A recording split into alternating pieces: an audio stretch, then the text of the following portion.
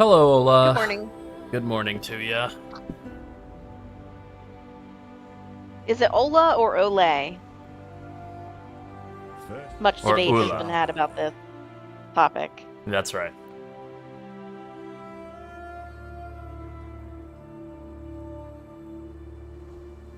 All right, I'm gonna pretend that it's league start and I'm clearing stuff out for. Oh, what's her Okay. name? Once again, All right. the league start. Pretend Okay, practice gotcha, resumes. gotcha. Beauty will grow from your remains. Well, one of these days I'll get to pronouncing it right-ish. Correct-ish. Corrector.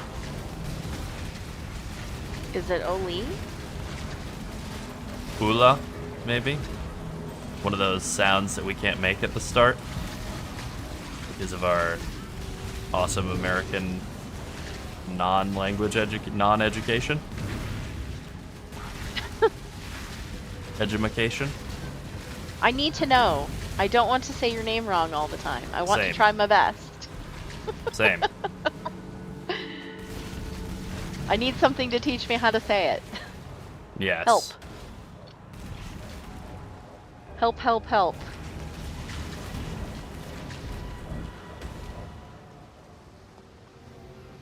Actually don't know. Oh. Oh, that makes perfect sense. Oh, English people, British people, they're all the time saying Ollie? Ollie. Yeah, they love Ollie as a name. Okay. Can we just call you Ollie? If that's closer. I am still curious how to say it the right way though. I actually I don't know what the sound is in Scandinavian languages. Not helpful. Yeah.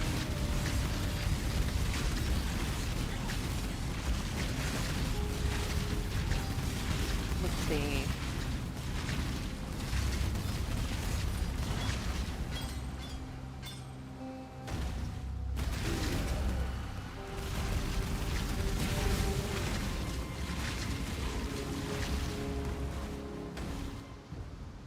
I would probably go by Olay because it's fun in Spanish. Yeah. You know, we had a plan for today to not start the stream at 3 a.m. We were prepared. We did have that plan. And then things went sideways a little bit. And now here we go. It's 3:01 when we started, and it's fine, actually.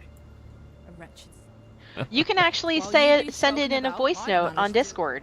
Discord has that feature. They have a That's voice pretty cool. note feature where you can just do a quick recording of something and say it. I actually forgot which Scandinavian country you're from, so I thought that might help me if I stuck it into a...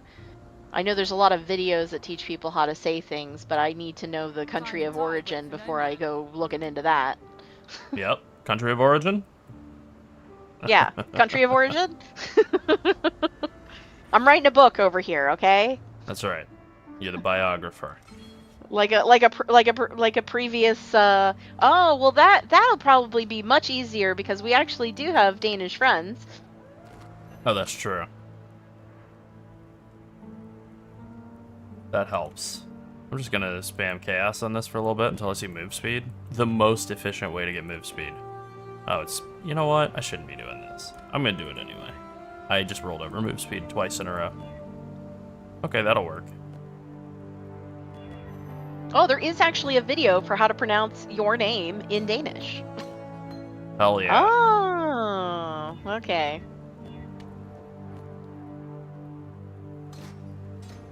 Alright, we've got ourselves a 4 link. Ladies and gentlemen, the rest of the game has finally begun.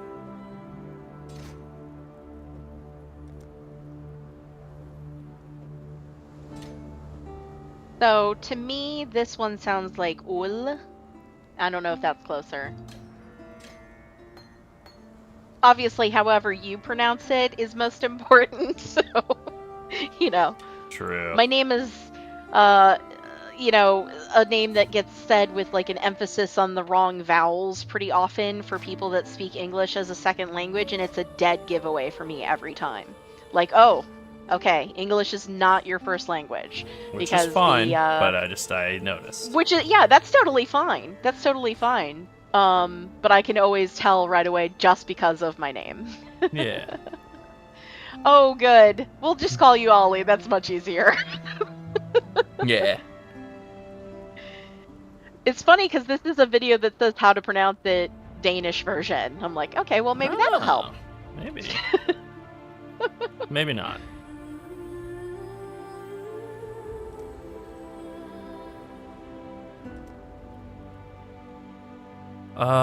Okay, what were we gonna use as our other support gem here? There's a lot of options.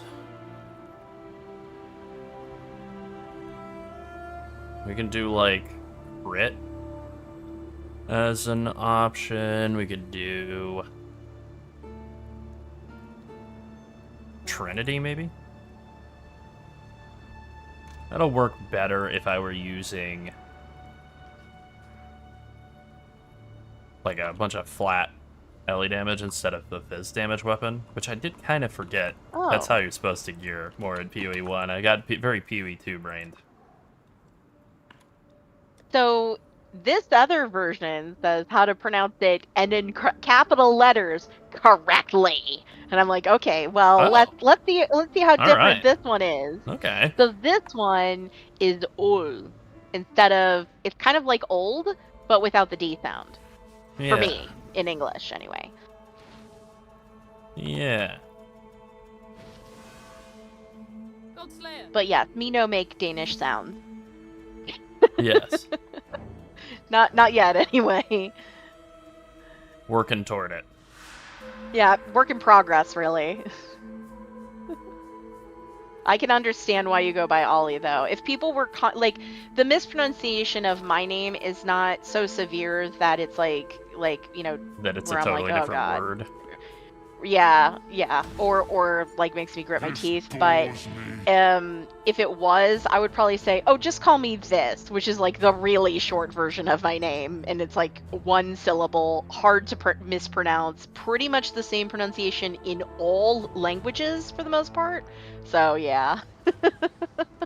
Oh, okay. Well, that makes me feel much better. Thank you.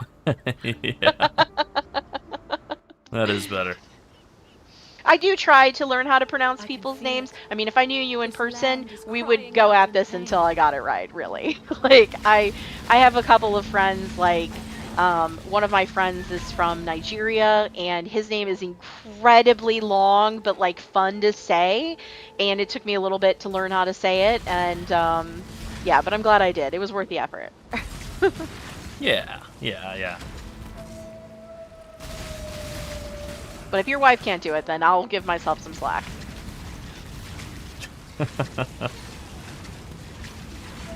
Well, I mean...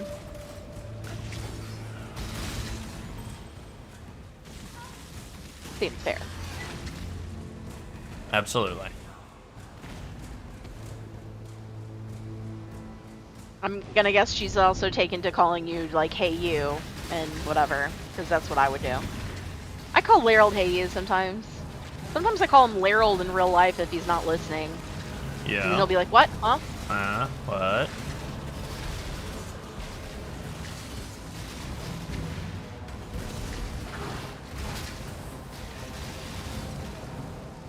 I think I need to add some flat lightning damage to this weapon instead of flat fizz. I think I made a mistake.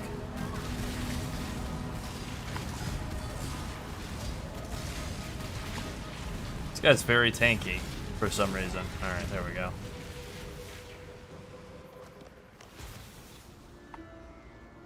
Yeah.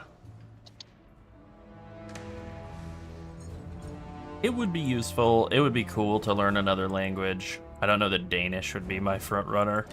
You know? Oh, yeah, I bet that's busy. That sounds very busy for London, yeah. 1141. Oh, definitely. I know you said you're in the south of England, but I don't know how close you are to London, but I know that it is busy. Yeah, absolutely. Yeah, exactly. Just not practically, you know, like, definitely not useful where we're at.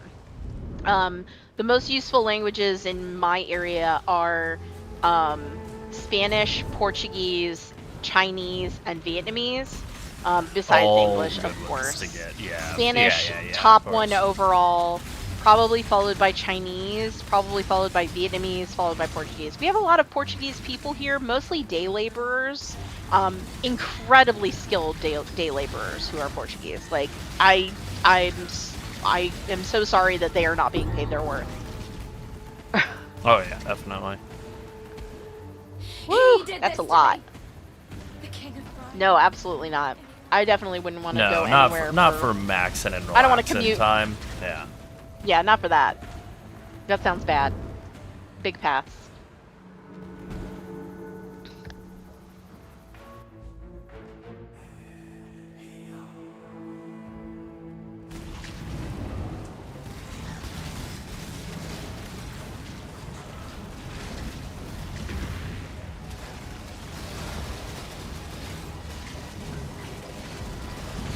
Damn, man. I kind of think we might have...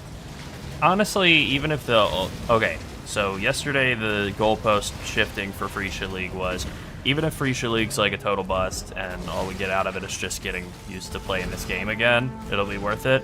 We're shifting the goalpost a little further.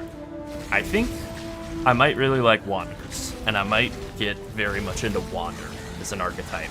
Not like over Toxic Rain Pathfinder, but like over all the rest of bow skills.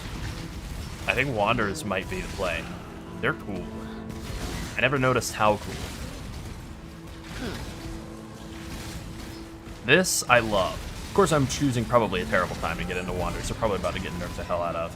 They're gonna buff something else, like maybe it's Toxic Rain's time to get buffed, you know? Maybe. Maybe. I will say, when we've done raid testing, we usually play with people from Europe, like WoW raid testing. And it's mostly like a group of Scandinavian fellas. And they're all good sports about it, but they do like to flaunt their linguistic capabilities. They're just like flawlessly jumping back and forth between a bunch of different languages, and they're like, you know. They also like to ham it up for us. They love like, to turn 'cause on the it's funny. Swedish accent, yeah. They love to really lean into their Swedish accent and really draw out their vowels and like talk really like in that cadence, which is really Yeah, funny. the fun Swedish to us, accent. anyway. Yeah, and it's like, I think there's a Danish guy who's mostly Swedish guys. Yeah, there is a Danish guy, Yeah. Visario. Yes, Visario. But yeah, they have a good time, but also like, yeah, they like to flaunt their Actually, comfort with a Visario, bunch you of wouldn't languages. actually know that he's Danish for the most part. His English sounds like he's just Native like, speaker. European, I guess. Yeah. Like, I don't know, like he learned it as his first language. I think he learned it alongside Danish, and that's probably Yeah, why. probably. Swedish is very silly looking. Like, it's very silly looking to read. I love all the meme posts about that you see on Reddit from time to time. Like, you know, set your phone to Swedish for fun. Or people do that with Dutch too, you know, like Dutch and Swedish are both like ridiculous. Something that Larold and I like to do sounding is we like to languages. take, there's like a thing that calculates all your skills, kind of like PoE Ninja, but for World of Warcraft, and we like to take the skills as they're described in another language and then translate them back to English. And it'll be like, Hidden Temple of the Light Snake, or something like that. Oh We're yeah, like, Chinese Mandarin what is the best one by what is far. that? For I think Yeah, it's Warcraft Chinese logs. is the best, but Warcraft, Warcraft logs logs. translates Chinese skill names back into English in incredible levels of like floweriness. it's so funny though. Yeah. I mean, it's nobody's fault, it's just bad translations, but the skill Or names will be awesome something translations. like Rising Serpent Kick, but it'll be like Halo Temple of the Levitating Snake, and you're like, well, I don't technically, get that at all, sure. but sure, I love it. Yeah, not completely inaccurate, but Perfect Divine Strike of the Fallen God. And you're just like, for Touch of Death? oh yeah, Dutch does sound like Danish, German, and English mixed together. I actually Yeah. worked with a Dutch guy, and that's actually where I started picking up the. Well, no, I think originally it was I had a Lebanese lady who used to cut my hair, and she wonderful hairstylist, and always spoke Lebanese in her shop with other Lebanese ladies that worked there. And she would always say my name a specific way, and the Dutch guy also said it that way. And then I started noticing that Spanish speakers say it that way, and then I just kind of like, it just sort of snowballed from there. Like, oh yeah, every other language pronounces that vowel long instead of English, where we pronounce it short. Got it. Oh yeah. I was like, what are you talking about? No, I know what you're talking about. It was something I noticed actually in my brief foray into being in Eastern Europe, was like noticing that like the Spanish pronunciation of my name and then the like just Eastern European person speaking English said my name very, very similarly. And I was like, that's very interesting.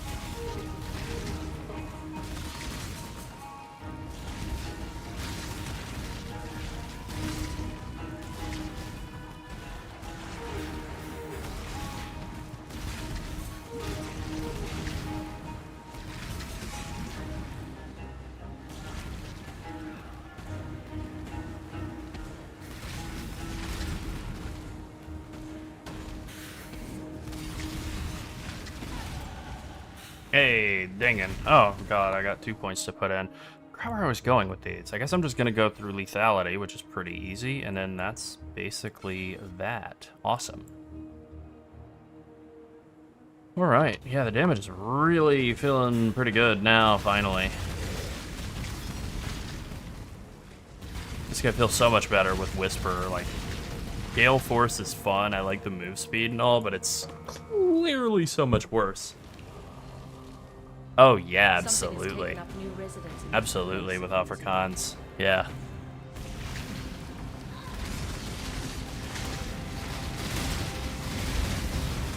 Your mic is muted.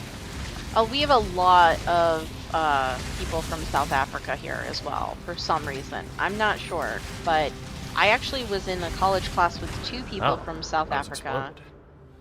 And I only knew, they actually were like, oh yeah, I'm from South Africa. And I was like, oh, okay. And they were like, not like the south of Africa. And I was like, yeah, like the country. And they're like, yeah, most people don't know that. And I'm like, oh, that's not good. That's unfortunate for them. That's not good. They have like 13 official languages there. They have like several clicking languages. South Africa is a very fascinating place. Sosa and stuff, yeah. It's yeah, something. very fascinating place. But yeah, Afrikaans obviously sounds like Dutch, and it sounds like Dutch and a little bit Portuguese to me, and English. So yeah, it has a very unique sound. Very not nasal, but I can't think of the word for it. I mean, I think the thing I know about like South African English speaking is that your tongue is basically going in all the opposite directions for making vowel sounds as it would in like American English speaking. Pretty much. Which is like the tongue tip specifically, which is weird to think about the mechanics of how you speak. I guess that's what like dialect coaches do for actors, like constantly. They're probably just thinking about that all the time. That's actually something I was reading about too, like, because I think Brazilian Portuguese sounds very pleasant, and I think European Portuguese, maybe not so much anymore, but historically with the sh sounds very silly. And I was reading, like, why does European Portuguese sound silly? And it basically just boils down to the French. Once again, the French ruined things. And... Hey. You know. And Brazilian Portuguese is, like, more in line with the way that Portuguese people spoke Portuguese, yeah, like 400 or 500 years ago, you know, before the rise of empire and coming across the big blue ocean. And I've exploded we're aware again. of all of the different countries that sailed around, you know, conquering different lands, stealing their spices, and then doing absolutely fuck all with them. But that's true. Although Portuguese food, they've got some flavors in their to be fair, India's black pepper helped the majority of the world, but Mexico's chili peppers really set the world on fire, literally. Yeah, that's right. So I can't really get enough of both, either of them. It is funny that me either. that people were just like, wow, this is talking about, you know, capsaicins, you know, spicy habaneros and whatever. We're like, wow, this is so spicy. It reminds me of black pepper. We should call them the same thing. Yeah. And that's very how they sweet. have the same name, even though they're completely unrelated. I'm just getting nuked. What is this? Fire damage is just killing me in one hit? Cool. I need more fire res, I guess. I am wearing Can't see why I'd want to do very that. low level gear.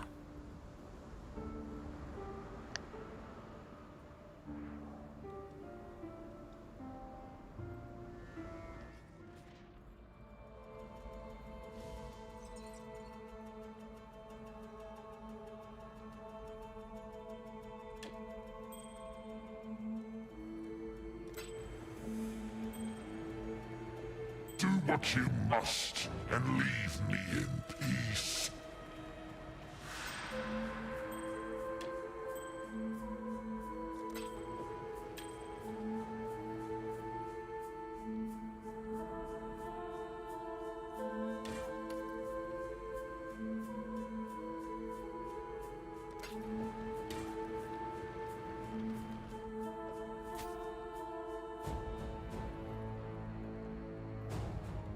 How ignoble.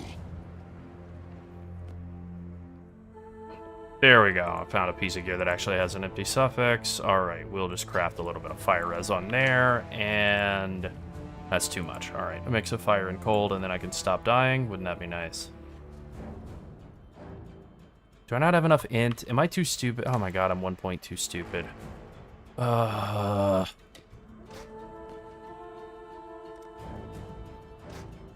True power comes at a much higher price.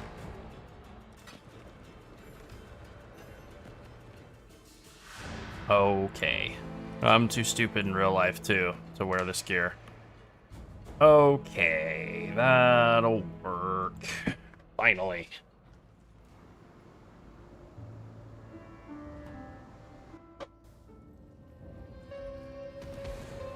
I really do want to kill that guy for no particular reason. I don't need to kill. Yeah. I just Yeah. want him to die. Right. Yeah.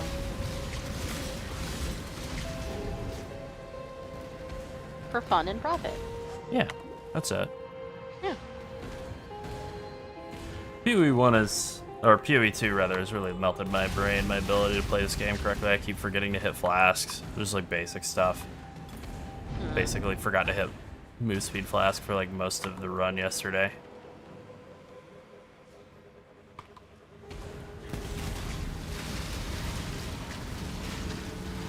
There we go, that's better. Finally. Completely unrewarding, not worth the waste of time at all. Terrible. But I'm fine with it.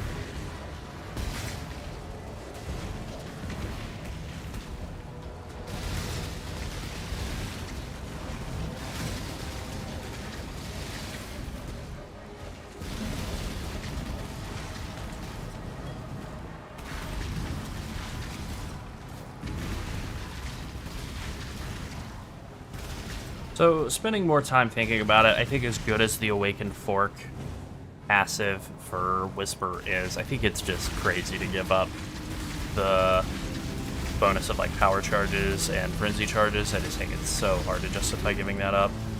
So, Yeah. getting 200% increased crit is insanity. And then obviously 16% more damage and 16% attack speed's huge too, so...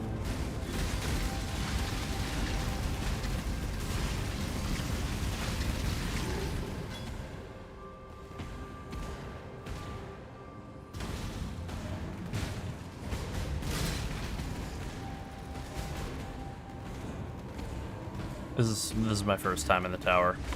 Never been here before. That's why I'm getting stuck on walls.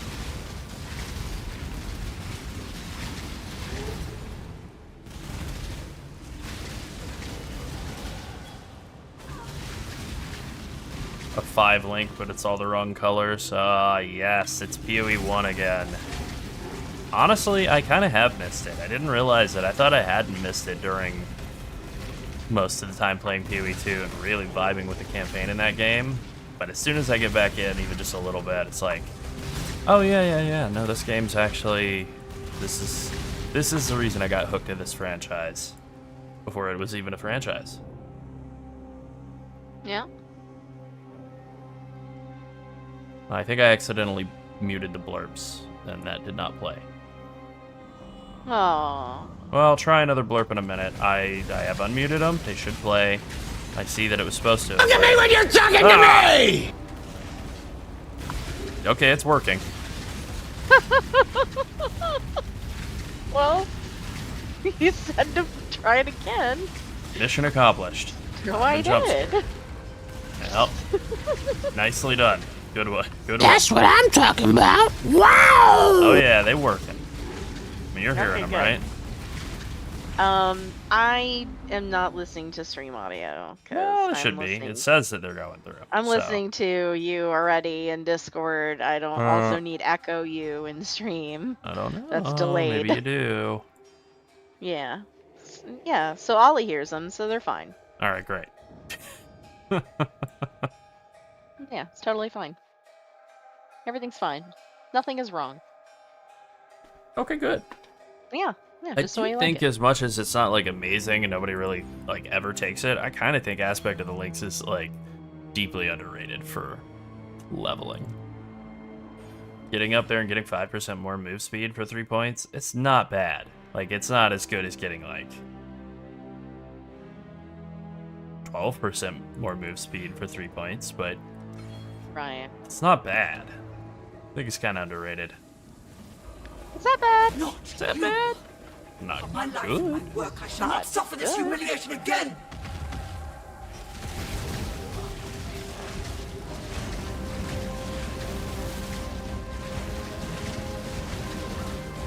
Yeah, so basically what I learned this week, completely unrelated to PoE, is that almost every single packaging that they sell here in the US that is marked as compostable and eco-friendly has to be done at an industrial composting facility, and none of them are home compostable and will not degrade quickly in a landfill. Oh, So basically they're just getting to, like, you know, a buzzword, basically. They're just Shout out getting to mark up the lying. price.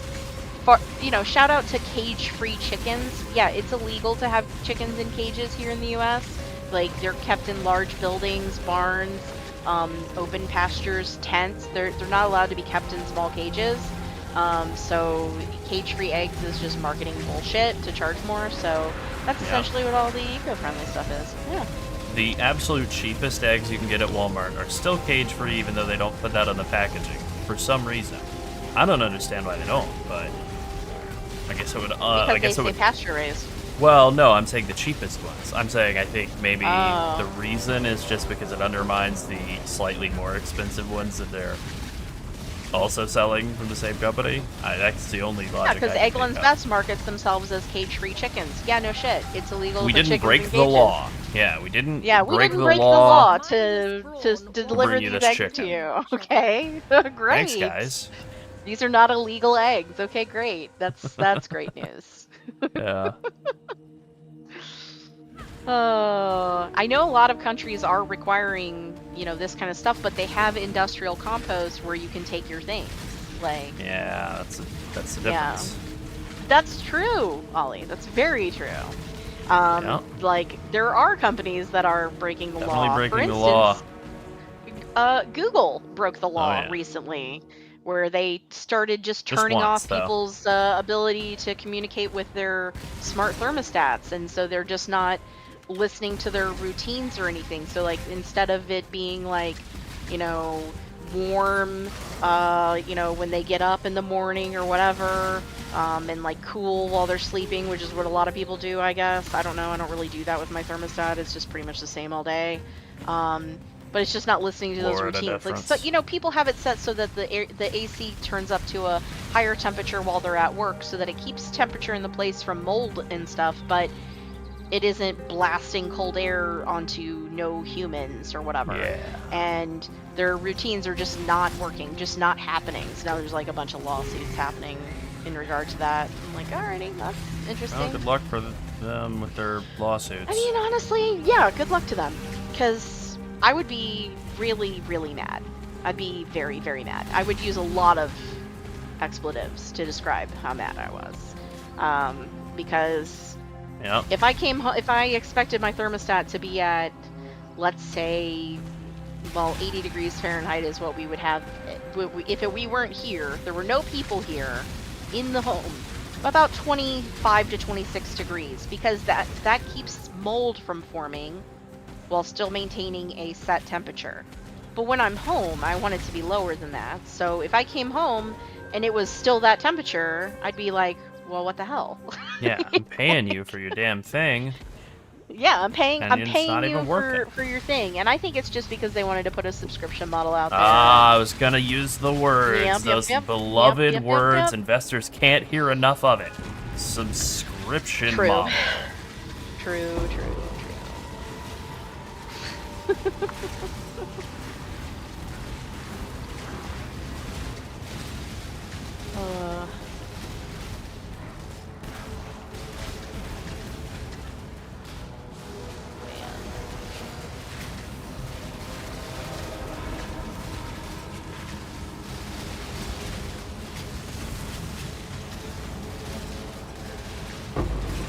Hi, Arcanon. What's up? I do this every time to Laryl to confuse him, to make him think you typed in the chat, even Yeah. though you haven't yet. And then he's like looking for the chat, like, I don't see anything from Arcanon. It's true. She got me once again. Yep.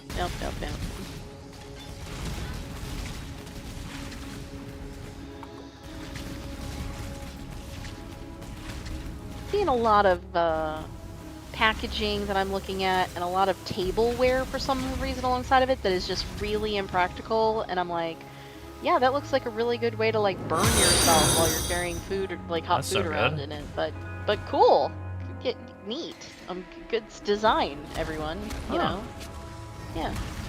Who cares if one side is sloped downward, and you might just pour soup all over yourself while you're walking? That's fine.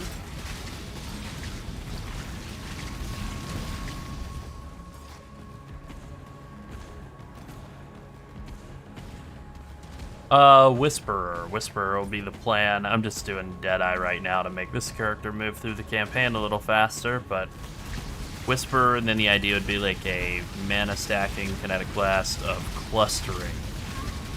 Whisperer. Also, welcome, Kilos. Also welcome.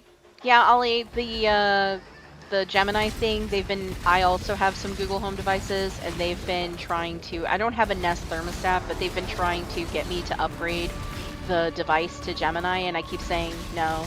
I looked at other people's experience with it on Reddit and all this other stuff, and they're like, yeah, it doesn't even recognize who I am anymore. It won't give me my, like, notifications. It won't Sounds great. It won't set alarms anymore. It's like, well, then what is the point? I mean, the reason I keep it around is I ask it the weather. I ask it how long it'll take me to get to a certain place. I mean, sometimes I just look it up on my phone, but sometimes I just ask it out loud. And I ask it to set timers, and sometimes I play music with it. I never order anything through it. I've Wouldn't used it trust to make it a for few that. phone calls, but that's like twice, just because my hands were very busy. But that's about it. I'm not gonna use it to like order my groceries or anything. I know Alexa's like, yeah, I'll build a shopping list for you and then order it all. It's like, I don't know. I don't trust you to pick the one that I want. Yeah. I don't trust you to pick the size and quantity and lowest price per item that I want. I trust you to choose the money-making choice for Amazon. Amazon make money No choice. kidding. So Yeah, no kidding. yeah. Yeah. Beautiful. Make money choice. With the road, another day. Yeah, I could see controlling the lights as well.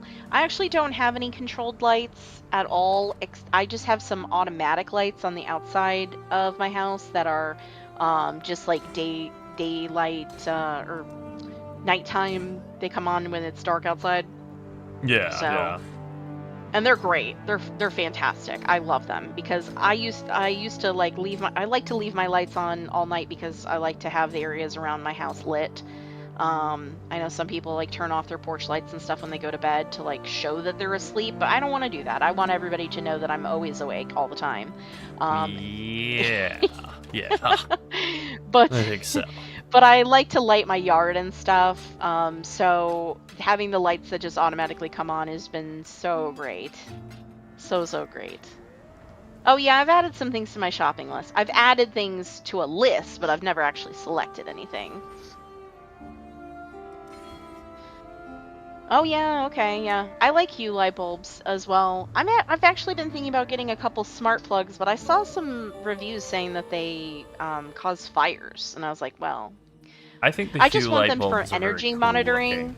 I Yeah. want to try to I want to see like how much energy does a typical air fryer usage go through? How much energy does a typical like making a smoothie go through? And then I can kind of like calculate those things so I can kind of get a better idea of my overall energy usage. Like what's better if I put in the air fryer versus just like if I have to do it in batches in the air fryer or if I want to just do it all at once in the oven. My oven doesn't have convection though, so like, you know, but not everything needs convection. True. Well, anyway, Path of Exile. It's a game. It's pretty good, actually. It is a game. It is actually pretty good. Path of Exile 1, pretty good. Path of Exile 2, we'll see. There's still some work to be done there. I think it's got a lot of good bones, and then Yes, good also bones. it's definitely missing some flesh and skin and stuff. You know, it's That's a whip. right. It's a Flesh damn and work in skin. progress. Many fleshes and skins that are missing, That's right. as they say, in some sort of strange place where they talk about flesh and skin in video games. That's right. Okay. Alrighty. I'm glad we could agree. Yeah. I would like to have bulbs that like change colors in the rooms and stuff, like when the sun's going down. Like I think that's pretty cool. I think I might. I'll yeah. eventually like upgrade to something like that. But you know, I like a good sunset. Yes, you do. As do I. Well, thanks. Hey.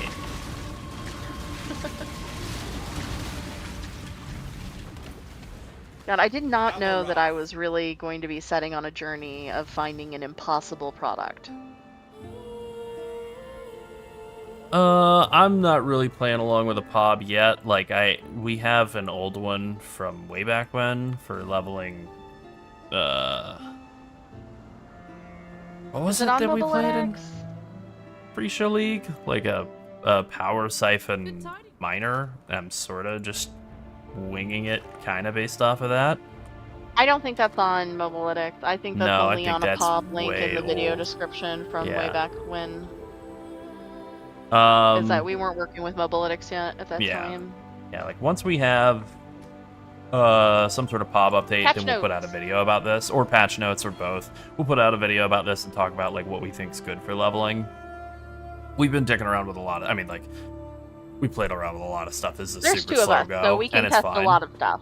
Yeah, but like playing around with precise technique, that feels really good in the first half of the campaign. But then you get some awesome stuff like Cornered Prey and the Bleeding Mastery, which is just so overpowered.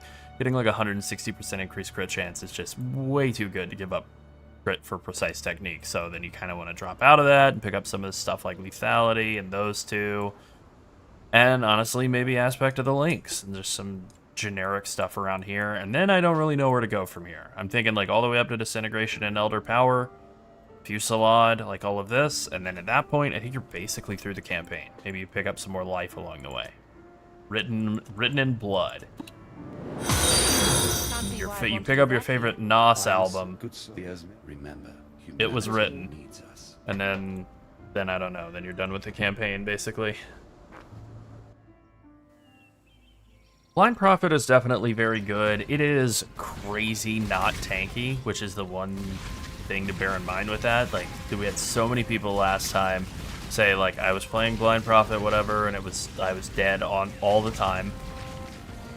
Yeah. It's not just that it's like there's 0 We're defense still in the hearing that. ascendancy. They're literally still telling us that. Yeah. Yeah. It's not just that it's 0 defensiveness in the ascendancy. It's like negative, because you are blind, so you have reduced evasion, too.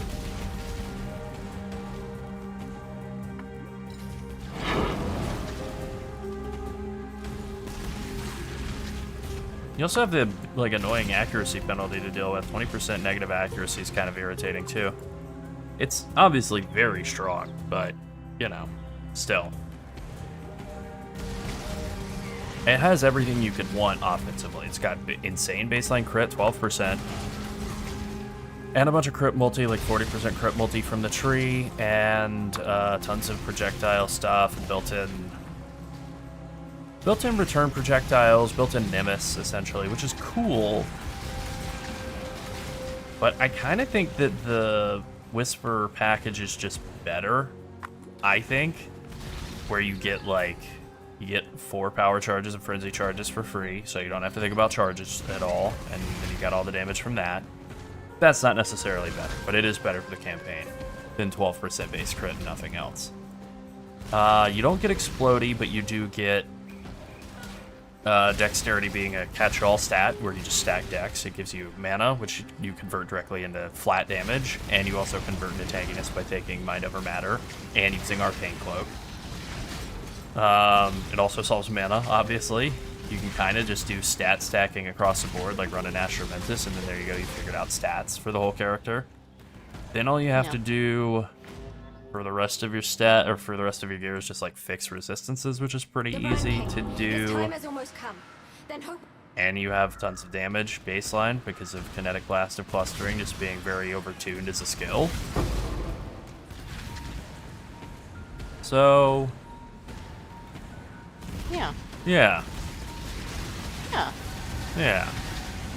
The built-in fork, like you basically have the choice of like Awaken Fork or Nimbus as like a built-in bonus.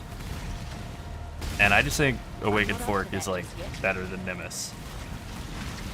But we'll see. We'll see what they do. Patch notes may change things. Maybe they tune the fork passive from Whisper down to just be like regular fork, which would be a pretty big nerf. It'd still be really good, but it wouldn't be as good. Maybe they tuned Blind Prophet down. Blind Prophet was more popular, so I would think it would be more likely to get nerfed. That's also part of the calculus we're doing. Anything that was like above the whatever top like 3, we assume is going to get nerfed. Yeah.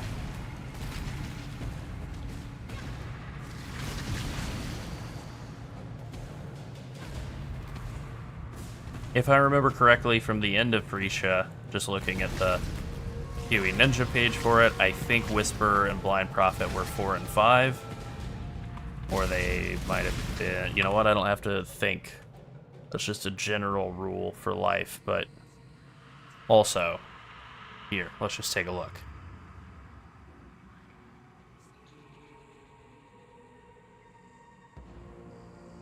PHRECIA. Scavenger, Ancestor, Blind Prophet, Whisperer, Surfcaster.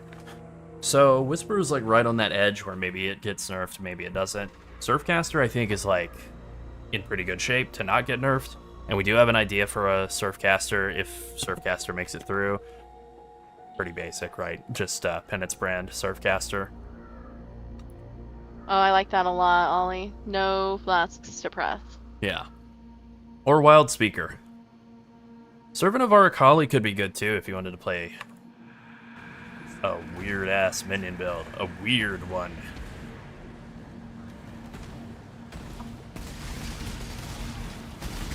Poison minions. I keep forgetting that poison in PoE 1 is not nearly as constrained and awful as it is baseline in PoE 2. It's so weird that they chose to make poison in PoE 2 be like Ignite, where you have like the stack limit of What is 1. your spaghetti policy here? I think spaghetti sauce is great. I think spaghetti is fine as a pasta. I think it's overrated, if we're being real. That's the policy.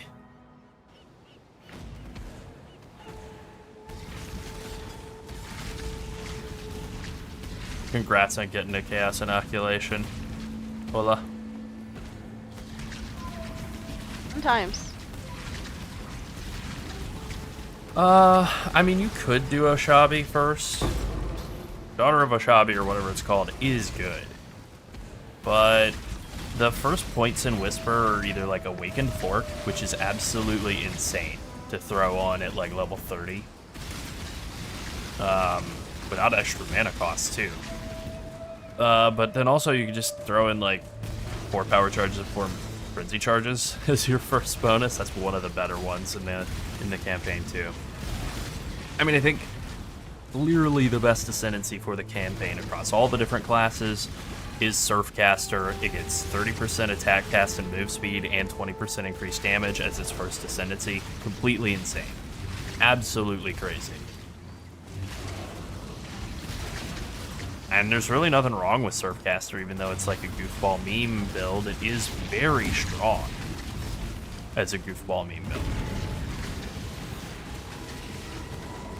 Oh, I love Aided Paradise. I love that they added that into PoE 2, and I like the way that he did it.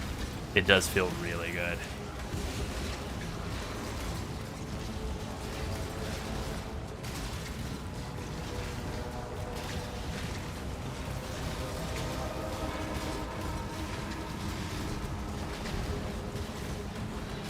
I'm not up to that just yet.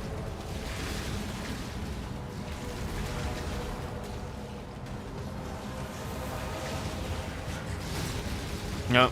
Pruning a branch. Couldn't get around that hump there.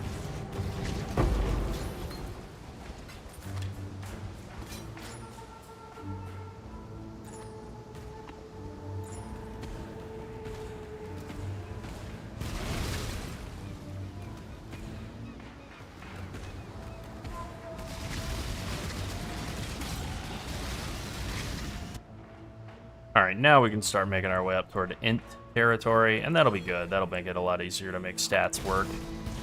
That's probably the move during the campaign, for real, is just take some of the Int points earlier. Not have to think. Not have to think. Just in general.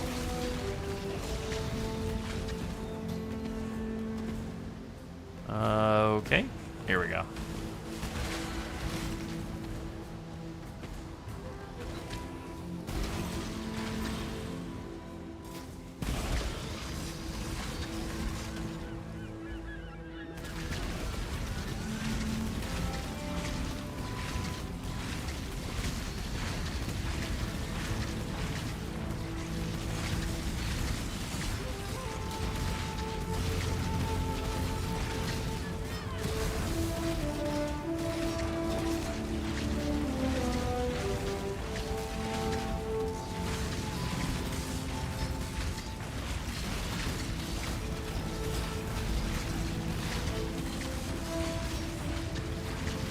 It is funny looking back at PHRECIA and seeing some of the things that were like so insanely strong back then that have been nerfed and are still like pretty good. Like the Mastery that gave you 10% of Leech as instant. Forgot about how strong that was. It's 5% as instant now and it's still good. Or the Mastery that gives you 15% chance to treat enemy elemental resistances as inverted. That one's still the same. Or, I mean, that was nerfed, but I remember it was 25 before. Obviously, still great, even at 15, but it was completely insane at 25.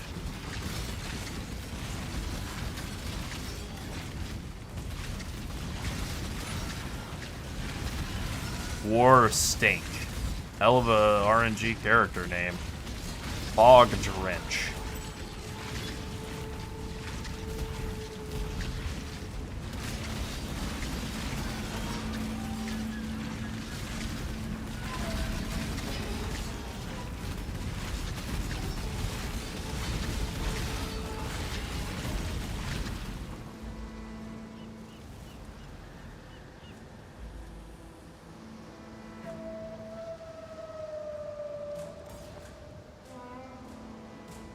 It is interesting going back and looking at this PHRECIA build list, seeing Servant of Arcali being like creeping up, not into the top 5, but pretty close.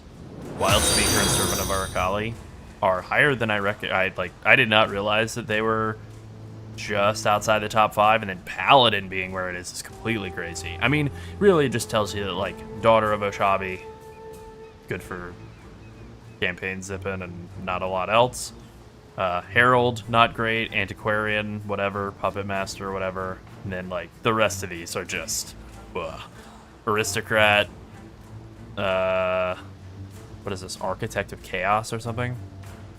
And then Behemoth and Polytheist were, like, barely playable. Gambler, too. I really did think Gambler was going to actually wind up being good, but that's... No. Too much RNG. Too many layers of RNG. I would actually like to see more redone mechanics in PoE 1. Like, I know people did not love this last PoE 1 league, and there are a large number of reasons why that I think are all fair. It's probably the easiest that gear has ever been to create at this quality and this quickly. PHRECIA League is going to be fun just because of that, just how easy it is to get good gear on a character if you use the Genesis tree at all.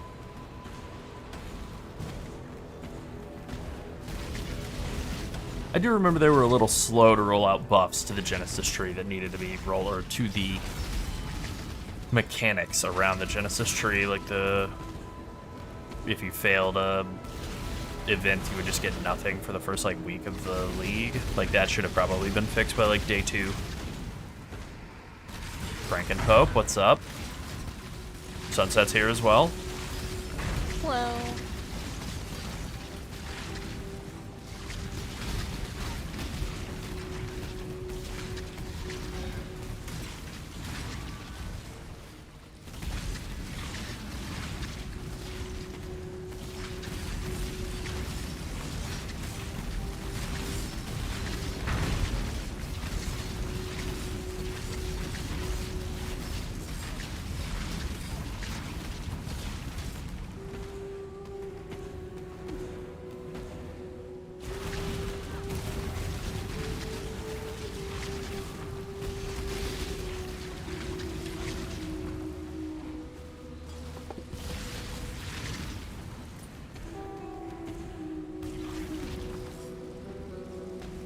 Yeah, I would think that's exactly it. Like, I think that if they rework, say, Abyss and PoE 1 to be not exactly like Abyss and PoE 2, but a little more along those lines, I think, for one, that might be a crowd pleaser.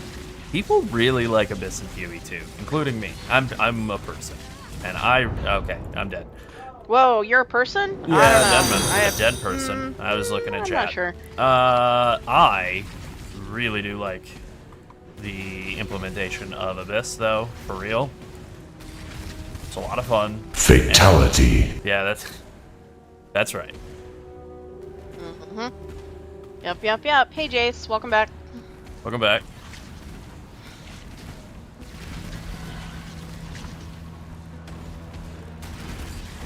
How do you guys feel about the combined chat on stream? Let's get some live reactions to the combined chat. Oh, interesting. It's we usually use this time streaming to get some footage for videos we're working on. That's true. In addition to other stuff, but we that won't be in the video recording because like we don't have to capture overlays as well. Yep. Which is great. Swap some stuff up. It seems like it's a lot less technically demanding on the computer, which is nice. Like everything seems like it's running a lot smoother than it was before. And also, no overlays at all on the I did recording. test it on phone, Ollie. I tested it. I did a lot of testing. Yeah, we spent that. That was part of why we did start streaming until pretty late. Yeah. To be honest. Literally spent like an hour and a half doing different testing layouts. We had the chat in multiple different places. We had it over the over health and flasks. We had it over mana and skills. We had it under quests, but then on different characters, quests were overlapping it because there's more quests to be had. And then for mana, it was like at a different place. Some characters had different stats over there, so it's not the same. And so we were like, let's just put it on the left. And then the Twitch alerts, they'll pop up over it, but they disappear, so that's fine. Who cares? Yeah, exactly. Yeah. Yeah, absolutely easier today on the phone than it was yesterday, that's for certain. Definitely looks a lot better now. Yesterday was very hard to read. I actually couldn't read it on my phone at all. My phone has like a pretty sharp screen, but it would. This is not. This We is don't not have a a build pod that put we together finished. for this. We Yeah, have this no isn't like a pod. finished build yet. This is just basically like a kind of slapped together kinetic blast wand Deadeye. We're just trying out different stuff before PHRECIA starts, Yeah. so that we can figure out what we want to play based on our experience with the different things, and then also once we have the patch notes, we can make a more informed decision.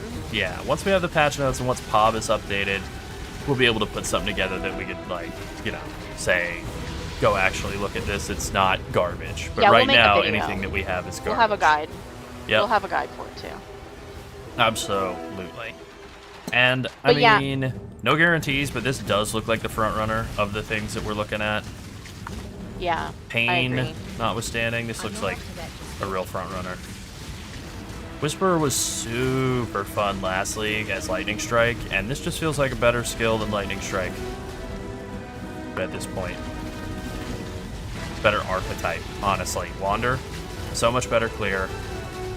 Works better with the whole concept of the Whisperer generating like huge amounts of mana and then converting that directly into flat damage.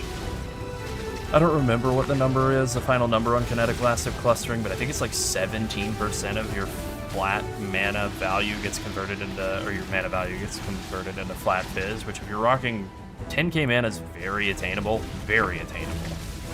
That's like 1700 flat fizz damage.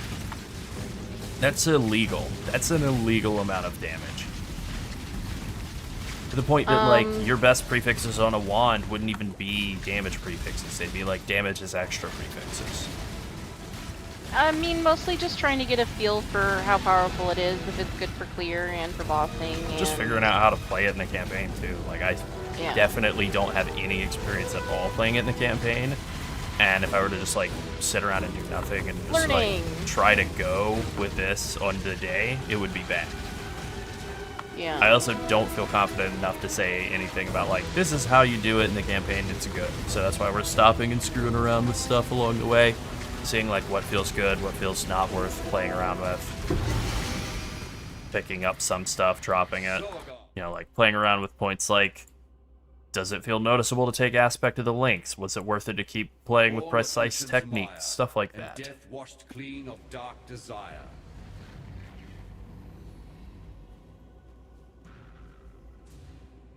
No, the only build that we played around with this league at all was Toxic Rain Pathfinder, and I have no real regrets. This league wound up being very short. Like, it was 1 month from the time that we started the league until the PoE2 hype cycle started, and so that was it for the amount of time we spent playing, basically. Be kind if you can. Yeah. And I don't know. I could have definitely played more builds this league, like just for enjoyment purposes, but they kind of cut the cycle short, so that was that. Move on to the next. And then now that we're getting a chance to double back to it, that's working out pretty well. I'm sure that once whatever month it is that they drop the next PoE2 league, probably at this point May, whenever May comes back around, I'm sure they're going to be like, yeah, we weren't really thrilled about having to bump the PoE2 in-game rework to the next patch and bump that up to the early half of the month. Like, we would have rather dropped it on Christmas, but obviously that's not going to work logistically. Like, I'm sure that Christmas caused a lot of problems for their whole intended release cycle. Oh well. It's Yeah. Christmas. Don't they know it's Christmas? Don't they know it's Christmas? Yeah. Whoa. Right on the other side of the portal, huh? Alright. Yeah, Wander's really fun. I think I've only played a couple in the past. Like, I really have not played very many Wanders at all. We've only ever done the one Wand build Yeah. before True. the PHRECIA League one before with the Power Siphon Mines, which wasn't really a wander, is more of a miner.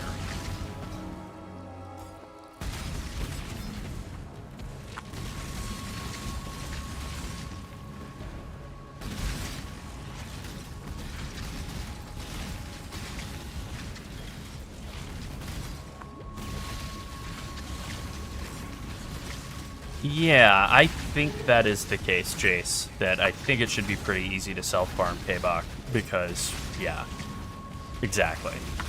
You don't have a lot of competition among, like, you know, you only have the one Kinetic Blast Transfigured option for now, which helps. And even though it'll probably be a popular gym, it'll probably be worth like a little bit, the baseline Kinetic Blast is not a bad skill either. So it's like you can make it work without Kinetic Blast of clustering. What is going on here? Why am I so weak? I know I'm cursed. Is that it? Is he blocking or something? Okay, that was an Uber boss.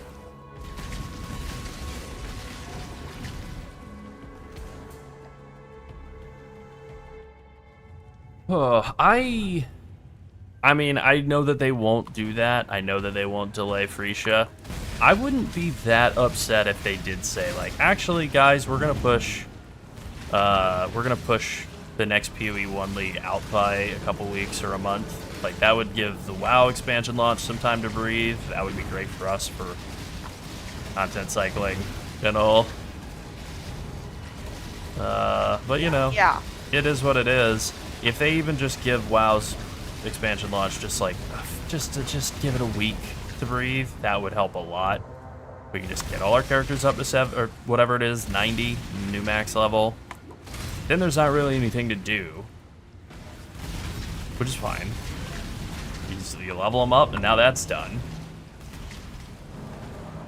Then you can go back to play PoE. But to try and do PoE hype cycle stuff during the time that you want to play WoW too, like, tough. Do you work or do you work, you know?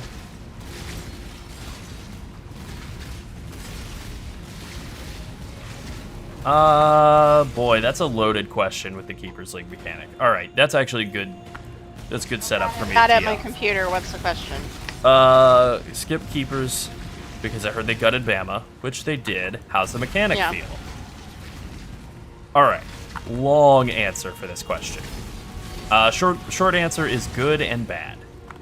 Long answer is good and bad. So it's incredibly rewarding gear-wise. It's a very weird mechanic. The Genesis tree is basically this mechanic that's like a... As always with GGG, it's like a third tier splinter off of the core mechanic, which is farm breaches in maps. That's right. It is a tree figure with a bunch of RNG boxes. Yeah, it's basically a tree full of loot boxes. But the loot boxes, it's essentially they've boiled down Necropolis crafting into something much easier to use. Much Yeah. easier to use. It is Yeah, way it should better. just be like that, but not be the mechanic. Yeah, yeah. It's an okay mechanic. I definitely liked it better than the Val Temple. That's for freaking certain. Yeah. I am a Val Temple hater, number one over here. That's fair. So, for whatever reason, this is just like the, supposedly, at least, the best SSF league of all time, maybe. Which is cool. It's very, very easy to craft, to self-craft really, really good gear with the Genesis tree. Like, hold on, let me actually go to the tree, because I have a couple of things to grow anyway, and just show, like, a little bit of what the tree looks like. I'm just gonna make a bunch of kitchen noise in the background. Playing for stuff the around, if ambiance. you would, please. Alright. Yeah, okay, no problem. So you're able to make gear, you're able to do things like add quality and stuff to pieces, which isn't a huge deal, but you can have like reduced chance of this type of modifier, reduced chance of this, fracture a mod, reduced chance of mana, you have massively increased chance of other modifiers as well. You're also able to manually annul the lowest item level modifier too, or not manually, like automatically, rather. And so like you just have tons and tons of control over like what piece you want to craft, what slot, you know, gloves, helm, etc. There's also a bump in here somewhere, I don't remember where it is, but it was really good in the campaign. Here it is. Your equipment's reroll the sockets and links 150 times, keeping the best outcome. This made it super easy to get a 5 link very early in the campaign. So it was incredible for that. Then you just have like a bunch of other control over gearing elsewhere throughout the tree. What's up? Oh, you were scaring me. For a second, I saw something in my peripheral vision.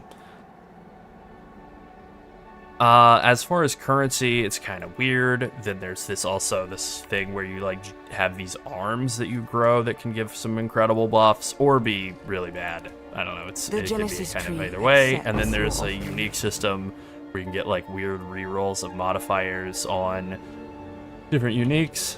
And it's just a really, really complicated mechanic. And the only issue with it is doing the mechanic in maps actually isn't all that fun. Like, it's a lot less fun than Breach. There's like a tower defense thing that's not great.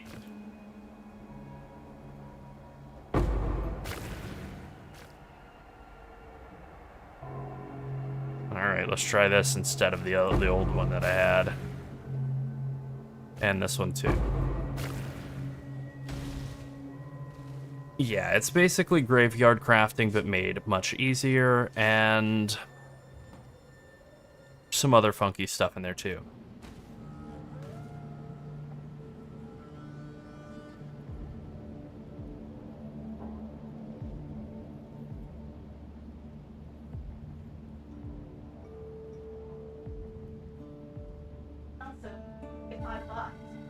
Yeah, it is also a tree made out of hands, so you can high five them all. Yeah, I got. Just high five them. Ask for loot. If I remember Hey, correctly, high I five. think people were getting 5 links in like Act 3 or something. Yeah. High five. That can't be possible. They were getting 4 links in like Act 3, but they were getting, or maybe, whatever. It was basically as soon as you hit the item level cutoffs to getting 4 links and They 5 were links, getting they were getting things. them immediately. They were getting things. And honestly, That's all you same. need to It know. was very easy gear-wise. And then some of the abilities from some of the arms, like if I can find a unique or rare monster to have return to dust, just show up and just like karate chop them down. They were just like flattening guys. Yeah, I mean, I thought it was good. I just found it a little tiring, constantly going to visit the tree, and also kind of the same way I feel about the graveyard.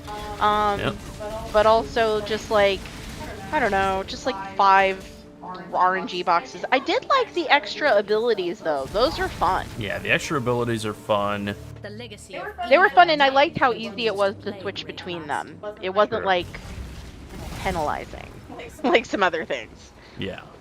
Like, oh, you didn't want this? Oh, okay, well that's okay. No problem. You can just do something else. Oh, okay. As soon as I find a rare to kill, I will. I will just let them karate chop it down, because they'll probably just like one bang. I don't know, maybe not. I don't want to hype them up too much, but they were doing pretty insane damage on Toxic Rain. They really helped carry my like sections of bad single target damage for a while.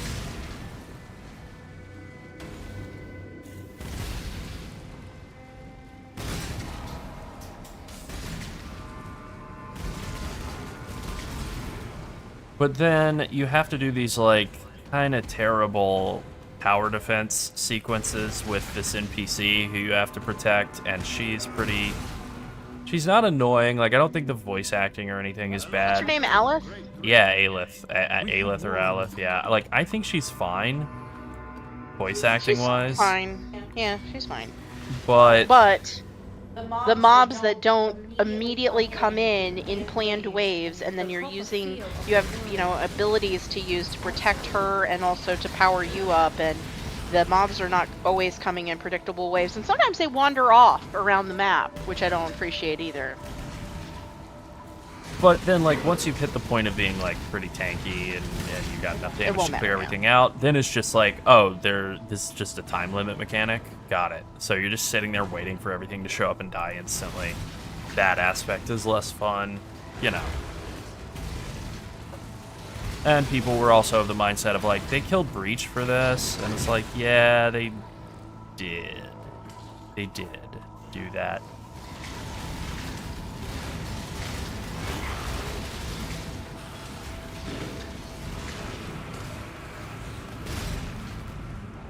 It was alright though. I definitely liked it more than the temple. I don't like building my own map. I'm not a fan. I know it's a currency printer and whatever, but I just don't like it. Sometimes you just don't like things. Sometimes things aren't for you, you know? Yeah. Yeah, it's fine.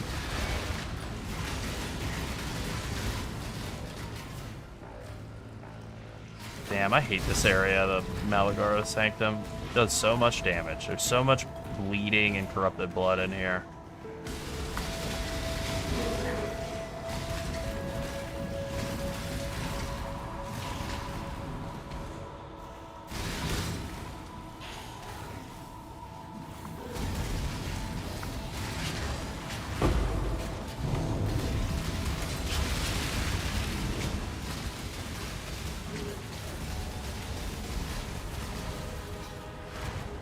Once again, my hands show up and miss. They show up just in time to hit the ground.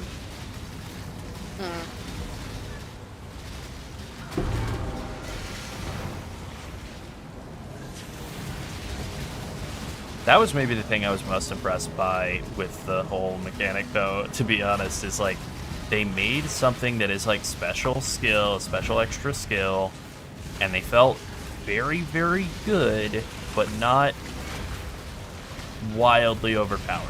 Like, the mercenaries wound up just being wildly overpowered. They didn't feel underpowered. I thought they felt really good the whole time through the campaign, into end game. They have some really awesome bonuses on them. Then they made them just have really high damage scaling and not get any benefits from pure damage scaling either. So, like, they're just kind of good without any real, like, being a huge damage issue. I mean, like, you see the giant chunks of damage that they're doing to Black Pain, Black Death, Pain Unending, whatever that thing's name is. It's pretty good. Good little chunks of damage to Malagaro there.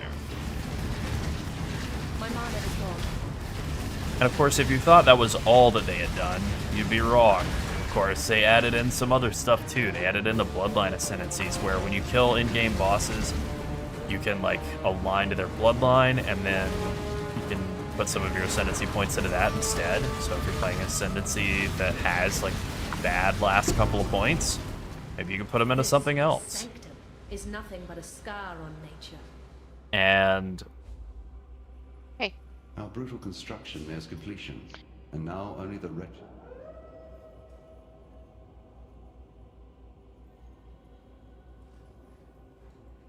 yeah, it's a good point by Jace too. The tree being free to reset and not, like, being locked into one thing forever is nice. Yep.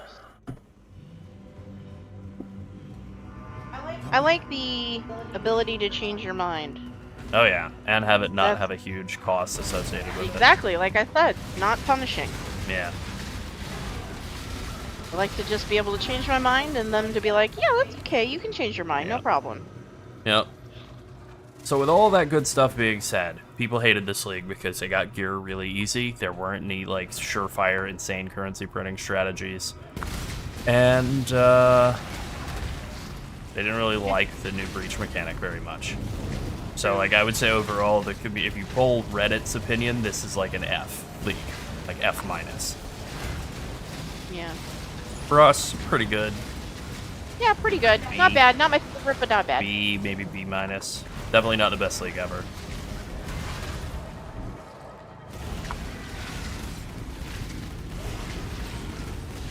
Yeah, Reddit's kind of always wrong, but, you know, it's like, it's always like either F tier, F minus, or S plus.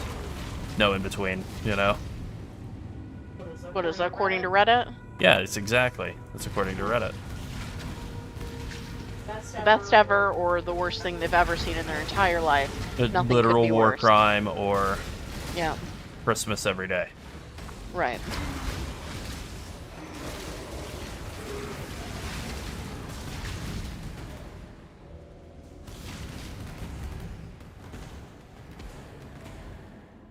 I mean, yeah, mid-tier gear is worthless, but that's just true of the asynchronous trade. Like, people wanted async trade for a long time. This is the reason that they always said, like, we're never going to do it. we're never going to have an auction house because it makes it so that any sort of mid-tier gear is worthless. And after a while, they said, all right, this is very annoying now. So they let us have it, and that's the downside of that. And it's okay.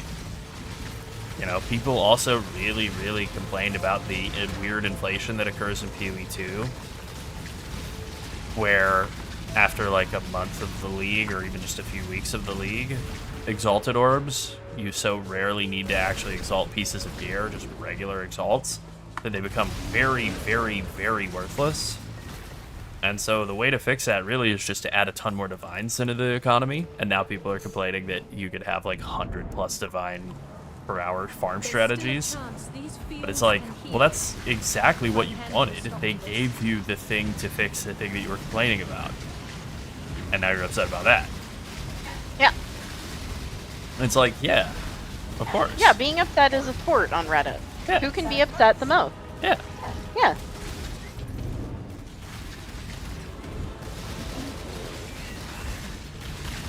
Like, I didn't particularly love the temple mechanic in the current league, like actual mechanics of it, but I loved what it did for the economy. I would actually love for every league in PoE 2 to work more or less like this last one did, in terms of just the amount of currency generated for insane in-game currency farming scaling. Like, I love that.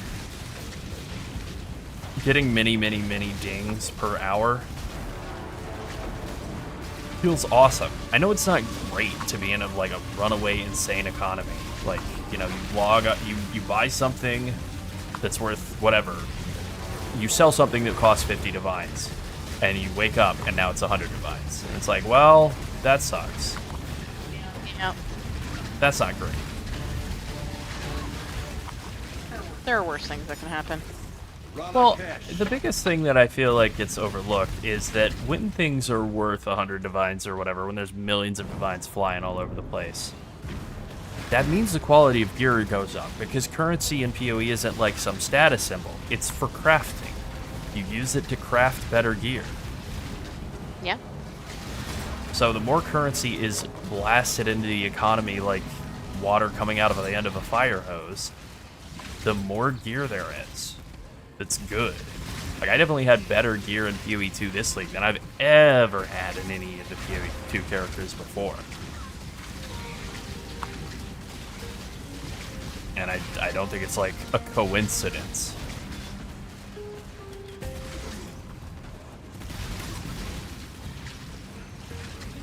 Also that, the Exalt Divine ratio did wind up stabilizing, in large part because of the ridiculous hyperinflation of Divines.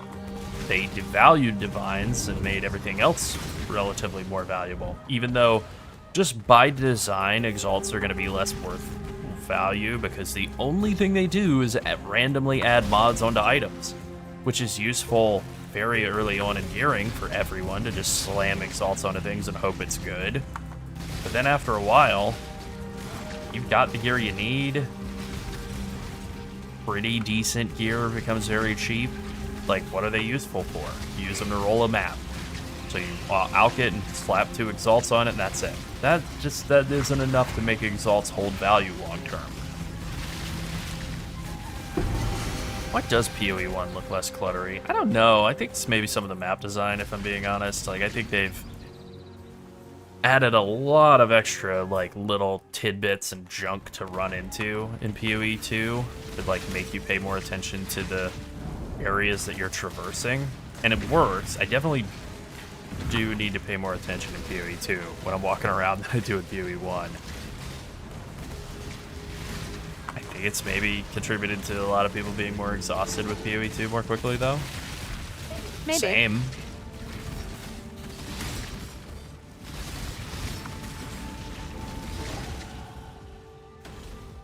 No. I'm not up to that just yet. I mean, people are definitely going to be in for a bit of a shock. No matter how good the next PoE 1 league is, it's not going to be like the 100 divides an hour good. We've never had a league in PoE 1 that was as rewarding as the PoE 2 league just was. Yeah. Which is fine.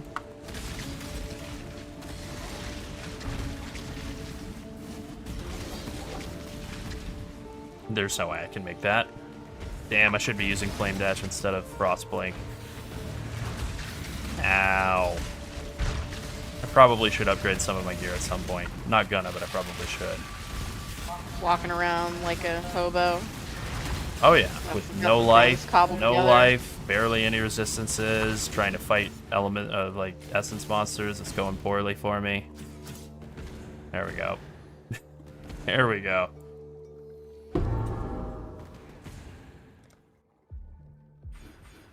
That'll help a little bit. A couple hundred life. Ooh, Necropolis with the meat sack farm. Wow, I haven't thought about that in a bit. That was fun.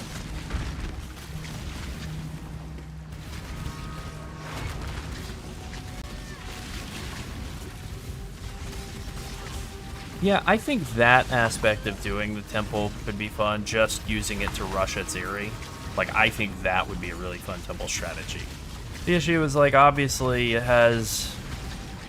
I don't know, like, it would be maybe fun to do is, like, for like, a video, it'd be fun to do is just, like, this is an alternate strategy you can do. I just feel like it would be accidental rage bait. Like, people would just be mad at us for talking about, you know, doing it Ziri as a farm strategy rather than as, like, a... This is just educational, here's how to do her.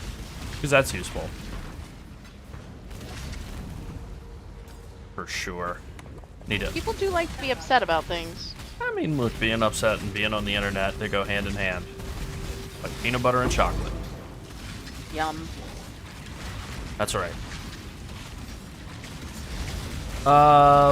We're planning to go Whisper for, this in the PHRECIA. That's assuming that Whisper doesn't get horribly nerfed. Which, I guess we'll see. I think it'll be alright. I need to upgrade my weapon. My weapon sucks. What am I, 57? I'm still using a level 40 weapon? Yeah, it ain't no good. Like I said, walking around like a hobo. Yeah, you're not wrong.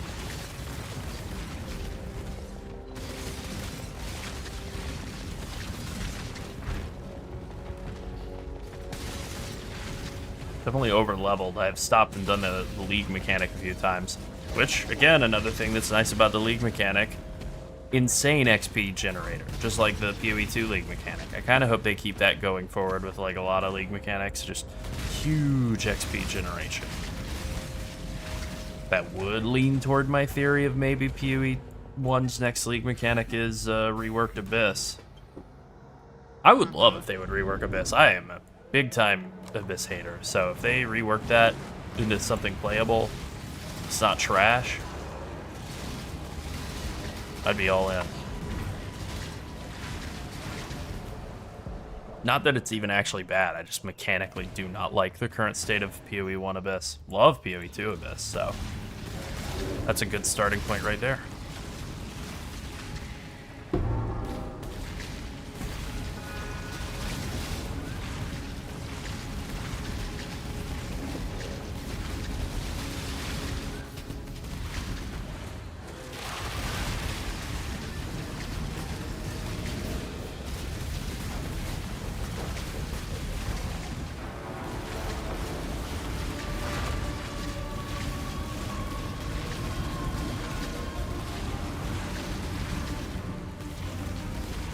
I'm just getting absolutely slammed by these ghosts. Alright.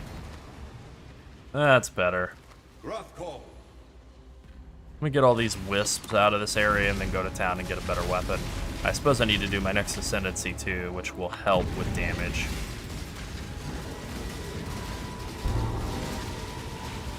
In the real version of doing this in PHRECIA League, it's going to be insane for damage to get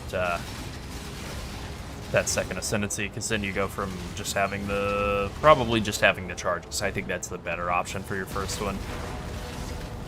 Then you get to add in Awakened Fork for free, essentially. And then your third ascendancy is when you start doing the Dex, gives you mana stuff.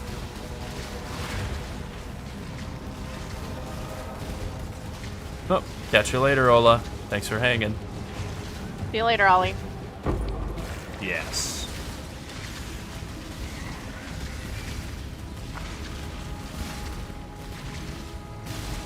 There's definitely a lot of good ascendancies in the PHRECIA League. You know, it's about a 50-50 mix between, like, pretty interesting, really good stuff, and then just like, wow, this is bad. Behemoth and Polytheist are the two that really stand out as just not being so good. Which I'll admit, I thought Polytheist was going to wind up being more popular than, like, bottom 2. Hi, Juggler. Welcome back. Oh, what's up, Jog?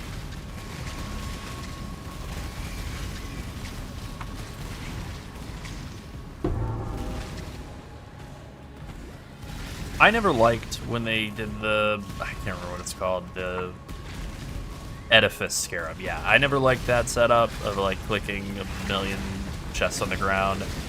Obviously, if they automatically opened for all builds instead of just casters, that would have worked. I don't know. I'm more in the line of just like, yeah, just kill that whole mechanic concept. It actually just doesn't need to exist.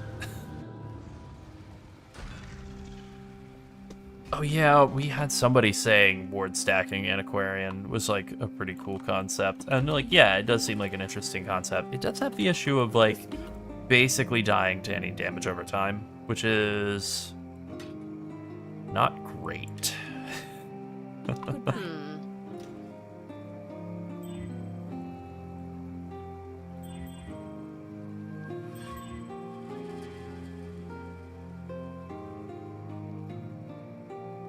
How do we feel about this one?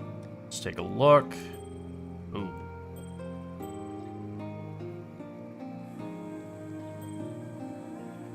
Alright. Well, I tried.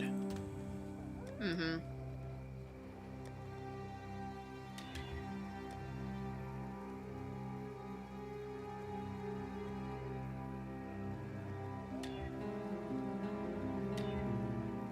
Damn.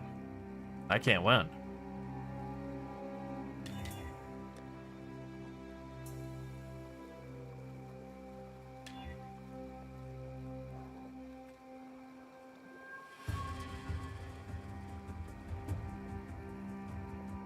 I have like anything that'll work? Not really. Well, just alk it.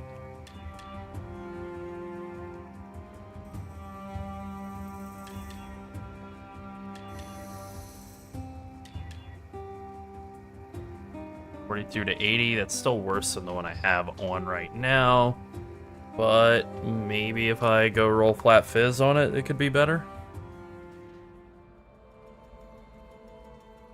Oh, my character's name is Alien Isolation Enjoyer. You can ping me with your double corrupt. I'm always happy to see him.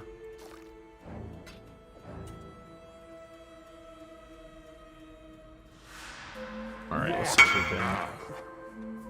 Oh, hell yeah, that's very good. Holy. Damn. Yeah, that's real nice.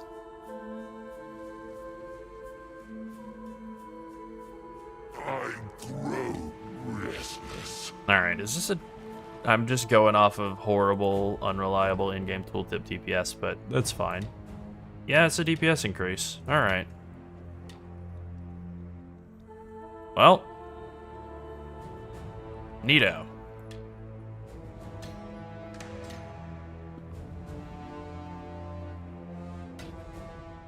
Yeah, pretty good. Pretty good. Alright, let's see if I can do better than that on this one, just in case. Just try something. Obviously, be better off trying to do this on a... I don't remember what the name of the base around this level is, but the idea that they put in a bunch of wands that are like, can't roll caster modifiers is great. Makes it so much easier for wand-based attackers to get a piece of gear that's actually decent while they're in the campaign.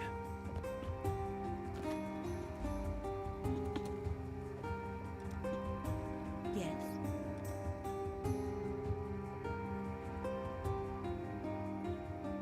Although, you do have to... she does have to sell them in order for you to buy them, right? So, that's Go with the spirit. more difficult, I guess. I don't know.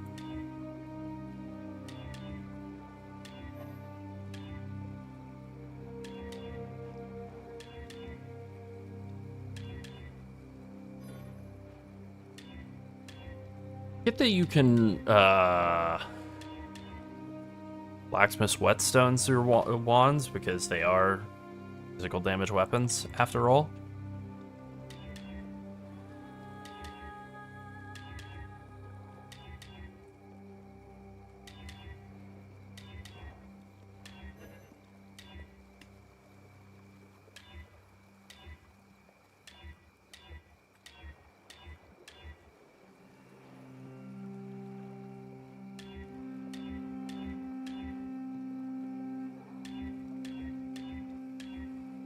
That was a pretty good flat fire roll on this that I rolled over. Oh well.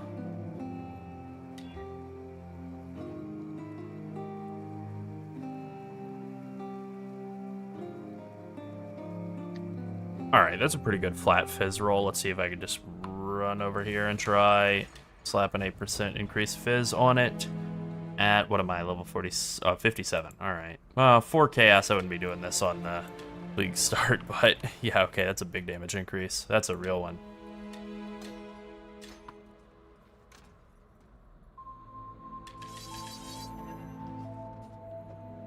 Yes. There we go. We just increased our damage by like 60% or something. Yeah, PoE 1 crafting feels so much better. Oh boy. So, keep your wits about. I think I might have forgotten to go back to town in Act 6 and get my last +1 for killing what's his name. Maybe not. Stay sharp out there. Clearly. The black Okay, no, I did. Alright, great. Well, I got 3 points left over. That pretty much takes care of the travel. Now we just come up here and hit all these damage points up here, and we'll be absolutely blasting.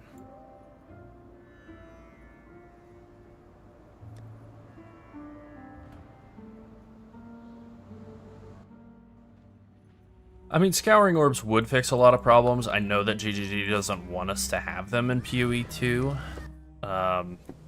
Boy, it sure would be nice. It would be real nice. Justice will prevail.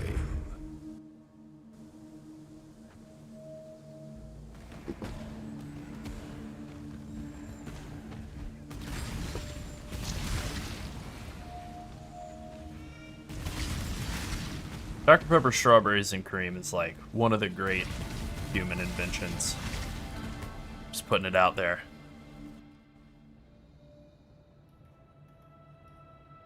I mean, I think a lot of their reasoning, their justification for it is that... Let me think I can put this right. That having Scouring Orbs makes it so that ground loot doesn't matter and that bases don't matter. The issue is, we're kind of already at that point, like, very briefly into any PoE league. PoE 2 league.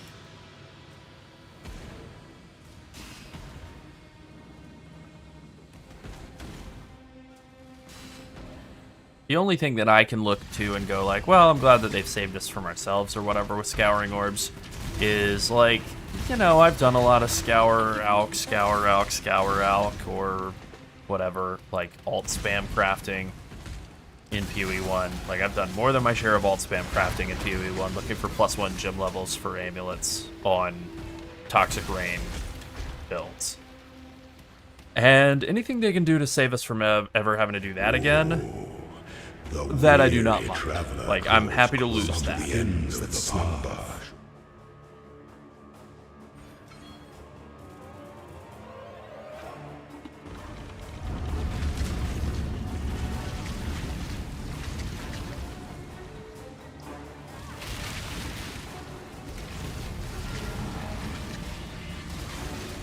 Leadership is a life sentence. It is nice to be fast again. You were born for this. Obviously, you don't get to be fast like this in Pity PoE 2 the at any Emperor point, who much sits less in the alone campaign. on his throne. Yeah, I mean, that's exactly it, right? Like, yeah, Scouring Orbs do make ground loot matter a lot less, and bases matter a lot less, it's true. But so does people having tons of drops. Tons of currency dropping. That does the same thing. Oh.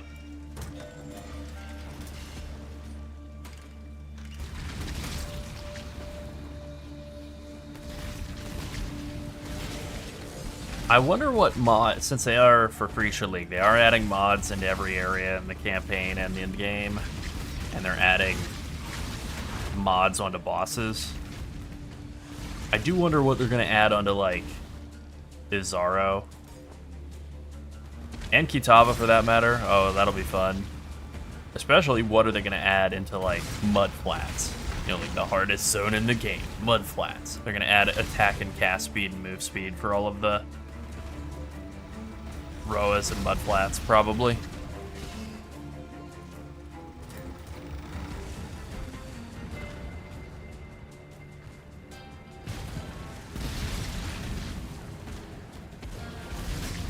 There's definitely a lot of things, like being able to swap resistances so easily with the Harvest Crafting Bench is great, and being locked into them in PoE 2 is obviously not great. And, like, I think they probably have the plan. We've seen Blizzard do this a bunch over the years with things where they're like, no, we really, really believe in this design that sucks, that everybody's unhappy about. And then down the line, they're like, yeah, we're going to change it. And it's like, did they change it because of the feedback, or was it always the plan to change it? And the answer is ultimately, I don't know. I think the #1 frontrunner on that particular design that I look at GGG with PoE 2 is the one portal mapping in endgame. I think that's not long for this world of Rayclast. When the time Fizz is extra comes to chaos. strike, Yeah, an maybe emperor for mud strikes flats, without Fizz is extra hesitation. something. It is the sovereign to entertain does the scepter, not the other way. They didn't round. say it couldn't be tier 17 mods, so it's like possible that it could be tier 17 mods too. Like it could be 200% damage as extra random Ellie. Make your mark. I assumed it would be like tier 16-ish mods, but you never know.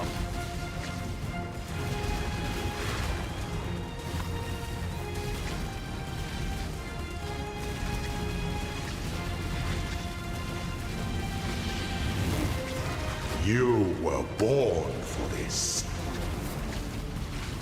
Sweep the trappings of past. I've never liked the one emperors portal aside. mapping. Make your Yeah, empire I could definitely anew. do without it, to be honest.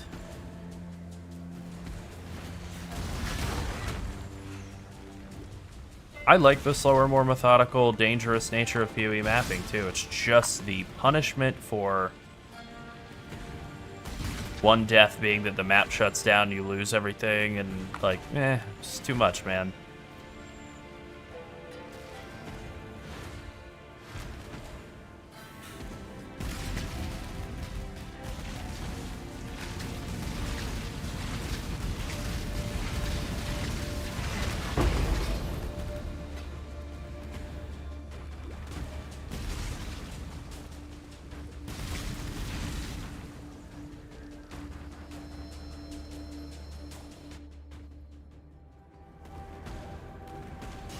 No, I could say even then, if they keep it in under any circumstances, then I think it becomes, if it's a thing that's got a benefit, I think it becomes necessary. The only way I think that you keep hardcore in is through the existing hardcore game mode, and that's all it needs to be, right? If you want to play no deaths, you play hardcore, and if you do not mind dying, then you play softcore, because people, as much as it is a meme and a joke to say 6 portal defense, people don't like that gameplay model. People don't like that style of gameplay. Our most popular builds aspirant that can we've ever afford to be made, promising. by far, overwhelmingly, Emperor must are ones keep that are our super tanky. throne is the most devious trap of them all.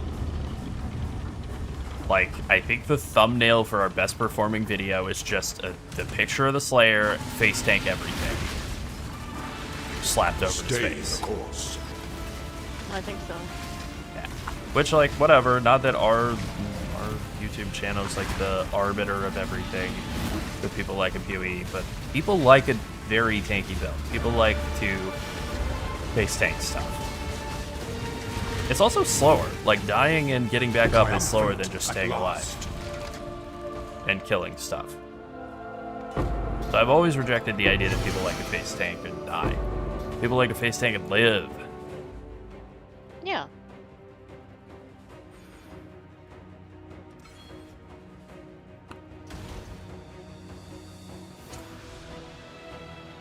Yeah, dying and losing time is punishment enough for death.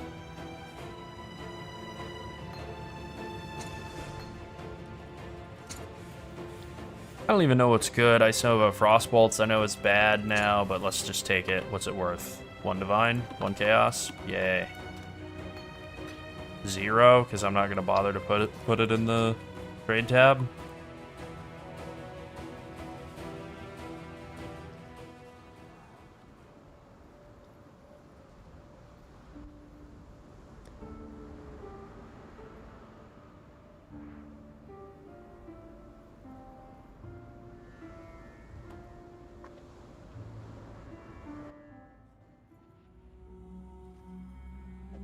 Yeah, I think it's just like one of those things, and they've done this a few times with PoE 2 now, where they did something, and it was actually like,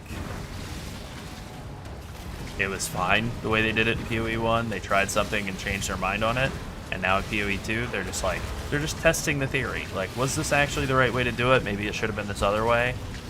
And no, they pretty much nailed it with PoE 1. But they just want to test. I support that idea in concept. I just think there are some things that didn't need to be tested, like the amount of portals you get to run a map. I think 6 is perfect. For one, super annoying thing that I really hate about the 1 portal mapping that doesn't get mentioned at all, I have bought a lot of Portal MTX over the years of playing PoE 1. A lot. Let's stop and look.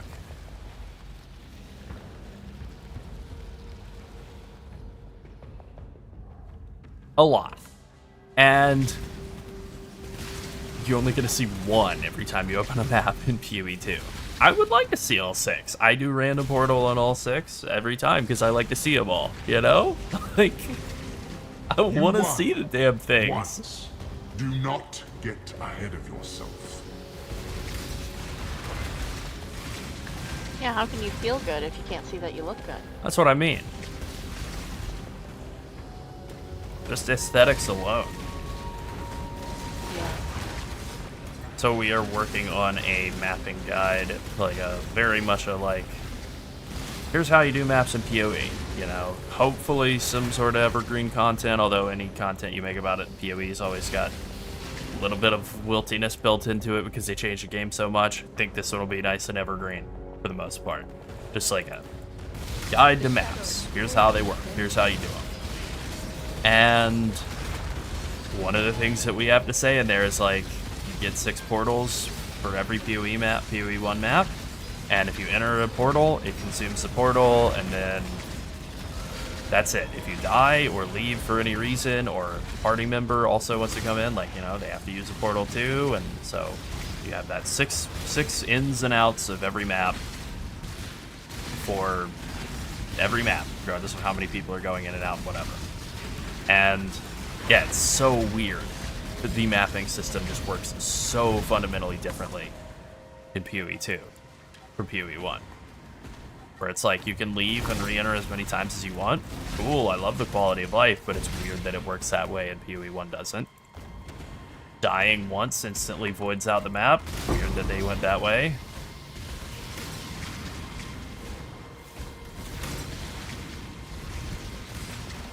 I think a lot of the weird behaviors of the PoE 2 mapping system are them trying to stomp out weird edge cases where, you know, people do stuff that's kind of cringe, like spam resetting the same tower map over and over again a million times to run it and not complete it. Like, that sucks. That's not fun for anybody.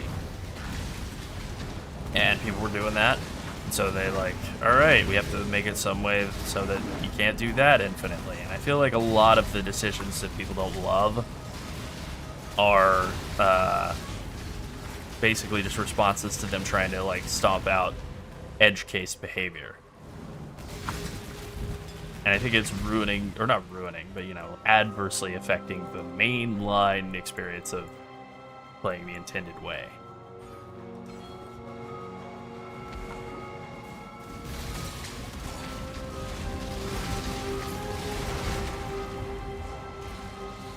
It's easy on the internet to say that things are ruined. Definitely not ruined. I like that game a lot.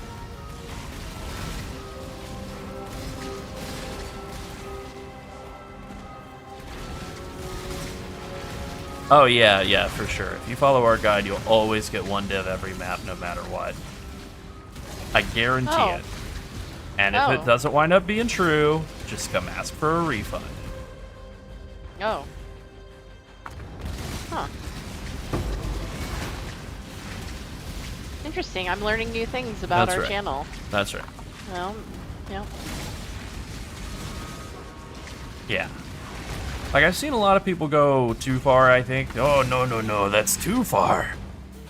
With the, like, it should just be a cosmetic update with no mechanical changes at all. And it's like, nah, there are a ton of mechanics in PoE 1 that are actually really bad and stupid, and they're just, like, good to your brain because you know how they work.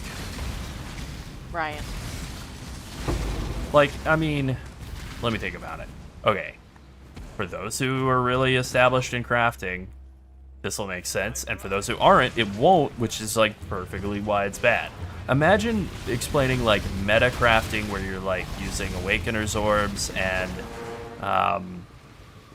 whatever, you know, like the Cirrus currency and stuff to like make a piece of gear. Like explaining that whole level of complexity to somebody who like hasn't really touched any PoE crafting at all. You have to like destroy an item to throw the mod onto another item and preserve the two items between each other, and like there's no indication that it'll like save like one distinct mod from each one. Like that's just not something that's indicated in the game at all. I think that the Omen system for crafting in PoE 2 is way better explained. Like how crafting in that game works. Mostly it's you close your eyes and exalt and hope, but not all. Yeah, I'll refund a mirror fragment. Why not? The plan for the PHRECIA build is a Whisperer, because mana stacking attackers are super fun, and they're not really an archetype you get to play that much in mainline PoE. And then it's, I guess, Kinetic Blast of Clustering, because that's just the skill that makes the most sense to use as a mana stacker. And it'll clear like crazy.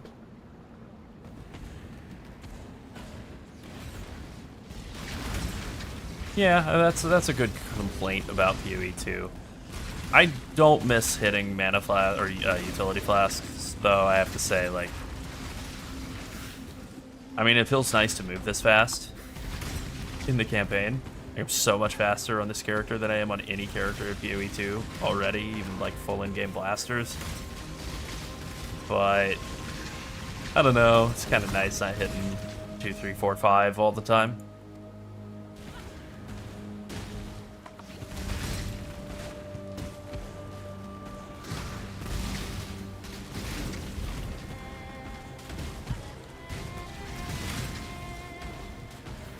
Boy, this speed does feel good, though.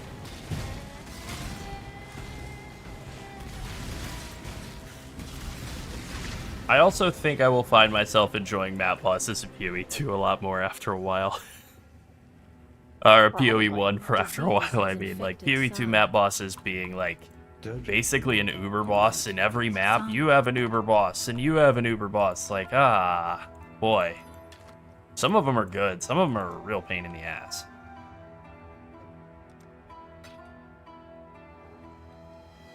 Thinking especially about some of the ones that like kinda sorta bug out, like the one at the end of the mine at the like start of Act 2, that one when she's in maps, Slick map for example, she'll like scream and pull the grenade out and start swinging it around, and you could stun her and she'll make it sound like she dropped a grenade or whatever and it's not swinging it anymore. You start hitting her, and then as soon as the stun fades, she is instantly back to swinging the grenade around and kills you like one shot. It has happened to me a couple of times. I'm particularly salty about it.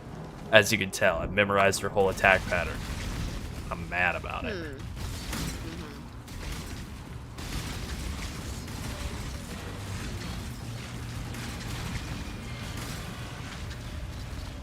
I was able to like perfectly hit, like pinpoint the moment when my brain started going back to PoE 1 mode just a little bit. They had announced the announcement of the announcement, you know, third tier announcement occurring. And we made a little short about it, just a little one, nothing, you know, nothing super long or fancy or anything. And somebody left a comment. I had stopped and recorded like a minute of Pathfinder footage, just zoomed through a map to have something playing in the background while I was talking about whatever. Not really all that relevant. But, you know, just wanted something other than like text on a screen, very boring. And somebody left a comment that was like, I've never played PoE 1 before, I only know PoE 2. Is this normal move speed? And reading that comment, I was like, oh man, I feel the itch to play PoE 1 again. Because we got the answer like, yes, it is. This is such a good comment. It sparked so much joy. Just the Pathfinder moving at like 240% move speed or whatever through a map. Yeah, totally normal. Like basically like a plane just flying along the ground. Yeah. What's the standard 0% move speed? You're running at like 12 kilometers an hour or something. 10 miles an hour, 15 kilometers an hour, something like that. So presumably the speed that the, what's her name, Pathfinder would be moving at is like 35 kilometers an hour. 40? 45 maybe? But it's insane speed. You know, just a nice brisk pace, you know, like 30, 40 miles an hour. Just gently walking. Right. A gentle walk. I do feel like 0%. I will say, yeah, I kind of didn't notice that I didn't have move speed boots on for this character for like most of like Act 1 and 2. Because I was so used to PoE 2's slow-ass move speed.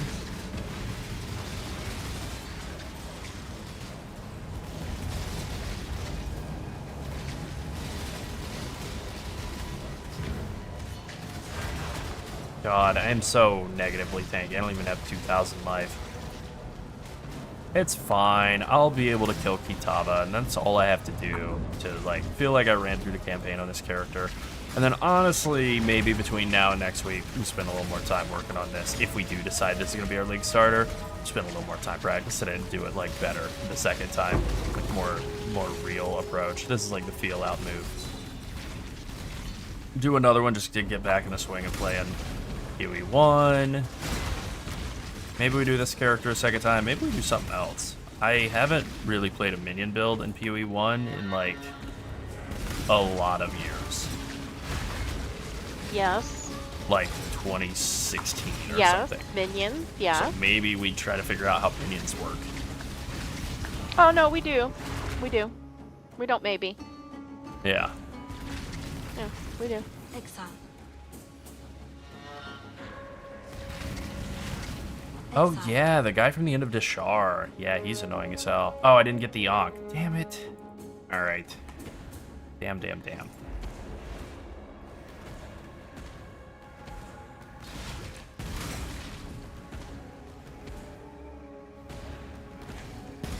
You know, I know you're right about Quicksilver feeling better than the sprint, but on the other hand, for the first, like, day or so coming back and playing PoE 1, I was missing that sprint bad. I also found myself trying to get out of curses, like thinking that they were gonna like sit there for a little bit and then expire and go off. It's like, that's not how they work in PoE 1. As soon as you see the curse, it's already out. Yeah.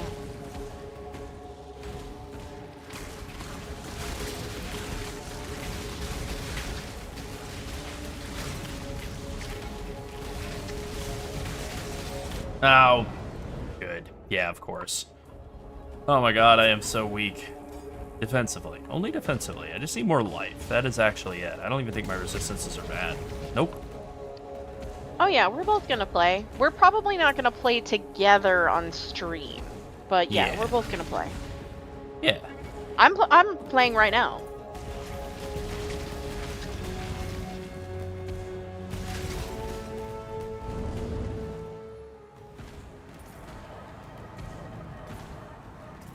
We've had very few people ask about duo content and stuff. It's something we've thought about, but we usually try to like one of the like guiding philosophies for our content is the idea that like anyone can do what we do. Like, you know, that's sort of something we try to triangulate toward.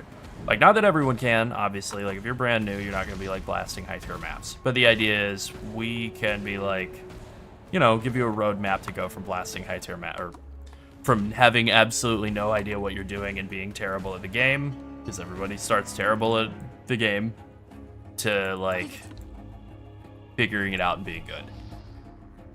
And so I'm playing what Lerald's playing. yeah, We compare notes later before we decide if we're gonna play the league, start this, make a or video something guide, else or what, etc. yeah. Also, I'm gonna go on a tangent here really quick. We recently looked at our analytics for people watching our videos, not just our videos, but our live streams on YouTube, and we discovered that about 20% of people are watching us on their TV. Which is cool. That's very cool. I would say by and large the majority of our traffic is on computer, but we do have a few outlier streams where there are more people watching on their phone and TV than there are people watching on a computer. True. So that's Yeah, really, true. really fascinating. Oh yes. Oh, okay. Gotcha. You're one of those. All right. Excellent. Well, thank you for inviting us into your home. That's right. That's not creepy to say at all, right? That's I right. always hear like TV people say that, and it's like, "Thank you so much for inviting us into your home." And it's like, well, I mean, it's like, technically, you're not Yeah. here, thankfully. Because all devices that connect to your computer can communicate pretty much with the website so that it can deliver you the correct aspect ratio. Yeah, that's right. Yeah, exactly. I'm on the big screen. Also, hello, welcome. Hello. Oh, okay, okay. 11 to 15 people? Okay, that, no pressure whatsoever.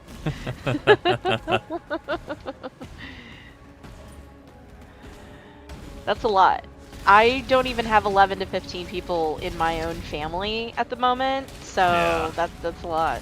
I'm a little envious, but I'm sure it can get hectic as well. Oh yeah, definitely. Lerald has a medium-sized family. I have an incredibly small, like mine's a micro family unit. Yeah, I have like 40 or 50 parents. No big deal. Just a regular yeah. size Huh. family. Yeah. Oh, update. Huh. Interesting. Do they know? No, they don't know. I've been going around adopting parents Oh, okay, okay. without telling them. Oh, and also without telling them. Got it. Yeah, Okay. yeah. Interesting. Interesting. Yeah. Yeah, all the individual clients have their own things that communicate with YouTube and Twitch and stuff, and just tell them like what platform you're watching on so they know where to place ads, you know, to bother you. And also what kind of ads to serve you, what demographic you're in, what format will fit on your screen, you know, all that stuff. Instead of just taking like a micro-sized thing and blowing it out on the TV. Yeah, Just your half cousins? Okay, that's wow. All right. Just half your cousins. Okay, got it. Yeah, but that's still a lot. I'm sure I have some distant cousins. I probably have 10 distant cousins, but they're very distant cousins. I was ever super close with my dad's family.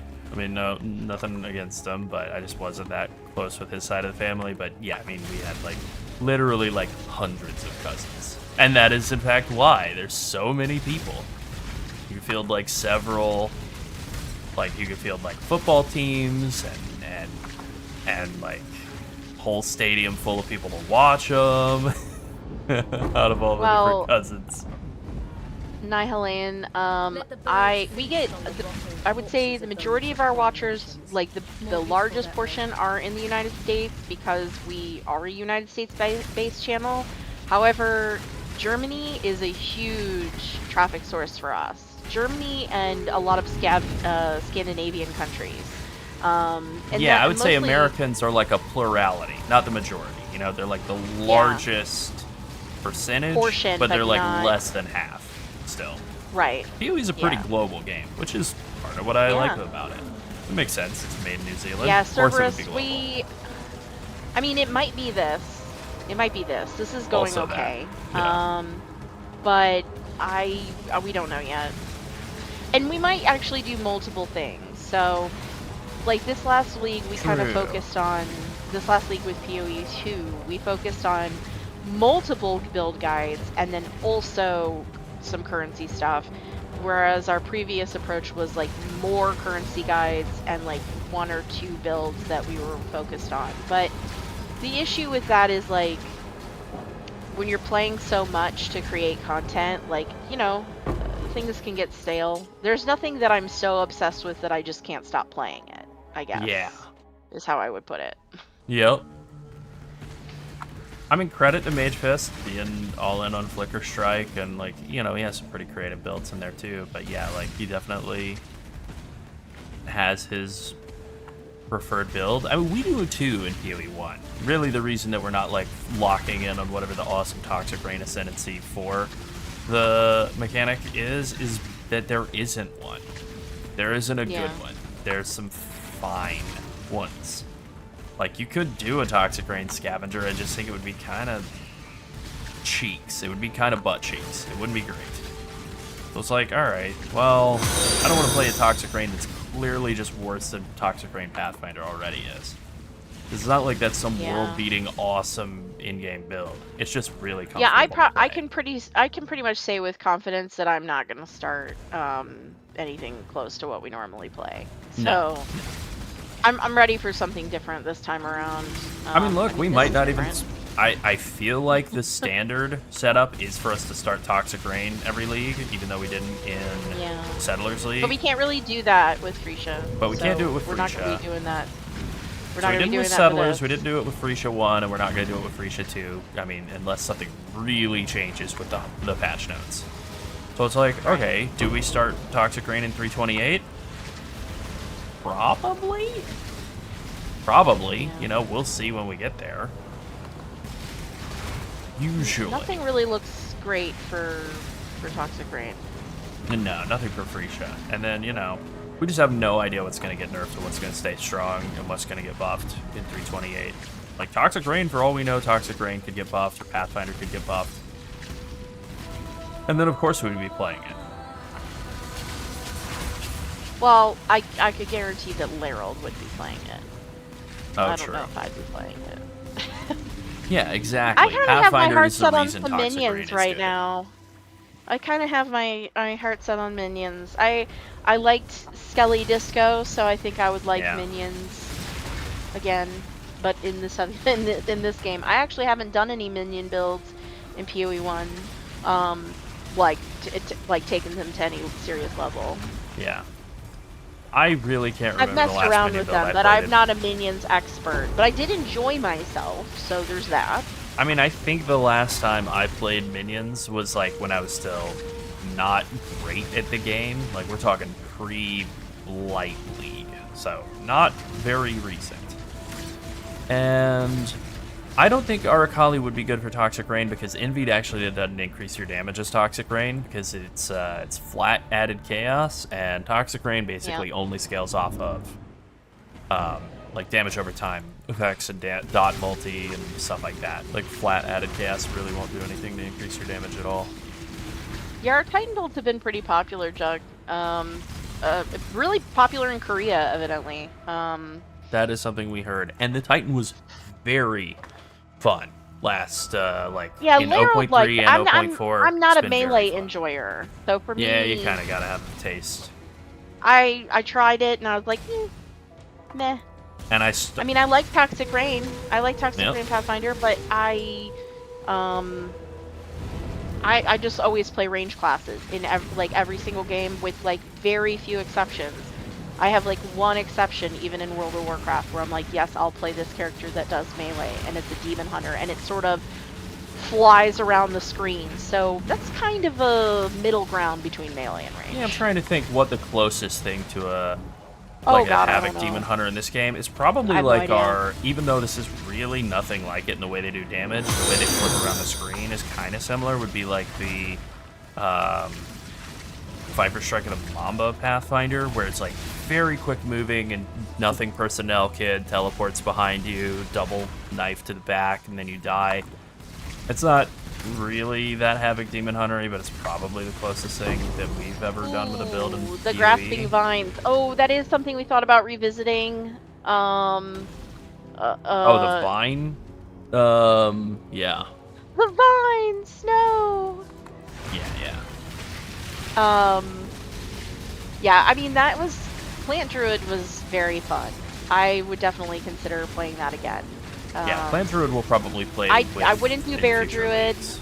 I don't think I would do Wolf Druid. Even though Wolf Druid is cool, I just don't think I would do it. So the plan was for this week, prior to them announcing PHRECIA, it was Yeah. to do Wyvern Druid because, and Yeah. I'm a little not disappointed about PHRECIA, but like a little disappointed we didn't get the Wyvern Druid because that build felt so good in the campaign. And then it's just gonna kind of just be hanging out there as like, and we'll never. I guess technically we could.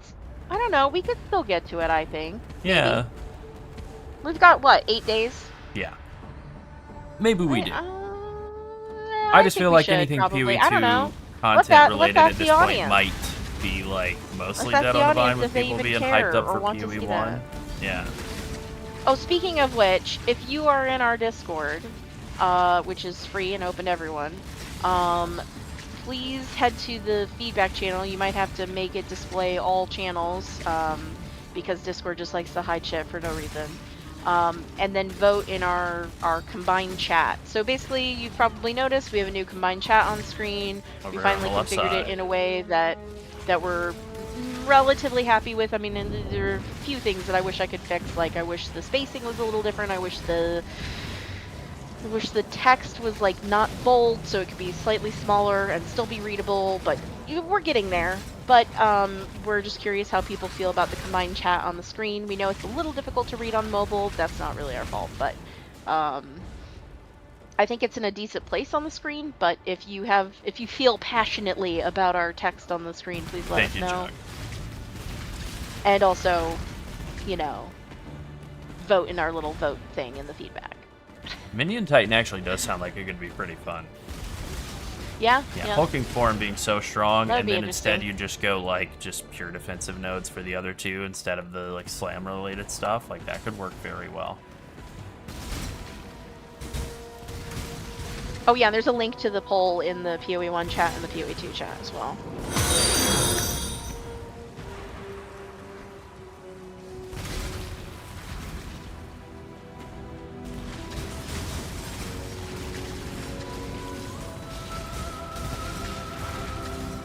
Oh, that's by the way, we noticed you talking about Metamorph Nihilan. That's interesting because I always liked the idea of Metamorph. Like, build your own boss is such a good idea. Were you just like really close to your mic a moment ago? Me? Yeah. 'Cause Yeah, you I sounded was like closer. You sounded super crisp and good, and then now you sound distant. Oh, I don't know. I was closer You have to to my have mic. it like in your mouth. Just put it in your mouth. No, thank you. So, right, Metamorph. It was a really terrible league mechanic in a lot of ways, but the idea of building your own boss is awesome. The issue is that it was like, what, just a gray blob that you really couldn't Yeah. tell what it was doing most of the time? I love Pretty much. the idea of them bringing back a better version of Metamorph, and actually thinking about it, if they could do Metamorph reworked, that would be the mechanic I would want to see in 328. Now that you've got me thinking about it, I like a bossing league a lot, and I think a much better version of Metamorph could be really awesome. They would probably have to retool the entire reward structure, though. I feel like, as much as I loved Ultimatum at the time when it was the league of choice, I think the redesign of Ultimatum has been like a total failure. I would actually not be upset to see it just go away. I think it's a worse league than Ritual or Abyss, and those are my personal 2 least favorites. And we've had some good currency making with Ultimatum, but I just don't think it feels good to do Ultimatum in the current state of the game. I think the tree is wrong for Ultimatum. I loved Shadow of War and Mordor. Yeah, Shadow of Mordor. Those games were so fun. They will never make games like that again. That Nemesis system was... You know, I've been talking about it a bunch lately. This character, Alien Isolation Enjoyer, like, there are these handful of games that just do something and then nobody ever really even attempts to do another version of it, or certainly ever succeeds at doing their version of it. And yeah, Shadow of War and Shadow of Mordor's Nemesis system, such a cool idea. You're basically able to build up a boss. Yep. Also, I think my character, my first character for that league was named Build a Boss Workshop, which is just one of the better character names I've come up with over the years that I was very proud of. Agreed. Build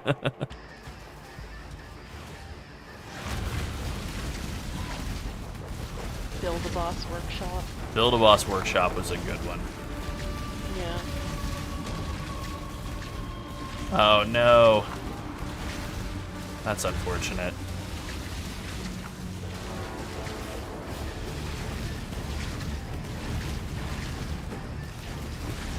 Well, I think the main thing we were saying about Metamorph is, like, it's a great idea. Damn it. It's a great idea that they implemented not well. Probably in the interest of just, like, saving time and what, do I have, like, no cold res? No, I do have cold res, I just have no life. Okay. Oh no! You missed everything that was said about Metamorph? Yeah. Give him a quick recap, Laryl. Yes. So, like, the issue with Metamorph, right, is building your own boss is cool. Like, that's a great idea. Unfortunately, it was like gray slop. Like, you're just fighting gray goo. Which I'm sure saved them a bunch of time and, like, artwork to just make it be gray goo. But it didn't look good. You couldn't really tell what was happening. Then the thing would just shoot, like, 5 million projectiles out at you all at once. It was some of the most dangerous content in the game, too. Like, a rogue Metamorph on a super juiced up map could kill you faster than, like, anything else.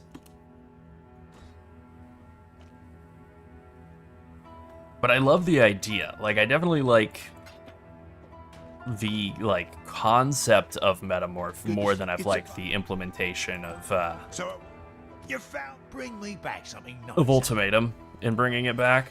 Like, I would actually trade back. I would make that trade back. Just, you know, take Ultimatum back, give us back Metamorph. Like, that would work.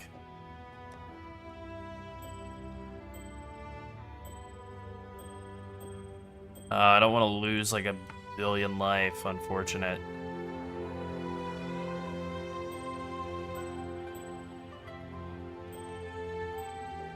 I guess I could just go craft lightning and cold on this. Yeah. Like, we've made a bunch of currency doing some ultimatum strategies. It's worked, but it doesn't feel good like it used to. With, like, doing the metamorph strategy that you're really getting into definitely felt like more rewarding. And leave me in peace. Bolt and lightning, and then I think we'll basically have pretty close to cap res. Close enough.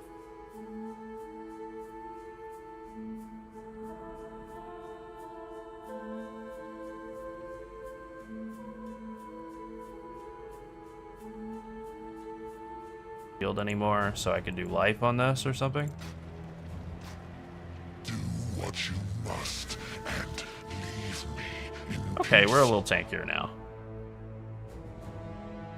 Yeah, Ultimatum being this, like, build bricking mechanic where it just turns off so many different things was fine when it also printed out tons of currency. And now that it's not like a currency generator, it just only is useful as like a catalyst generator or as like an insane gambling machine. And otherwise, most of the stuff that comes from it is like super trash. It's just like double corrupted garbage rares with bad mods. I don't know. Like, it's just bad. Like, I think the original idea of bringing back Ultimatum was for it to have the monsters drop stuff, and they turned that off at the last minute because they were worried it would become this, like, abusable thing. But that just made it really awful. Have it so that you only get rewards out of the round-by-round rewards, but then most of the round-by-round rewards are garbage.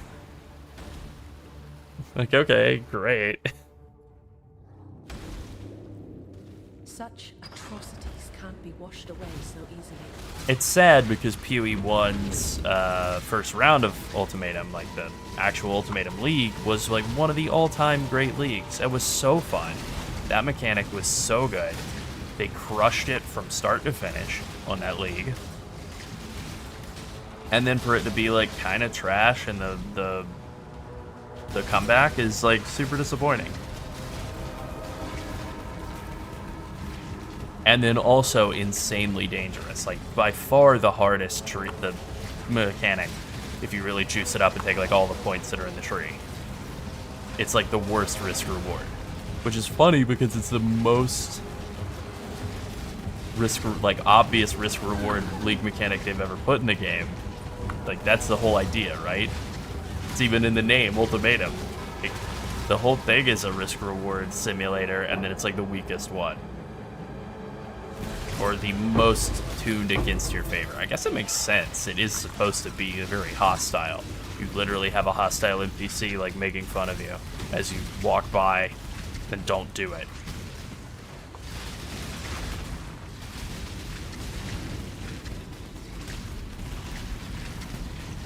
No problem. We love our beautiful lurkers.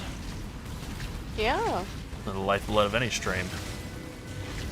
The backbone. absolutely. Yeah. The backbone. Lots of lurkers. Always lots That's of right. lurkers. I'm okay with That's that. right. I am a lurker most of the time. I'm not. I'm the Type A chatty chatter. one. Yeah. Yep. Yep.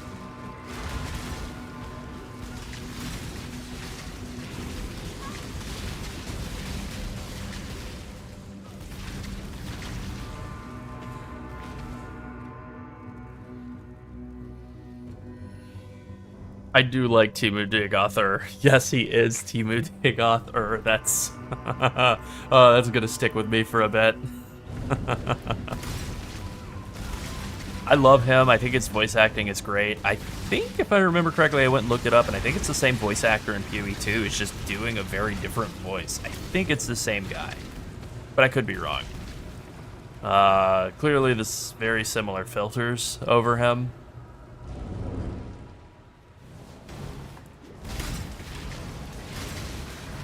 But yeah, great voice on whatever his name is.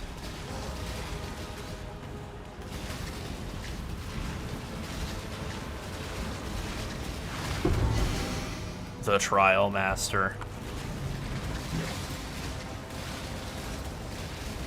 It's so funny too, because it's like Metamorph was a mechanic I so infrequently did because it was so insanely dangerous. But it's like, it was pretty well known that Metamorph was like one of the most rewarding league mechanics if you had a build strong enough to do it. And do enough like single target damage to be able to tank it. You could just print out like so many divines out of Metamorphs. And the core concept is really fun.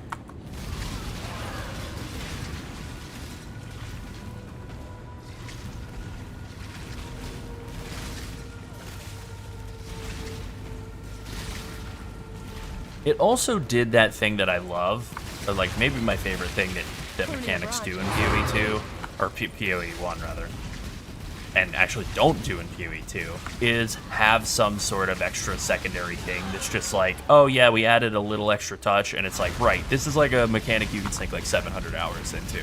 As I stand here next to a blueprint, which is like the ultimate example of that.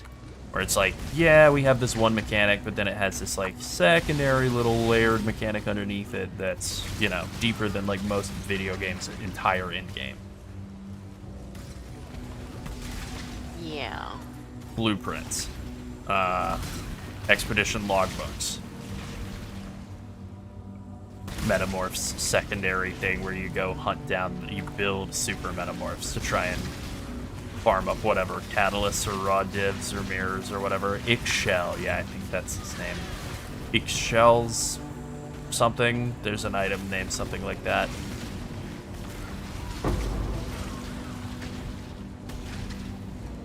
I'm not up to that just yet.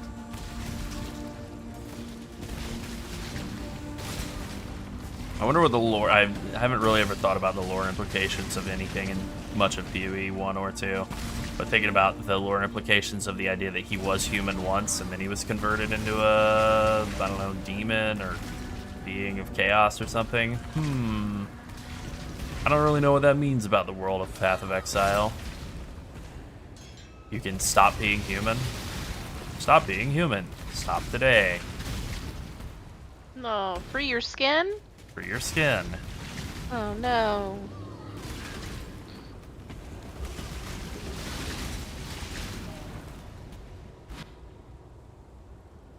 Oh man, Door League was fun. It was very overtuned, reward-wise, but also like danger-wise. They also didn't put in the penalty for XP for guys spawning in the heist for a while, so you could just stay in one heist and just like farm XP forever, which was pretty hilarious. I think they eventually killed that. Cold, like the night. Portal.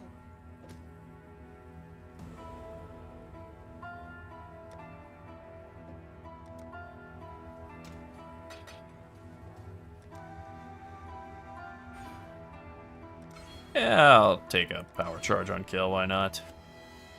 I want power charge on crit with wands. Oh yeah, I do. Wands fire an additional projectile is clearly better though, so I guess I should have taken that already. In fact,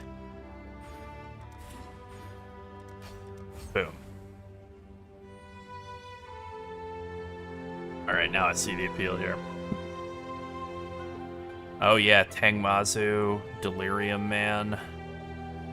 I wouldn't mind learning more about some of the NPCs in PoE, but I don't want to have to... I don't have to read, you know?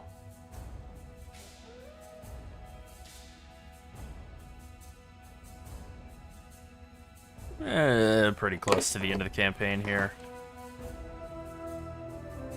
I don't really know where to go with the rest of my points. I wasn't really sure where I was going in the first place. I definitely wasn't going... Like, we kind of have this slap together pod that's not done, clearly. Uh-huh. But it's, like, based on the idea that you would be, like, getting int and stuff. Or not int, but mana, and actually having that be good. And we're definitely not doing that right now. Which is fine. But... what do I do next?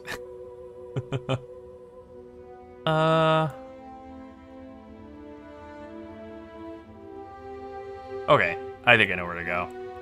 I think we'll just come up here and take, like, Primeval Force, a little bit of damage from that, and then that'll basically do it. So we'll be done with the campaign at that point.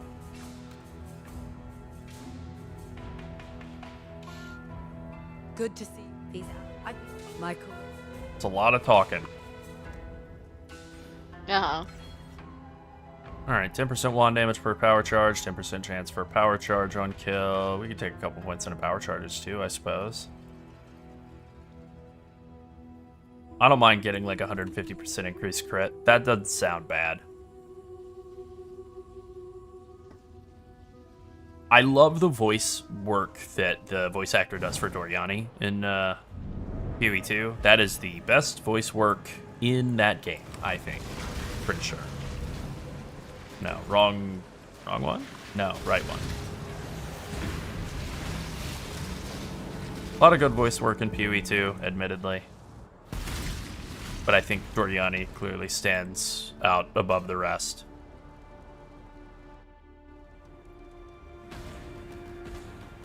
They did make it clear that we're going to be seeing more like PoE 2 assets backported into PoE 1, with this last Keepers League being just full of PoE 2 assets being put into PoE 1. Like the whole area that you go to, the last monastery or whatever it's called. Ow. That's just pure PoE 2 architecture, right? Very much maybe. And all of these NPCs are from PoE 2. The guys I'm killing my way through right now. So it's safe to assume that we're gonna get just more of this. I mean, it saves some development time. These PoE 2 NPCs look way better than PoE 1 NPCs. They do kind of make everything look really bad by comparison, I guess. That's like the only bad thing I can say. True, yeah, we probably are gonna get some real incredible voice work in the next couple of acts of PoE 2.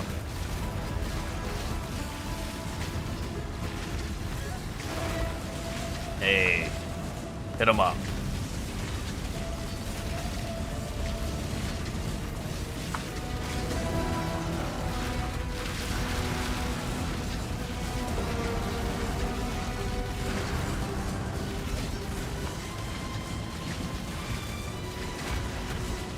I waffle on what I'm most excited for next in PoE 2. Sometimes that's like, well, it's clearly the axe, right? It's the Marauder, it's the axe. That's going to make the whole warrior archetype, that whole paradigm make a lot more sense to be able to swap back and forth between axe and mace. It'll all work a lot better. And that's probably true.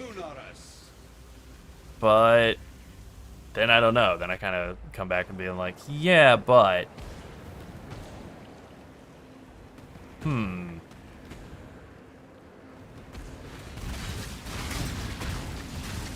A lot of other stuff that's very interesting. Like, what do they wind up doing with Shadow? Okay, where's the third Ranger spec?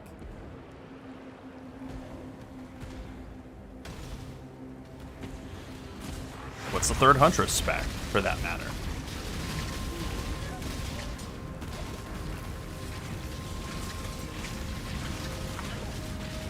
Oh yeah, I definitely think Innocence. That makes Good sense. idea. Yeah, that's good thinking.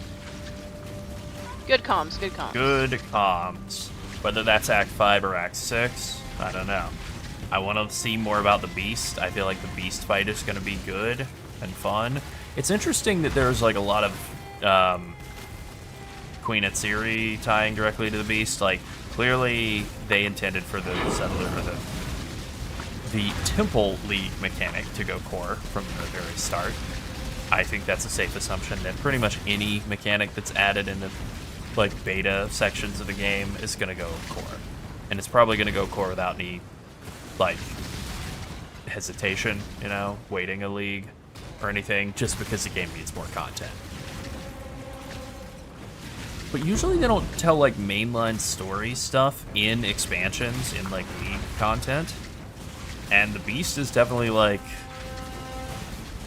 it's really more of a MacGuffin or whatever, like a tool, than the actual villain. It seems like the Countess or whatever her name is the actual villain of the story. But like the Beast is the thing she's using to terrorize people with, right? So...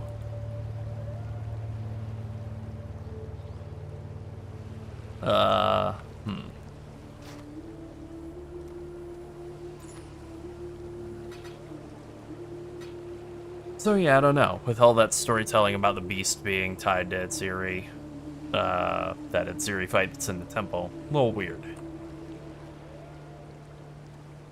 This is very bad. My amulet is very terrible. You must be. Oh, you is.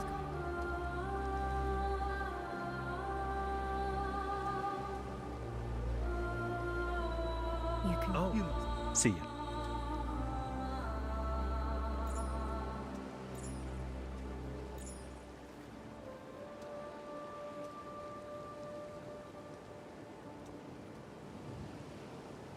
don't have enough int to use that, and I don't know that it would really be all that big of an upgrade, but you know, maybe. See ya.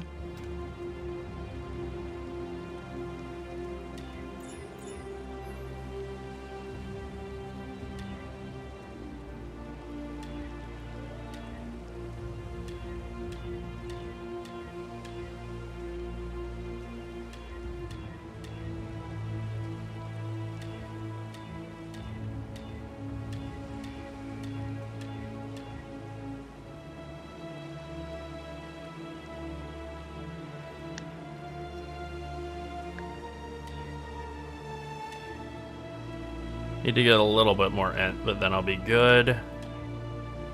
Shouldn't be too hard to do. Wow, that's very bad. Alright, you know what? I'm actually just gonna be happy with the one that I have and not worry about that. Just try and make it myself a little bit better of an amulet here.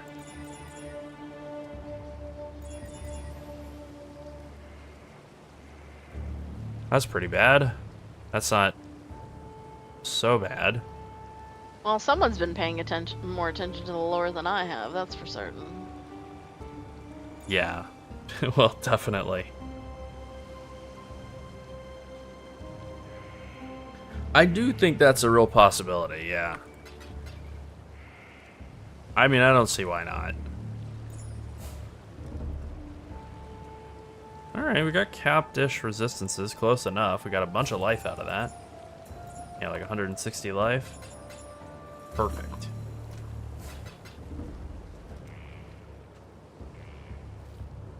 And then at this point, yeah, let's just grab us some power charge and just some more offensive stuff. Alright, I need to grab a drink real quick. How dare you? I must sip soda. I must do it. It's mandatory. Alright, be right back. At 5:32, you sip soda? Okay.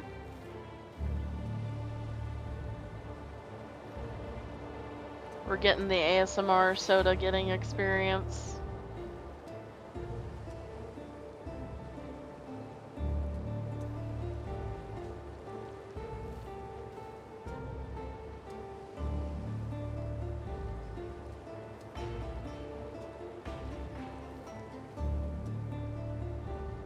Oh, that's exactly right. That's exactly right. Yeah, the fact that Atziri dies, or maybe dies, I don't know. Maybe we fight her again in the future in some sort of Uber version later on down the line. I have no idea. But it is very cosmic horror, and I love the cosmic horror aspects of this game. I think they kind of nail it.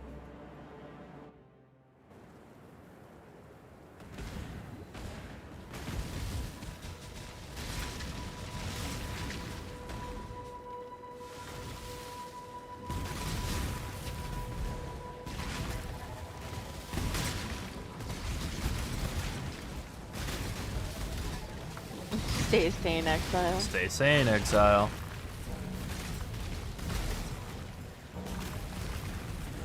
Oh, right. I'm going the wrong way. Good job. Thank you. You know, if I'd spent a little bit more into mana reservation efficiency at this point in the campaign, like if I'd just come up here and taken Charisma, I would be able to fit in Herald of Ice, which would actually be a nice little damage bump. Maybe that is the move. Maybe I made a mistake not doing that way earlier. What would I drop to get it? Yeah, what would I drop?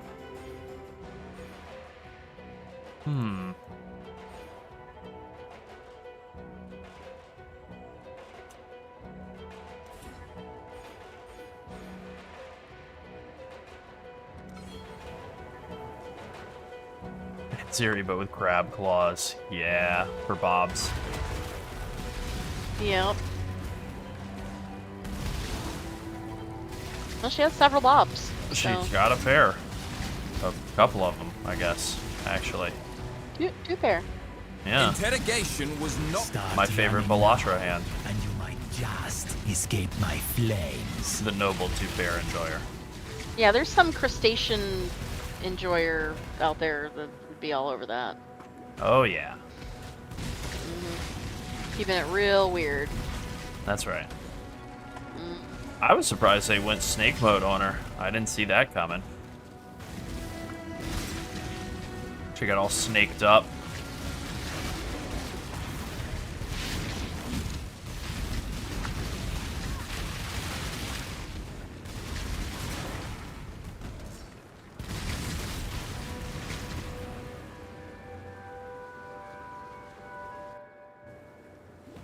Oh, betrayal. You know, they reworked it. It's still kind of... I don't even know if it's good or bad. It's like, it's so... I think if you run it not super effectively, it's horrible. And if you run it like really, really effectively, I think it's awesome. So it's like, Man, that yeah, sounds exciting. yeah, kind of perfect. I know some of our better videos like on a specific mechanic have been about betrayal, and they've been these like insanely long, like hour-long things that took days to make. Just breaking down, you know, how all of it works. And obviously it's changed just since then, because nothing in this game is ever truly evergreen, but yeah. I like aspects of it. Yeah, grav card farming, dying was unfortunate. Like, I don't know. I have not been as big a fan of Betrayal post rework as I was before. But on the other hand, we were always kind of held hostage by having to get all the unveiled, like, modifier crafting recipes at the start of leagues, having to unveil item after item after item, and like that no longer being in the game has been such a good quality of life improvement that it's kind of led me to be like, I don't have to do this mechanic at all, and just treat it like it's not real. Yeah. Yeah, If I can't see it, it can't see me. that's right. Yeah.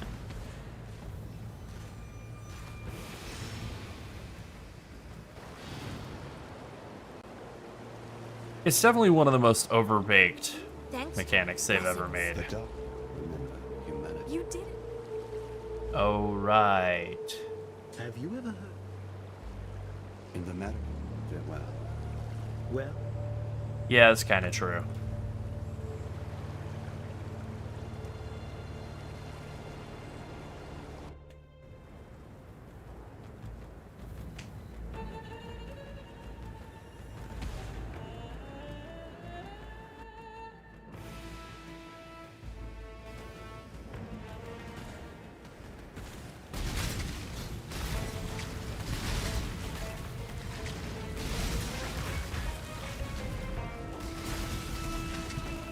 Speaking of betrayal, hello to the Forbidden Vault.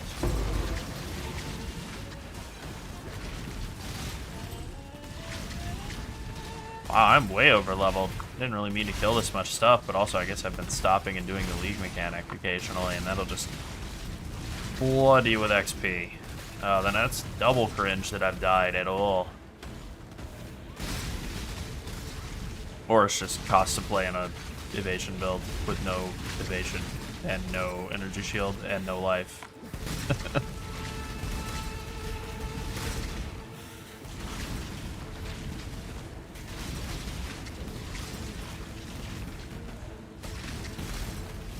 Yeah, all the goofy fracturing stuff with Guff is like, I've never been the hugest fan of any of that. I think it's very silly. I get why they put in some stuff that's just, you know, like a meme or whatever, but like, yeah, spam click this thing over and over? No, I don't think so.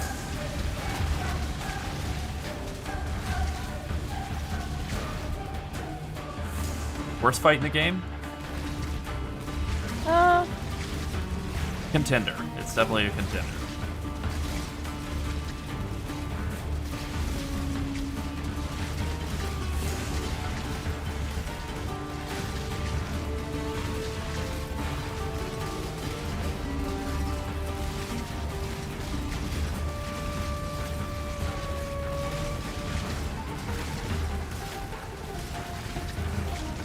I moved too far. I moved not far enough. Okay, great.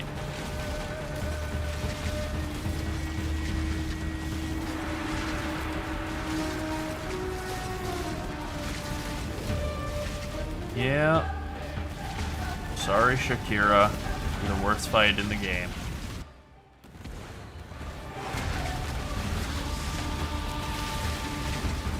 I thought I was out of that, but alright.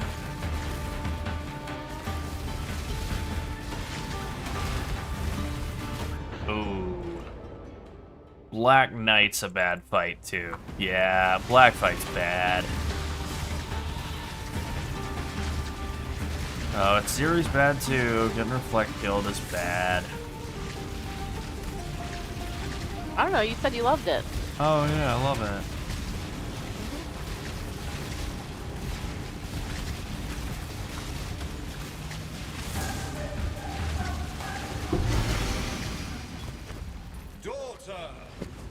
Sorry, I killed your daughter, bro. Yeah, all three of the King's March. Actually, that was a piece of feedback we gave back during King's March. That was like one of the few pieces of really negative feedback we gave to King's March at the time. Was like, this has got to be some of the worst bossing they've ever put in a game. I'm sorry, but it is very bad.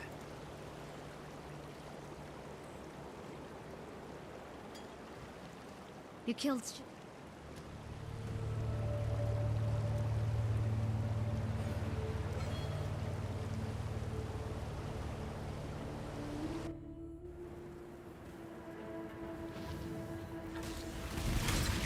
My mana is gone.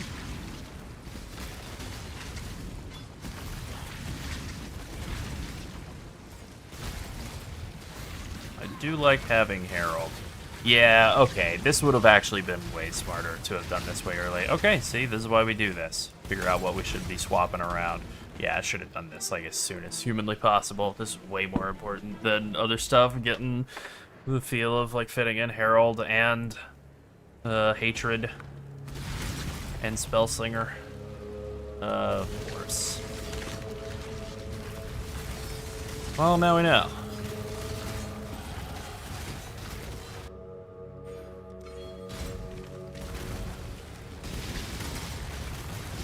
I like the idea of the Admiral, and dodging the anchor is, like, fine. You know, it's cool. Like, I like dodging, Chimera, Pit of the Chimera. I like his, like, telegraph punch that he does that you can, like, dodge through or dodge out of the way. Like, that feels cool to dodge. But on the other hand, I've never died to any of the King's March bosses ever. I've bricked them because the game crashed, or because I accidentally clicked on the portal the second I walked in, and then accidentally clicked on the portal and closed it, and now all my guys are dead. I've had that happen. And that felt awful. I was really mad. But otherwise, none of those bosses have ever killed any of my characters, no matter how weak they were. I think. I mean, maybe I'm forgetting something, but I don't think so. It was like, it's not great. Not a great sign. A game where you can never lose loses its appeal to me. Oh yeah, you get bored of doing the same thing over and over again. Yeah. Like, imagine a casino where you always win. I wouldn't want to spend a lot of time there. That's a very like classic Twilight Zone episode kind of existential horror. You know, I think that's the scary door. Actually, I think that's the scary door from Futurama, making fun of Twilight Zone. Like, oh my God, I'm winning. I must be in heaven. Oh no, I'm only winning. This is actually hell. Yeah, that is Futurama.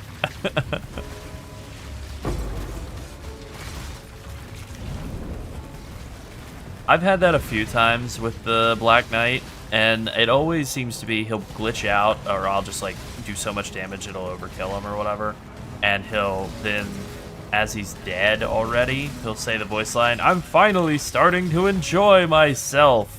And it always gets me, because it's so perfect for him to be, like, dead. And then, like, I'm having a good time now. It's like, yeah, I guess, man.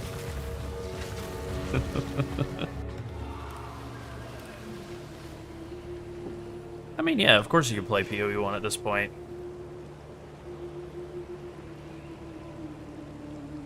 Oh, scary. Speaking of scary door, I heard a scary door sound closing.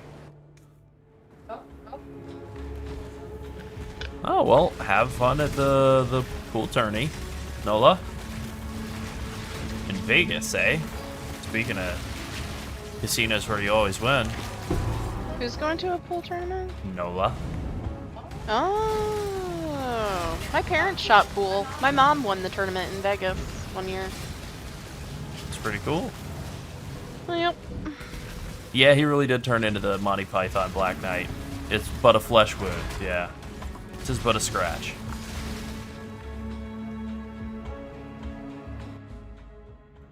I mean, yeah, you can definitely play PoE 1 even starting late, though. Like, the reality is a lot of stuff will actually be very cheap. Like, a lot of good stuff will be very cheap. No more This league was deals. very weird. Just very good, weird and backward. Clean violence. Where, like, good gear was outrageously cheap this league. Go on then, Just just try. try so it. much good gear. Death is a natural. If you should have given. And the strong What have we get got stronger. here? That looks like trash. Yes. Hey, now we're talking. That doesn't look like trash at all. Damn, son.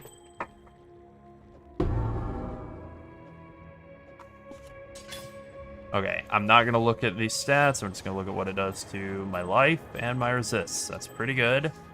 And less good. Boom. Hell yeah. Oh, that's too bad, Nola. But hey, we appreciate it.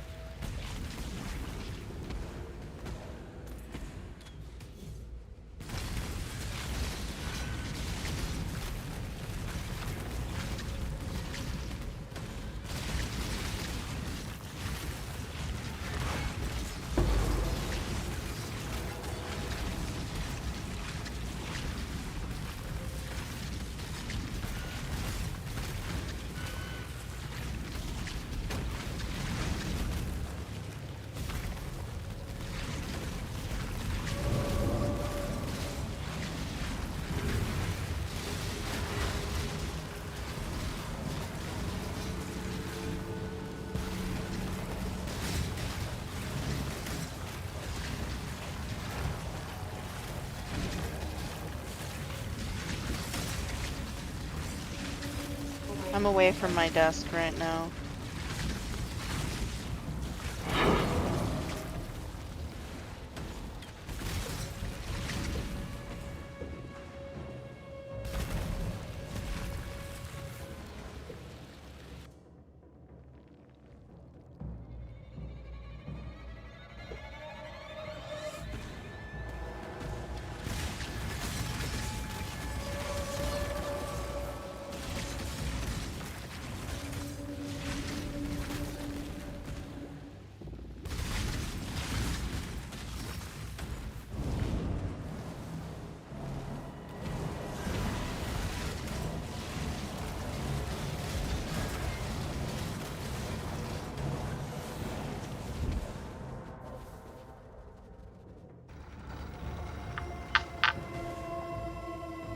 Alright, gonna mute your mic for the moment.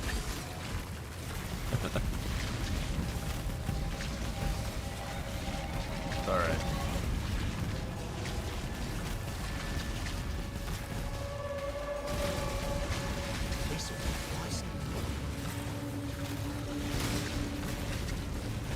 Alright. Now we get to play what is this NPC's name? I don't remember.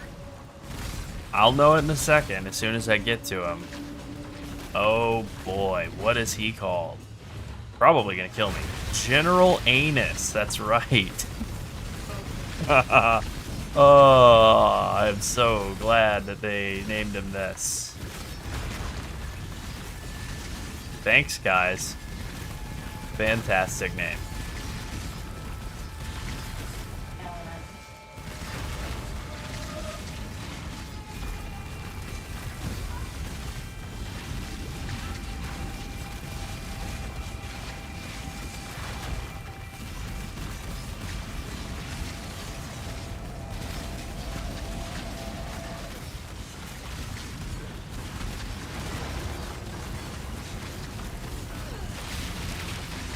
The lack of damage is pretty palpable on this guy. Holy.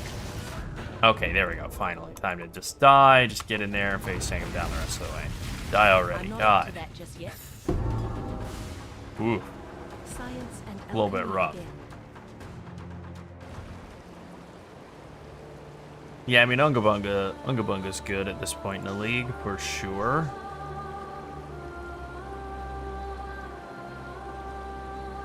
No worries, Nola.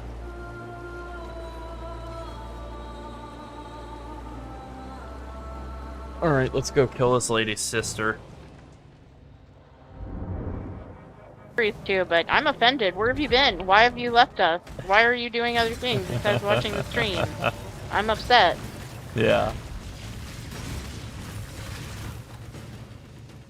One character is very fun. I mean, like, whatever. I'm not doing as much damage as I remember doing on the last Wander, that's for sure at this point, but I don't know. We definitely have some more stuff we can optimize for, like, future runs. This is, if this winds up being the character, this is definitely not going to be the only practice run in the campaign. I'll tell you that. I definitely don't feel like I'm ready to go for League start yet. This is the first one to knock the absolute, like, just caked on rust off. Gotta, because otherwise you log back in and you're like, what do I do again? Where am I going? Yeah. I feel like I'm not usually like that with video games, but PoE 2 and PoE 1 being like so fundamentally different has really kind of gotten to that point. Like honestly, maybe I should have just played, not that it would have been useful for prepping, right? But maybe I should have just played Toxic Rain Pathfinder for the first character just to be like a little bit more familiar. I've definitely noticed something, and they really push this even further with PoE 2. Yeah, the Ranger not being a huge fan of fellas. And, you know, basically just flirting with every woman she sees.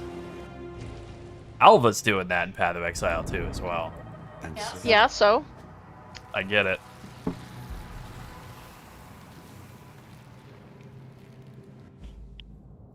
Well, okay, so here's what I have to say about This that entire also. mountain is one gigantic core. If my theory from the latest PoE 2 League, where you get the voice line from the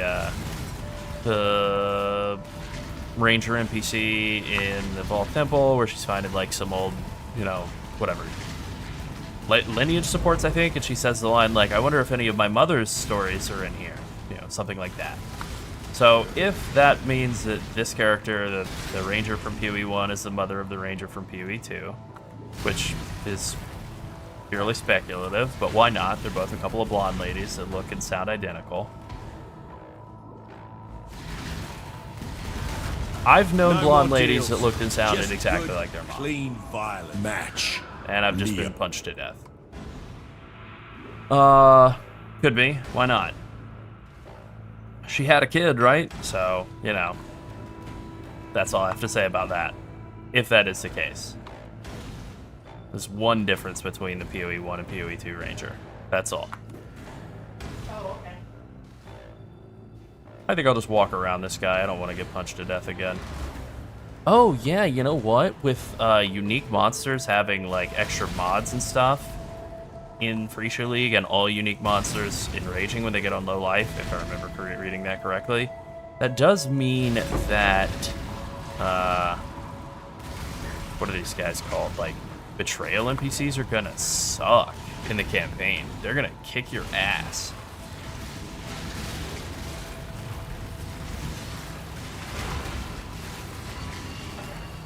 Yeah. To be fair, all the characters are very sexist to the Ranger, too. Like, Dominus and, what's his name, Gravicius. Like, you know, God did not make this world for you, little girl. You know, all that. They're very arch. All the NPCs in Act 3 are very arch.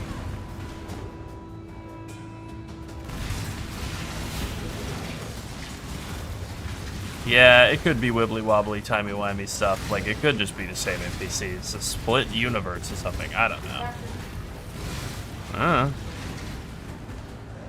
When did he get here? Who knows? He wouldn't even know. Yeah. Also, your mic is muted. Not that I couldn't hear you. Well, I was talking to you. Oh, well, then mission success.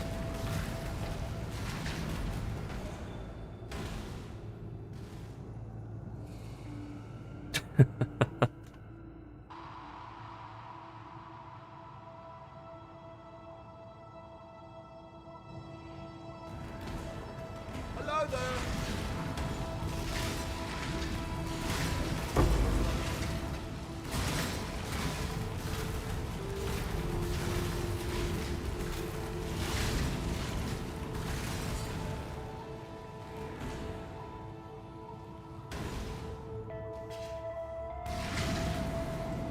Alright, let's go, Sin. Let's go, Sin. That's right. Joining the battle of good and evil on the side of evil. I still don't really... I mean, I've sort of ignored the story of PoE 1 and PoE 2 as hard as I could, but I don't really understand why their names are Sin and Innocence other than just that it sounds cool. Like, I get it, right? You know, their moms named them that or whatever, but also, like, I don't know why they chose Sin and Innocence. It just seems like it sounds cool, and that was a good enough reason. Good enough for me.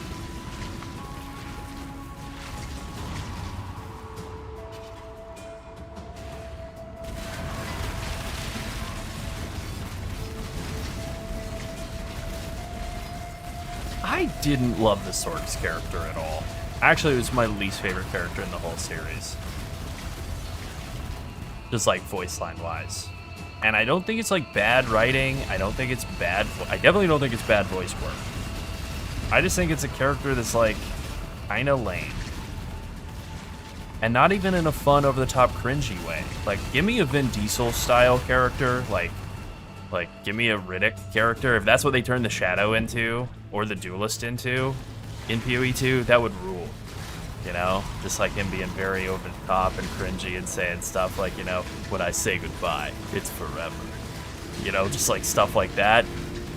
Absolutely sign me up for that. I love me a very self-serious, over-the-top bad boy.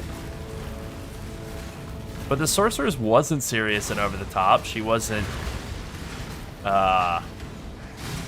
you know, like making fun of stuff or being like real snarky like the witches. She was just like, where I come from, we don't have buildings this tall. Or actually, it would be like, you know, we have towers like this where I come from. Where I come from, we don't have lush jungles like this. Just like, all right, lady, I get it. I'm also getting destroyed. This is my first time playing the game. Yeah, I can tell. Oh, you know what? I think usually when I'm playing the Pathfinder at this point, I've taken a bunch of points into suppression. I just have not bothered at all. I think I'm getting destroyed by spells. Right, I forgot that suppression exists, and I should be taking that. Hilarious. Okay. It's funny, I never really got into shooting pool, Rich, but I have like 12 pool cues. I also have like, I think, Yeah, that 6 would help sets a of lot. darts. That's a lot of darts. I'm actually much better at throwing darts than shooting pool, but yeah, my mom shot pool, my dad threw darts, so. Yeah. Yeah.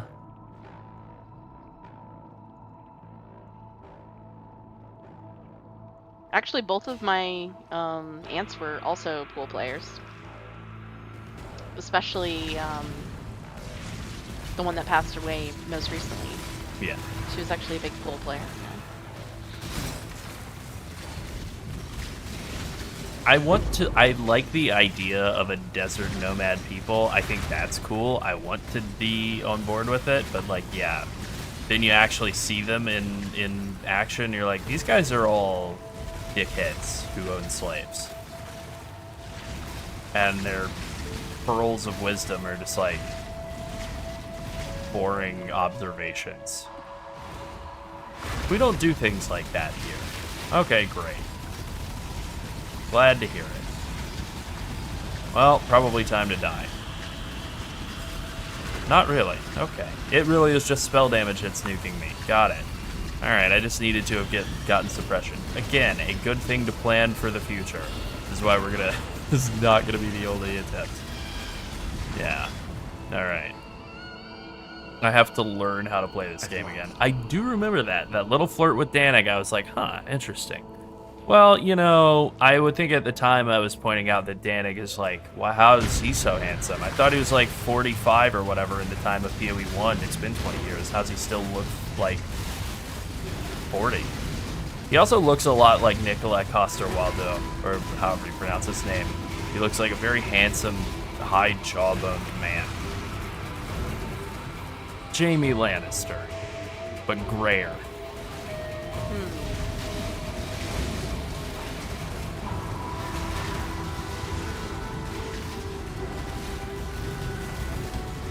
I'm gonna die. I can feel it. I don't want to die. I can feel it. I know. I know it in my bones. Or maybe not.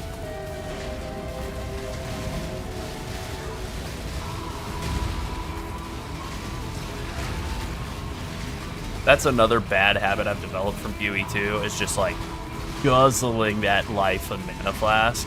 The first point of hit damage that comes in, because in PoE 2 you have just the 2 flasks, so they give you like 1,000,000 charges on them. In PoE 1 you get like 3 chugs and then you're done. Like, oh man.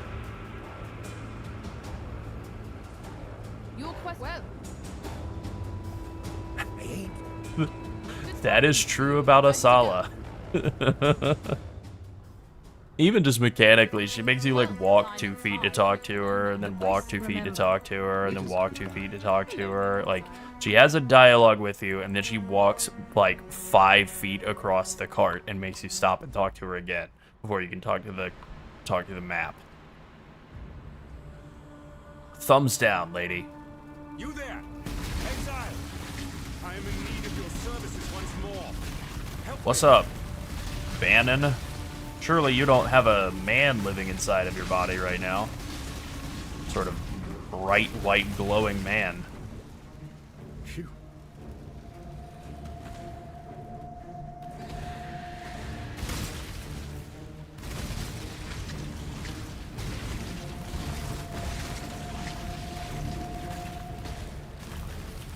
No more deals.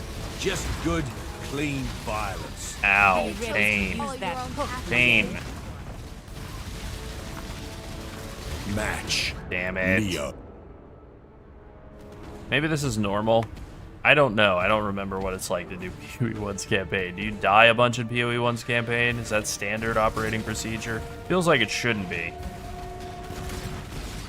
think I'm stopping and fighting too much stuff. I think that's what it is. I just really find myself getting more and more exasperated with things moving around the map every time I run through PoE 2's Act 2 and 4.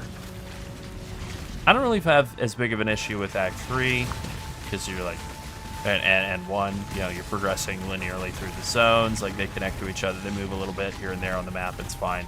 But Acts 2 and 4, because they are non-linear-ish, they have a little branching path, not really a huge branching path, but a little one. The fact that they're just like all over the place, they just throw them in the boggle machine and launch them all over.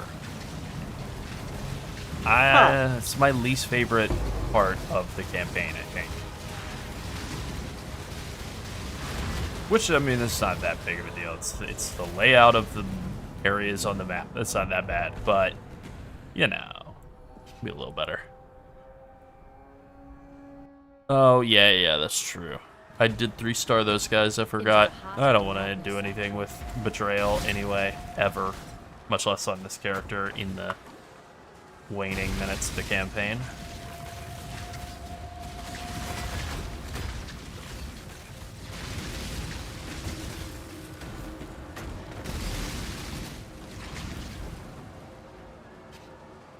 Yeah, probably same. There was a bug very early on in Betrayal League with, I don't remember, one of the big boys, one of the big guys with the huge shoulders, you know? He would show up and do like a big slam, and I think he had like some chaos damage that was going on in early Betrayal League 2 that they nerfed very quickly. But he was like showing up invisible, so you're just getting like a 5k invisible slam to the face randomly in maps. And then you get a voice line that's like, haha, dead. Well, yeah, no kidding, man. I put you out of your misery. Alright, I gotta do Last Ascendancy just for the sake of it. First, let me grab this thing over here. There's no reason to do this place, right? You don't get points out of this. Don't you get, like, regret orbs or an amulet or something? Let's go find out. What do you get out of the teardrop? Pretty sure it's an amulet or regrets or something worthless. Yeah, maybe Chimeria. Maybe one of the big, Perui guys. Exile you. Yeah, belt. Wow. Although my belt is super ass, so maybe this is good, actually. Yeah, that actually isn't too bad. It capped my resistances and added another 60 life. Alright. Thanks, lady.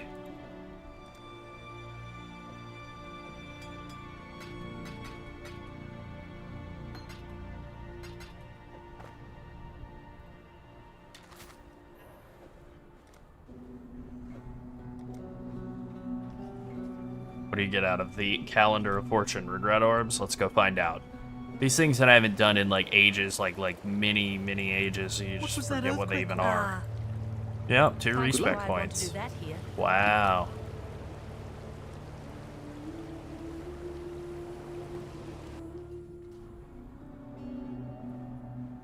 Yeah, I think it was Chimeria. I don't know. They had to nerf Betrayal a lot in the early days because it was very scary.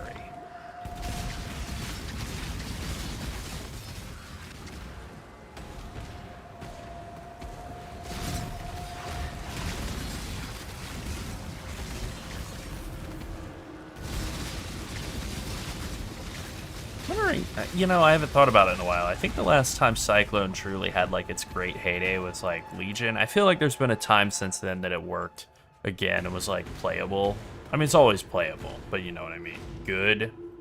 But I feel like it's been all the way since like Legion, since Cyclone was like truly great.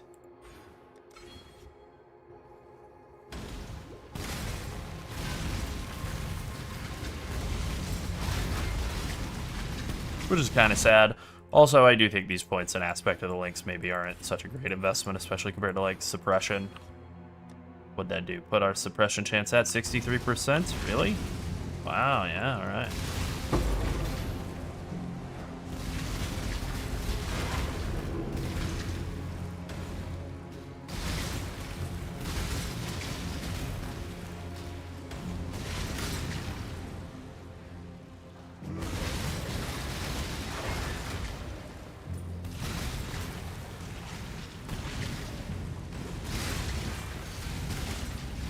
I don't think I know anything about the Betrayal NPCs other than their mechanics and their names. And even then, iffy on the names.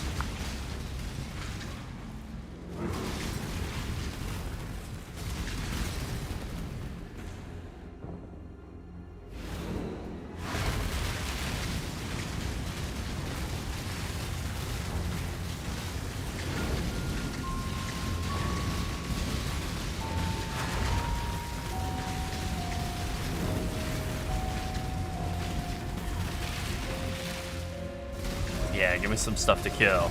Not on a Pathfinder. I have to have my flask charges, please.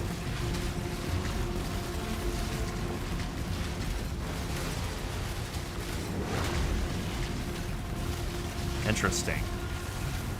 General's Cry is a very interesting skill. Having to like sit there and cast or automate, but whatever. Having to like put out desecrates to have corpses to do the general's cry has always been the thing that's like been a little off-putting for me. Otherwise, it's like, yeah, it's pretty cool. And war cries are very fun. Like automating war cries, and then I was looking back at some war cry related stuff recently, like just thinking about how slammers work with like overexertion support, giving you like, I think it's like a 19 or 20% more damage per war cries exerting a slam. And then you can get something like 6 war cries, I think, applying to a slam, 5 or 6. Like, that's insane. It's like 80 to 100% more damage. If I'm remembering correctly, I could be way off, but I think that's right. But, yep, don't mind if I do. If you Then it farewell. Oh, hold on. Our old boy Waylum's gonna ask me to go get something that smells nice so that he can find ladies. Where's this guy in PoE 2, you know? Yeah, using Battle Mage's Cry and Auto Exertion, and then either like Vulnerability or Ellie Weak or whatever, you know, just some sort of curse to automate like cursing with Battle Mage's Cry is super awesome. Like, obviously, that's not probably the most intended use for Battle Mage's Cry. Like, the way it is built, it sort of seems like it's supposed to be used with a damaging skill, so you can use, I don't know, a slam to cast a fireball. It's like, nah, I don't think I'll be doing that, but getting free curse without having to, like, dedicate a ring socket or ring suffix or, like, manually cast a curse sounds awesome.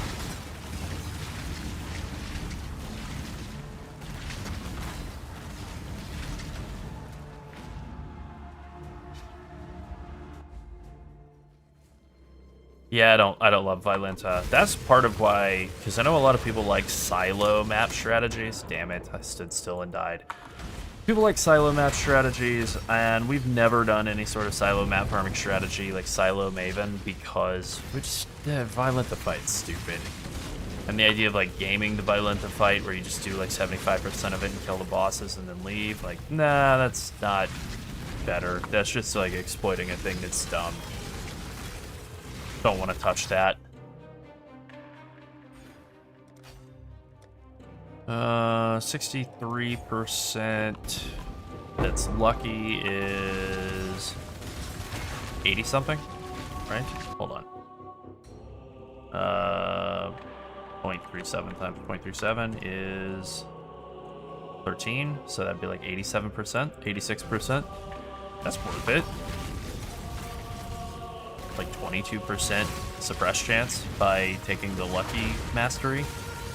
Really good.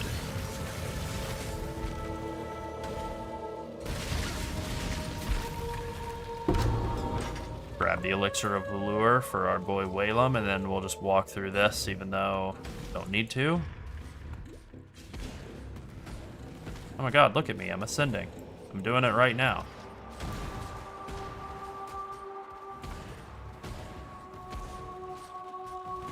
I know a lot of people like that map and like that strategy. I can't do it.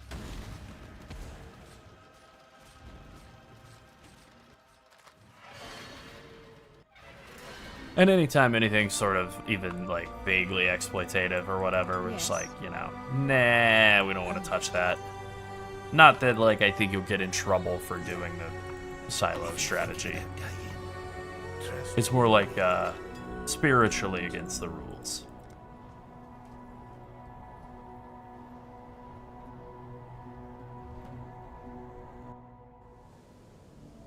Alright, we're in the home stretch now.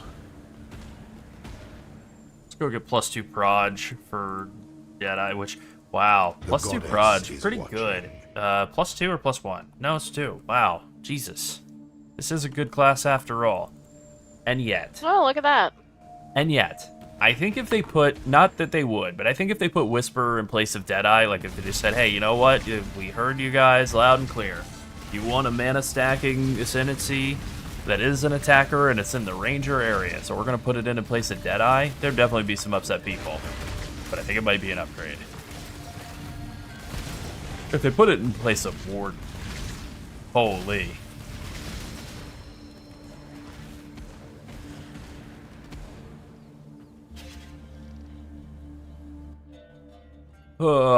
Am I planning on farming the lab? The answer to that question is always no, but maybe. We'll see how bad the price of Kinetic Blast of Clustering is at League Start. That is the one downside of the idea of this build. It's like, right, we are kind of planning on playing a build that requires not really very difficult to get Transcended Gem, but it is still a Transcended Gem. That's always the fear.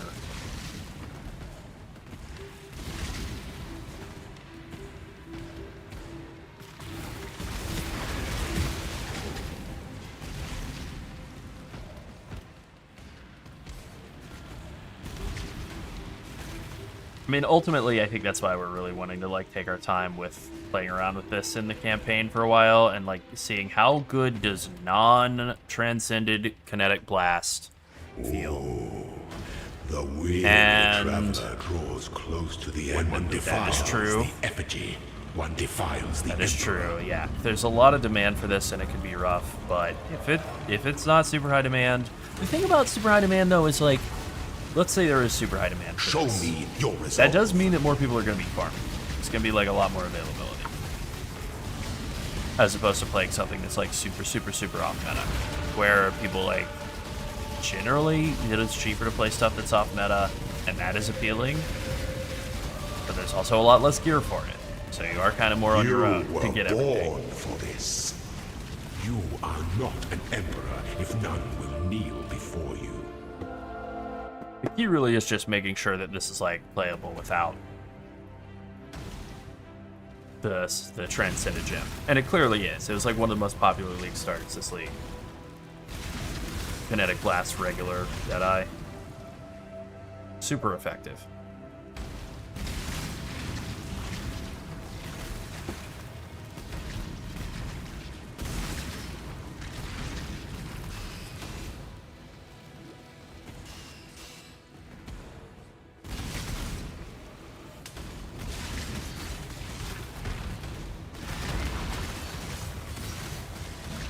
Oh, I wonder what mods they're gonna put onto, like, Uber Elder and Maven.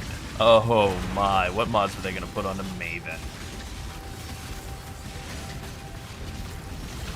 Now I'm a little sad that we don't get to play this with, like, regular ascendancies. I want to know it as Toxic Raid Pathfinder. I want to know it in, like, the thing I'm absolutely most familiar with. Old Reliable. The Sharknado is a MTX for Tornado. I'm Spellslinger being with Tornado, since it adds a ton of damage.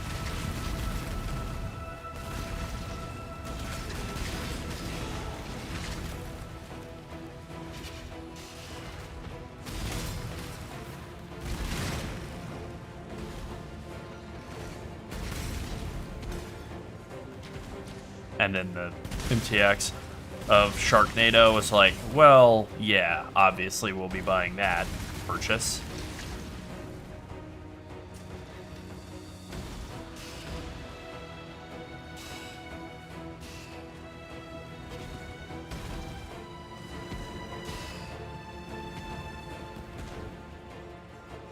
Nope. Oh, I went the wrong way. Damn.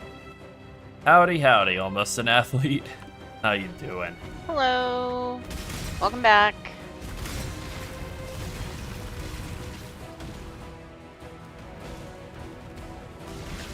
Oh man. Purinado. You're speaking to Yeah. my Diablo 3 heart. Yes. I love Piranado.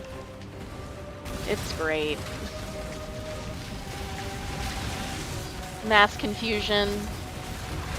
Yep. Ghost dance. Ghost dance. Now you're talking. When the time comes to strike, an emperor strikes without hesitation. The All right, emperor Azaro. enters Ready to die? The world demands.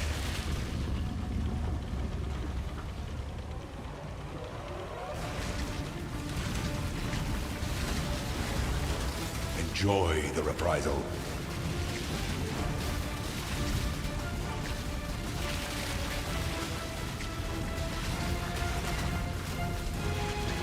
Ah, I actually stood in that slam. Damn, I cannot see him barely at all. That is, I guess, the biggest downside of the awesome You Sharknado. were born for But I know how to this. do this fight. You just move around Loyalty in is a fire circles that and spreads quickly if the ignore what forest you're is looking dry. at. Oh yeah, D3 dual crossbow edgelord. Oh man, the hand crossbows, the knife throwing builds. Knife throw.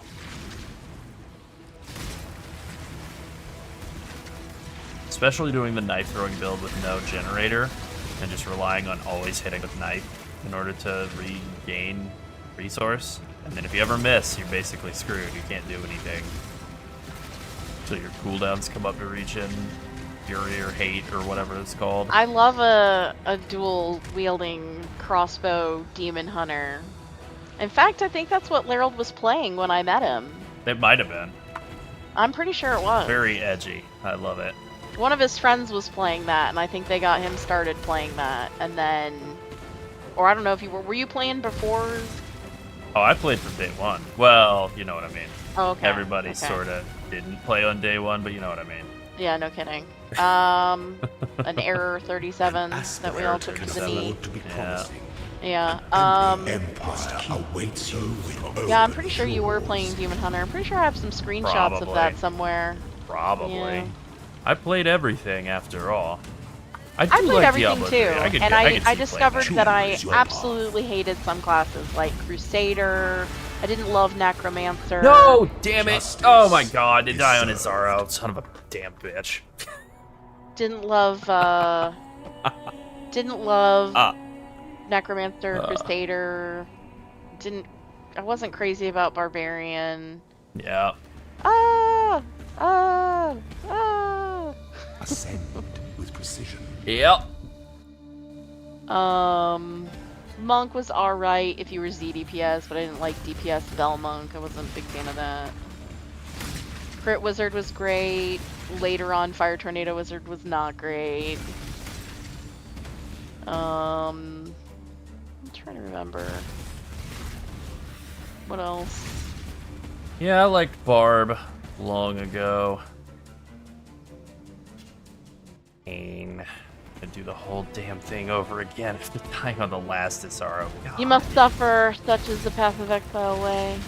That's right. I don't know. I don't know what I can do to make this more tanky. Maybe I needed more life wheel. Like, maybe I needed to come over and take Revenge of the Hunted sooner rather than later. I don't know. Maybe I just need to play better. Yeah. It's fine. This is how we bang the rust off with a hammer. Oh yeah, I understand. The 7-sided was pretty good. Yeah, I was a big Witch Doctor player. I did a lot of grinding with Witch Doctor. I would make sure that I went like top 20 every season for quite a long time. Top 10 many seasons. Yeah. It was just a class that spoke to me and was like pretty easy. I played with a group. Oh, I loved the Hydras. Yeah, especially the arcane Hydra where they explode. Yeah. You know, it really shouldn't be that surprising to me that I love Toxic Rain so much in PoE because I loved Jade Witch Doctor damage over time, and I loved I did love Witch Doctor. crossbows. So yeah. I loved Jade Witch Doctor. That was my.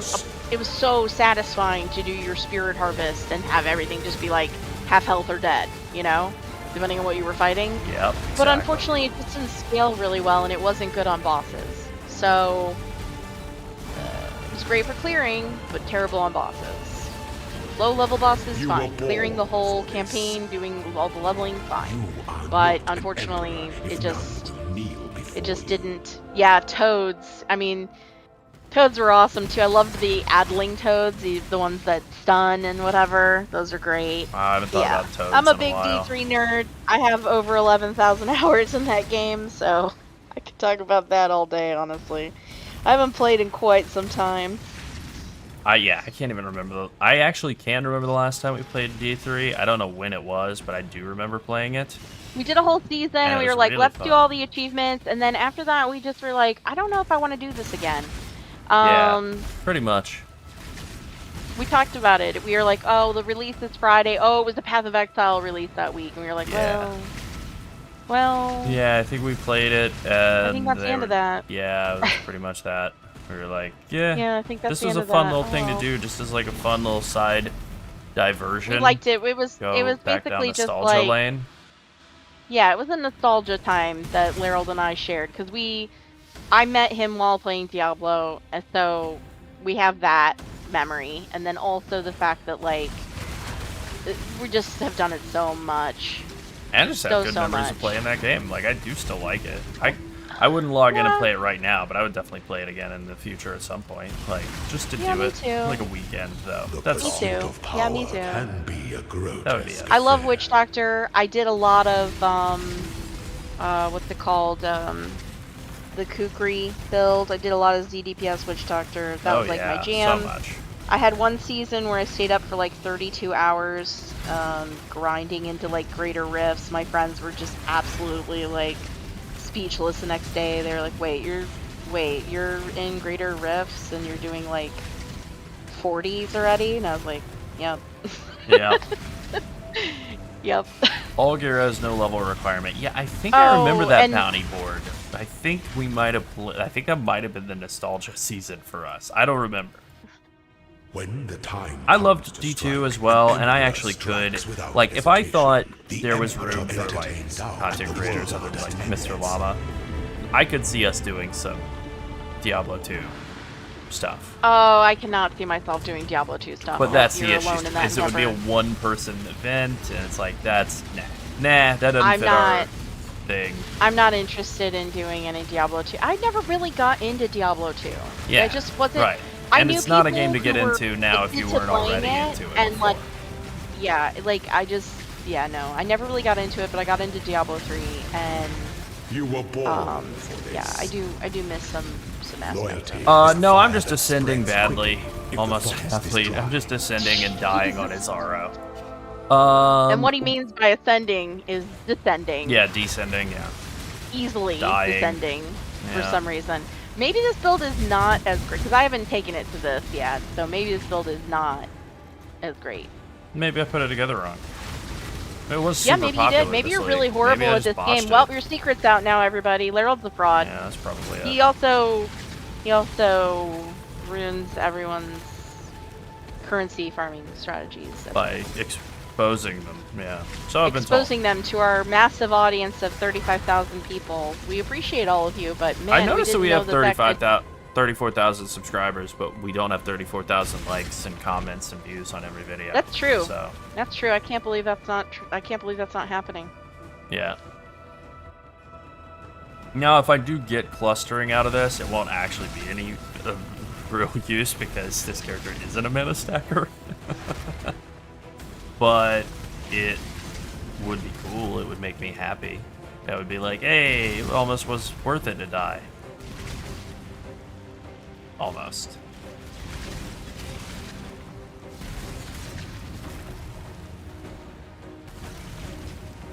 I never played Torchlight. I know people like Torchlight, can afford and Yeah. I think it's just one of those that I missed. You know, it's Must my keep the Diablo Empire 2 awaits miss you type of with deal. open jaws. Yeah. Yeah. Alright, let's not die this time. Are you a martyr?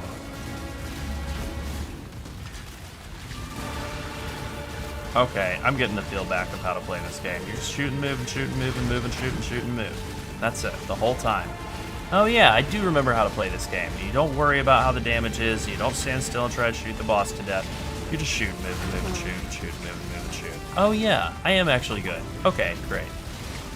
I don't know about that last part, but yeah, sure. I'm fine. No, you don't. Die for the Giant, Empire. rotting emperor. I don't have a comment for him.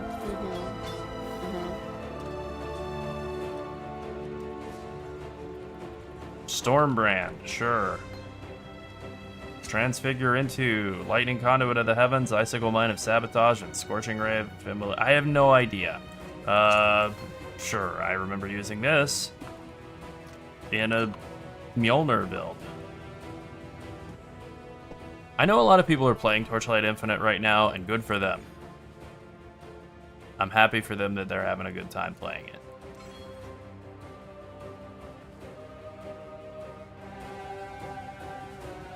It has no call for us, ultimately. I think just because of having missed it and, you know. Yeah. I'm glad that we didn't get into it if it is a pay-to-win cash grab. That sounds bad. Okay, now that we have 2 extra projectiles, let's see how much better this is gonna feel. Damn.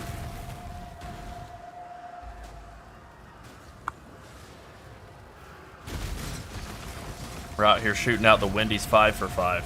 That's right, I made a new deal over at Wendy's.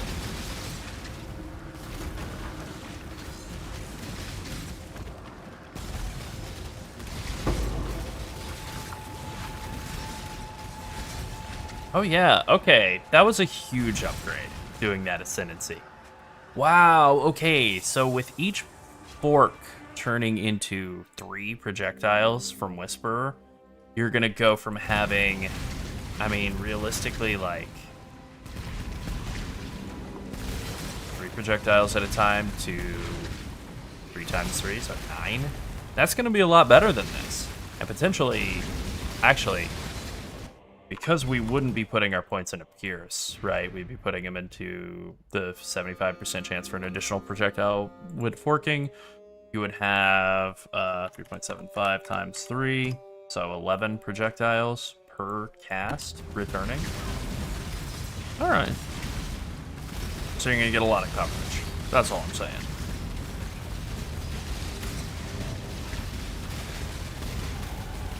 Yeah, exactly. And that's something you can do initially when you're just doing regular kinetic bolt or kinetic blast or whatever it is. Before you've gotten your kinetic blast of clustering, you can take the 4% lightning damage mana thing, and like that works.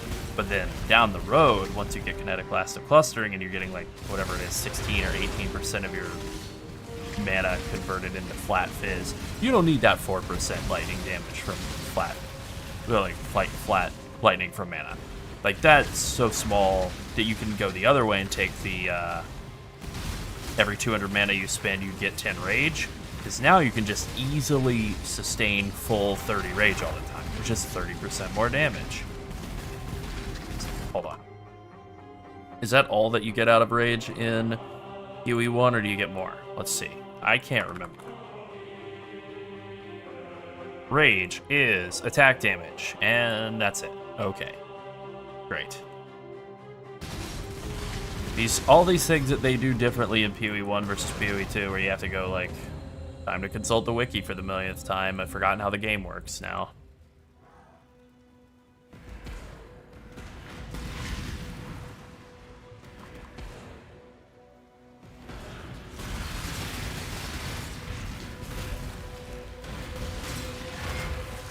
No more deals. Just good, clean violence. What's up, Leo? Kinda got a bone to pick with you from killing me earlier, ready so to use that come get a little properly. vengeance here. Even better with a weapon than with words. The cycle of life Okay, and I death. finally, Back in now, after all this time, Death is remembered a how to play the natural game part of again. life. This one. Don't snuff my... I guess it's time to play it Alright, spying. well, they drop garbage. Yeah, constant 30 rage is insane. You can run Berserk. Or not, but you can. It's an offensive cooldown if you want.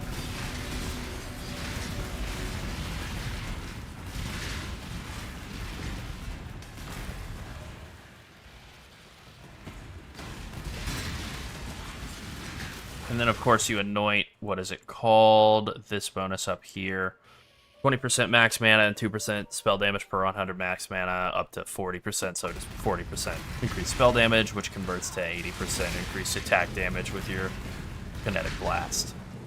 Hilarious.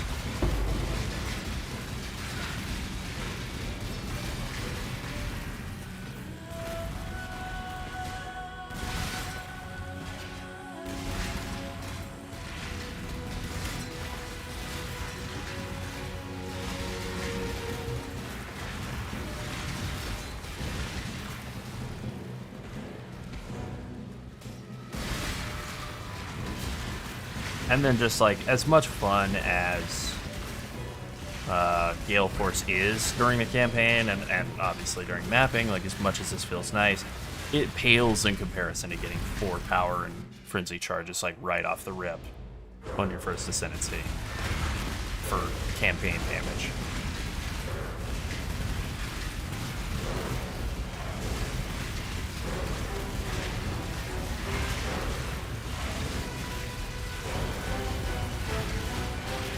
Ah, pain.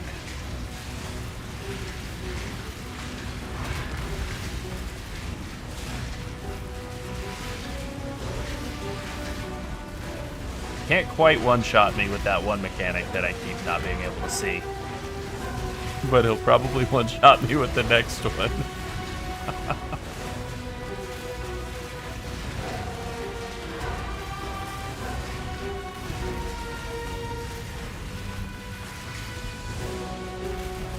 I also think for the purposes of dodging less badly, I probably should be running Flame Dash instead of Frostblade. So that's a huge thing to change too, after like, you know, hitting level 12 or whatever. Definitely would be a smarter move. Did I walk too far away?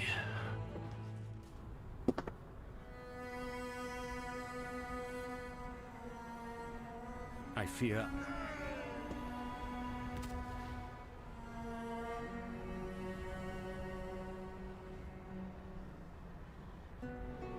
Yeah, Flame Dash, of course.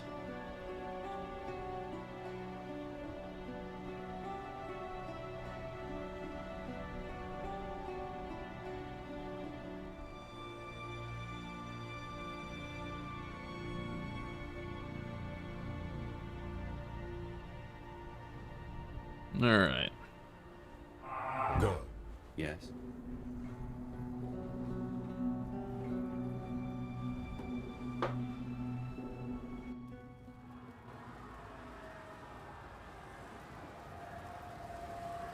Yeah, Stormweaver was so incredibly, like, overtuned at the start of PoE 2, like, patch 0.1, that it got, like, a pretty hard nerf, and it just hasn't yet recovered.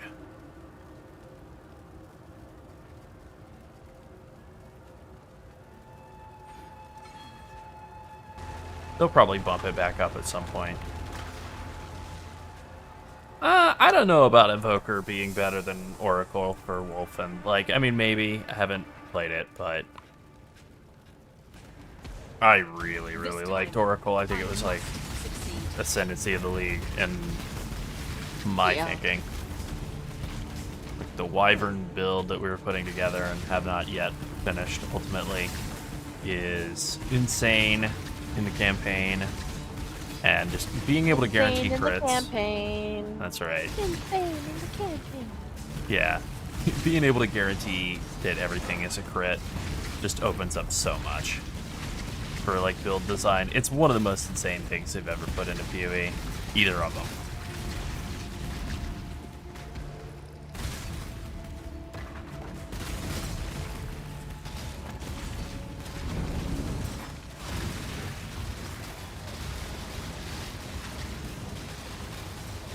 I didn't really like Wyvern's Flame Breath. Like, I saw some people playing with it, but it just seemed like it moved super, super slow.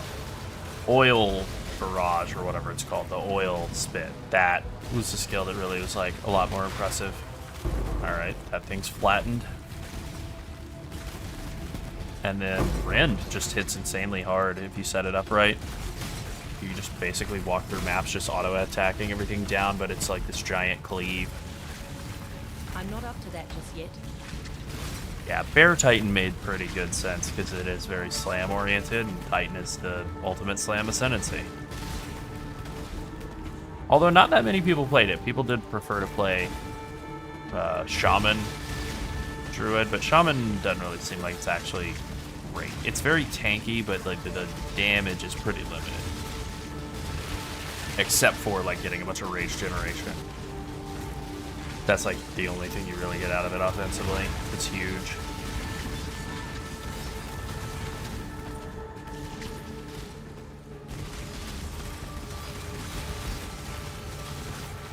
Yeah, the slowness of the flame breath is what turned us off. Like, you know, if you move at like 2 miles an hour and you kill everything instantly, you're still ultimately moving at 2 miles an hour. Like, I'm not vibing with it.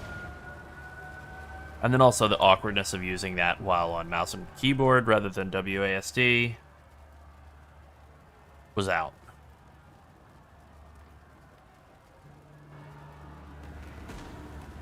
That is true. Setting up a poison build. Poison is kind of operating such a weird disadvantage in PoE, too, for any sort of like non-Pathfinder build.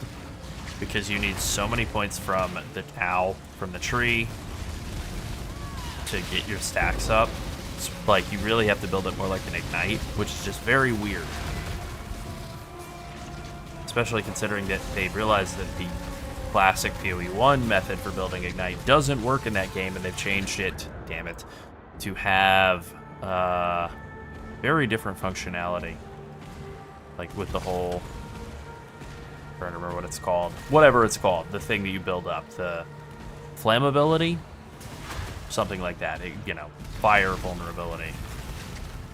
Debuff that you build up on things with hits and then you ignite. I mean, rage will definitely help. Yeah, with like 50 plus rage and Takati Sire, it is definitely a very different approach to building poison that can work.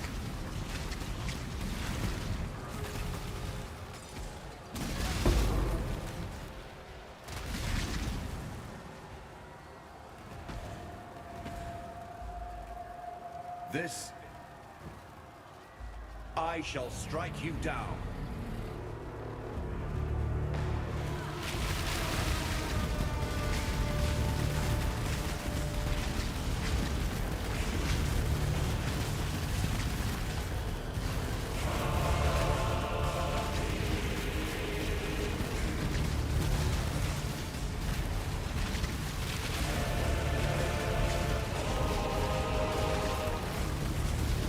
YouTube's just randomly holding some chat that I'm sending through.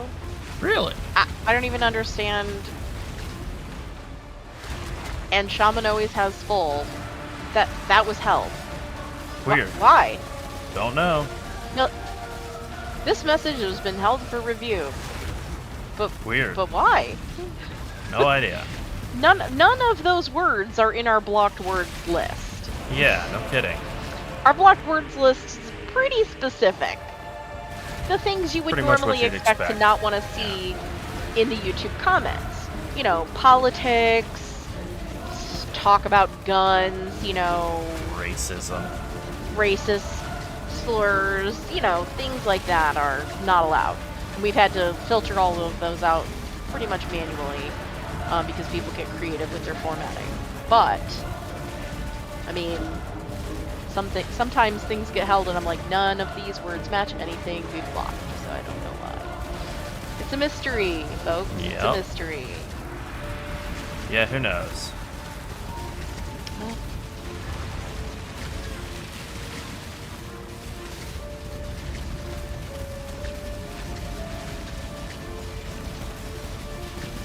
Maybe Shaman is Voldemort. Yeah, that must be We just it. don't know it. Just don't know it.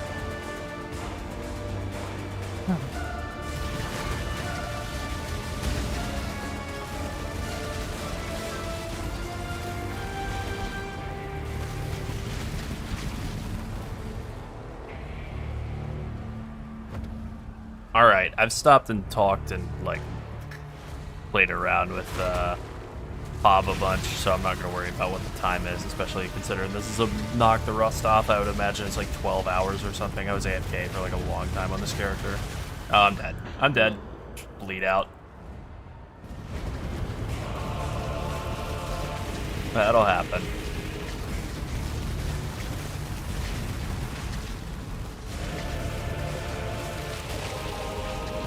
Man. Kitava is not a great boss fight. We all know it. Not the worst. It's definitely not good. Speaking of dead. Oh, I might live through this, actually. Yeah, just took all my life flasks. No big.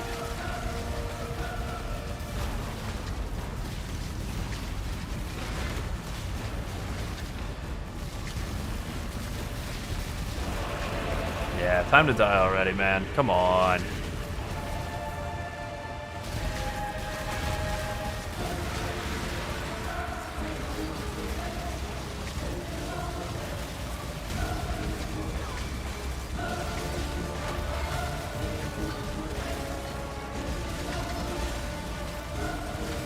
May a new dawn arrive. Alright, man, new dawn arrives. Now let's look at the real important stat, deaths. Oh my god, 20 deaths. Yeah, that can be better.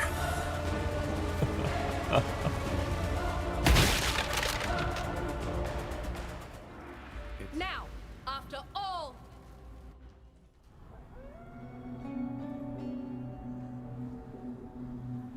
Yeah, the spell totem requirements being like they are By the pretty light rough. of Ramako, you did it. You. Oh, thank you. Good tidings. All right, let's sail into the end game, and that's Kitava dead after 1 million deaths or whatever, and I don't even know. 10 hours? Yeah. Ooh, horrible. That's okay. This is like first time with a archetype, really. I was timing you, and I'm gonna tell screwing around a everyone. bunch. Oh well, I already told everyone. Okay.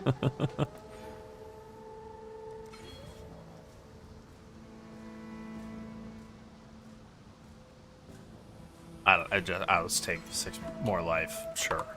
Whatever.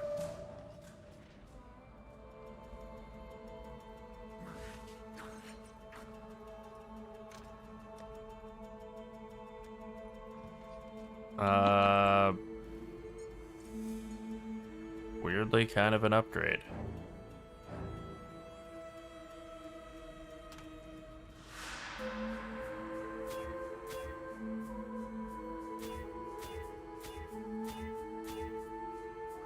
That's annoying.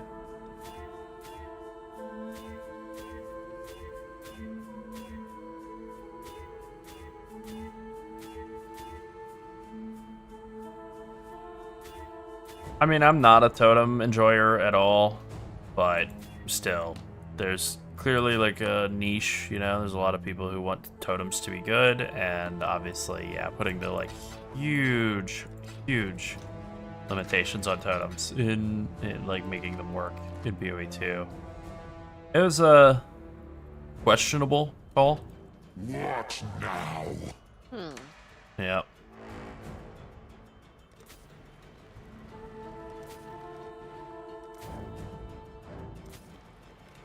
Disappoint. There we go.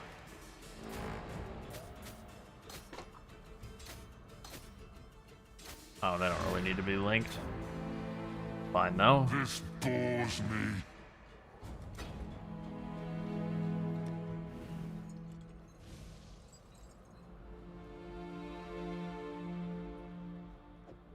This bores me.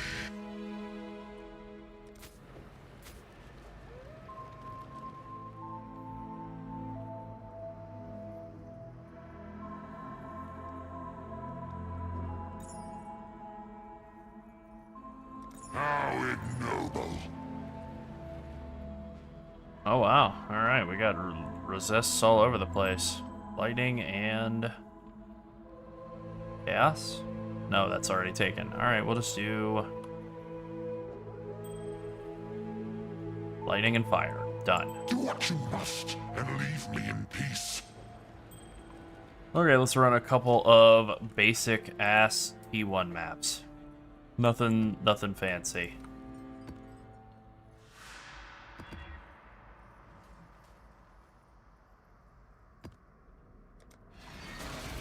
Yeah, charge regulation is, I don't know, kind of weird in PoE 2. That, like, I think it kind of goes against the whole idea of making the charges be something that you then use for offensive, presence of nature. like mechanical power. Then, like, oh, or if you just get damage or defense out of them, like they are in PoE 1, like it allows you to convert them back into being PoE 1 charges. Like, I think that That actually is an idea that if it were up to me, I would be like, no, I think this is undermining everything we've done with what charges are supposed to be in this game.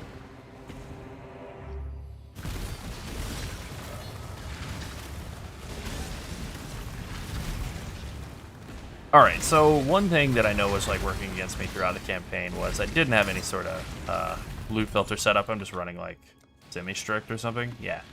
So obviously having like a better setup loot filter would help with like finding more gear, being tankier, having more damage. So that's something we'll work on too.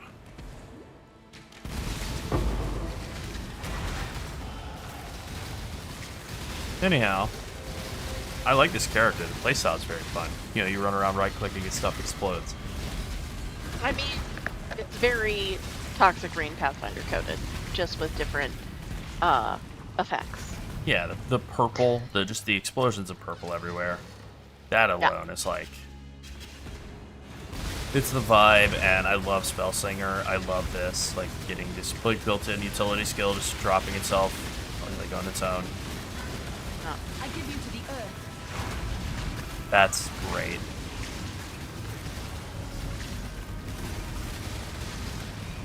Oh, damn it, damn it, damn it. Yeah, I've so little life, so that doesn't help.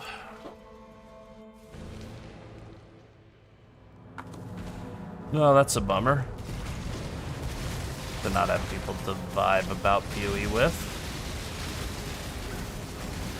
But that's okay. Yeah, I mean, the people that we were playing World of Warcraft with had very, very strong feelings about PoE 1 and 2, so there was quite the divide.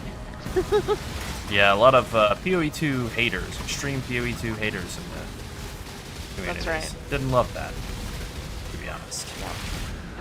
Damn it, I'm just getting eaten alive. I should not have alked these. I should have... You know what, I actually can undo my mistake right now, because this is a baby character with garbage gear. I wouldn't be alking on, like, day 1 of a league, now would I? No, I would be transmuting going true baby style.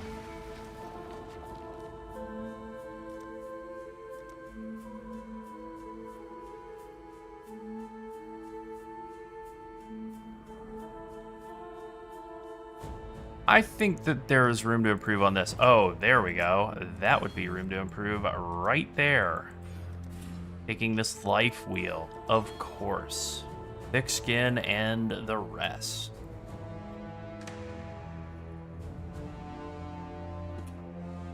Yeah, that would get us over 3K at least. That would help a ton.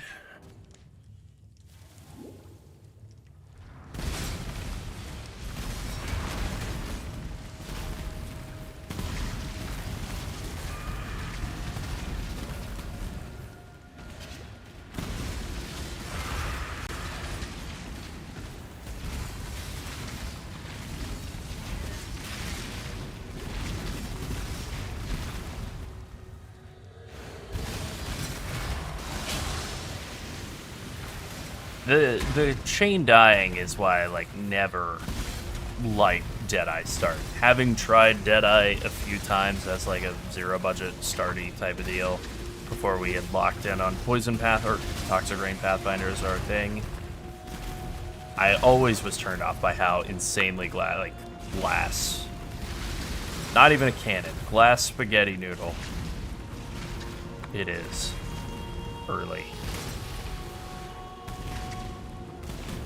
Although this does feel like a cannon.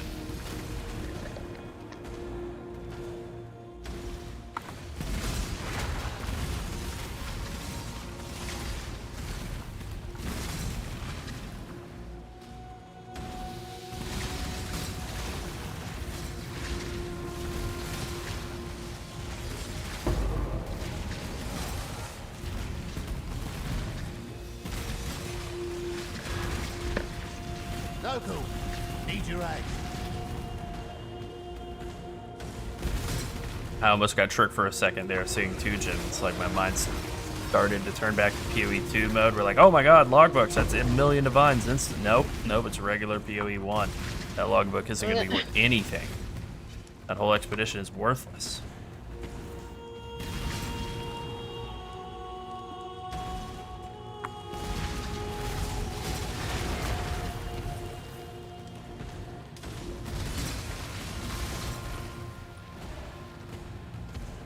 Damn. Yeah, this feels good. No, I was wrong to question this. I'm liking it a lot, actually.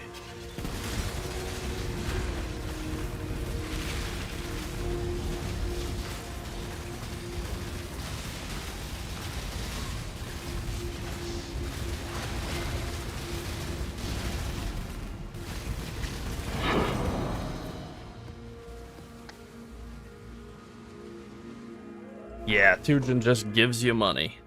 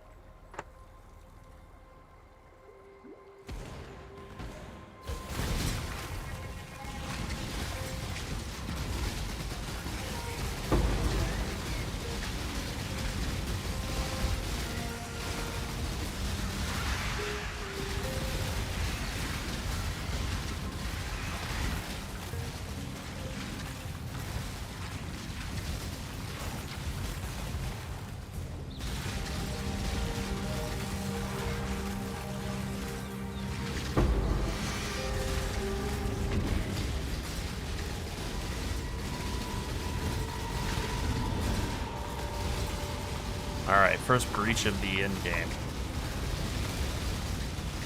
Look at how much easier it is. Damn, ow, pain. But look at how much easier it is to like blast stuff and build that bar up as soon as you get out of the campaign. So anyway, I started blasting. I'm not up to that just yet. Oh, now my FPS goes to hell. There we go. Yeah. Stupid beasts. Die already, stupid beast.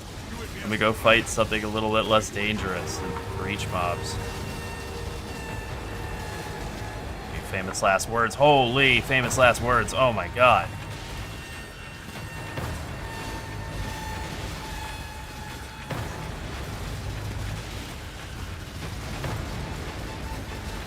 Wow, that guy is insanely dangerous. I can't tell if it's a soul eater or if it's just like enraged. I don't actually need to know. I'm just gonna leave out of cowardice and find another beast. Great.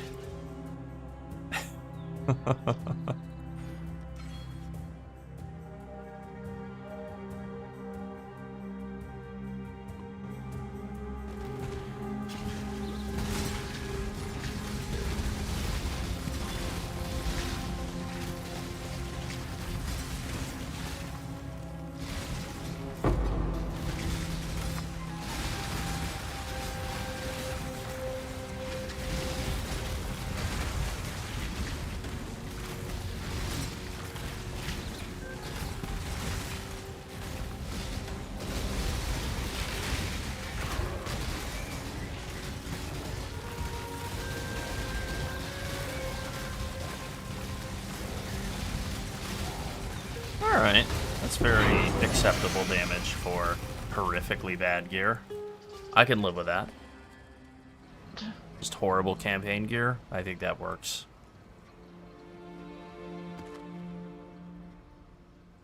Cemetery map with a unique boss with increased life. Ooh.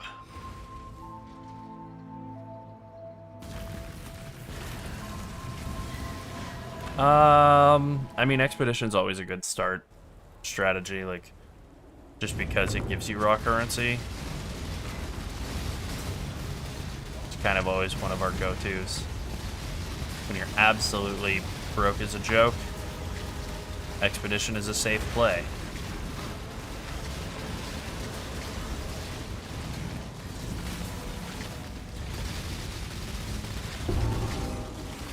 We did have a bunch of currency farming strategies this league. Like, that was almost exclusively what we focused on. So I would say probably anything that we did video-wise this league is still going to hold up just fine.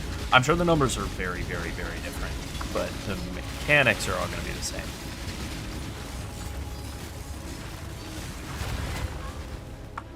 Also, I don't know, around the time that we ended the league, things were already starting to kind of hit a equilibrium and stuff, so probably good. Hey Arcanon, what's up? Hello. Yeah, definitely spec into Tujin and Danik.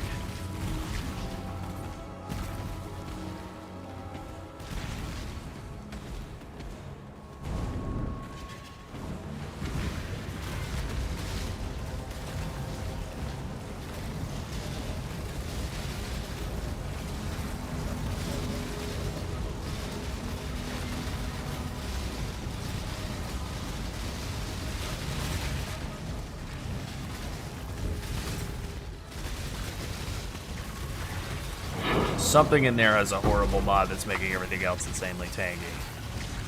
I wouldn't say that we've definitely settled on a league starter yet for PHRECIA League. We're leaning toward Kinetic Blast Whisperer, but not like locked in on it yet.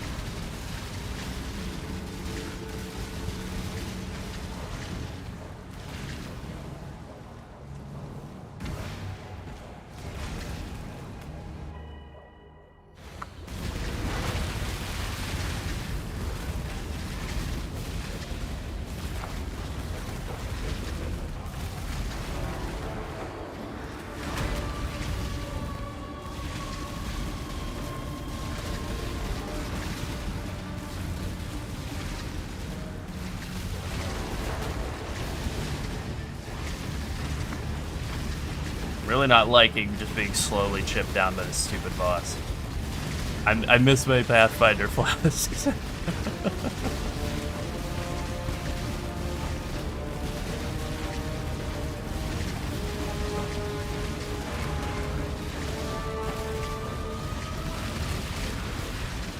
not up to that just yet.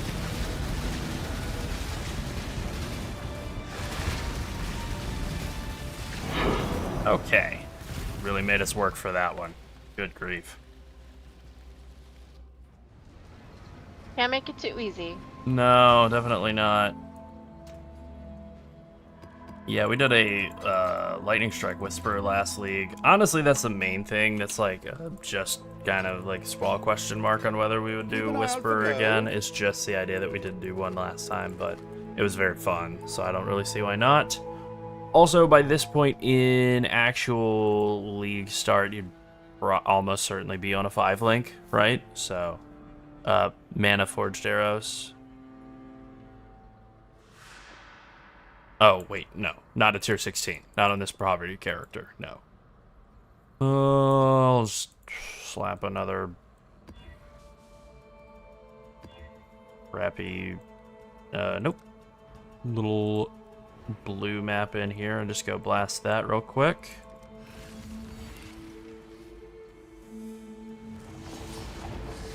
It's another mana stacker build. Mana stacking attackers are pretty good.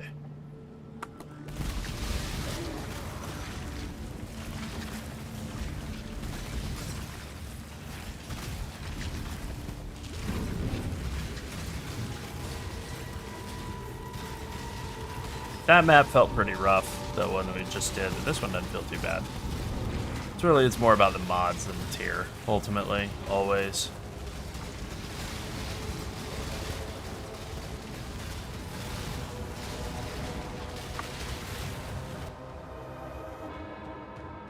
There we go, finally. 3180. We actually have a sort of okay amount of life now for where we're at in the very beginning of in-game progression. That's not too bad.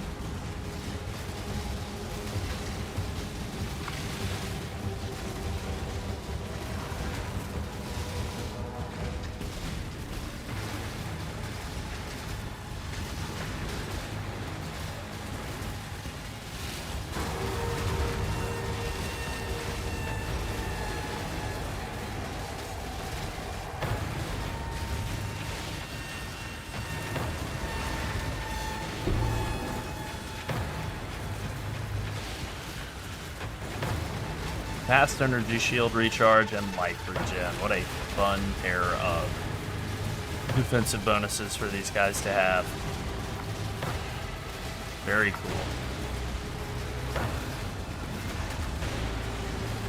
Stop outregening my damage, please.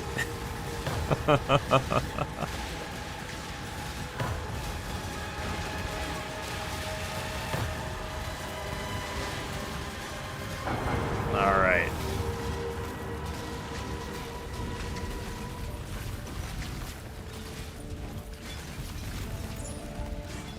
Wow, no womb gifts, nothing of interest or value, dropping at all.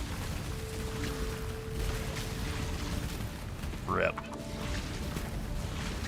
Yeah, the combination of Falborn uniques and the PHRECIA ascendancies is something that we've talked about and have not really spent any time looking into, like, what to actually do with that yet, and that is like the one remaining wrinkle that could, like, absolutely upend all of our League start plans completely. Is if there is something that makes sense and seems really dope. And not too hard to get your hands on, you know, or not like, oh yeah, if we just get a Falborn Mage Blood, then that'll do it.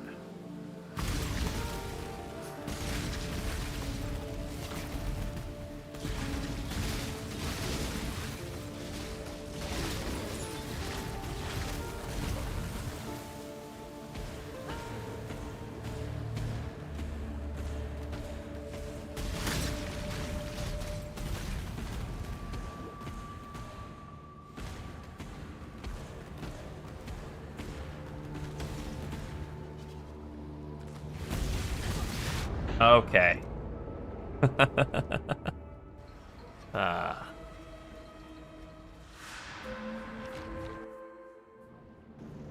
Indigon. This is the helmet. Off of regular Uber Elder, if I remember correctly. What?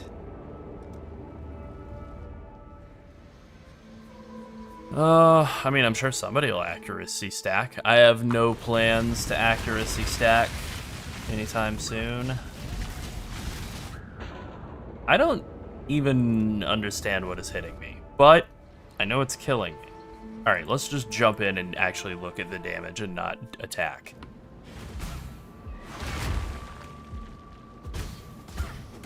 Oh, Flicker Strike. Got it. Forgot he does that. Can't really do much about that.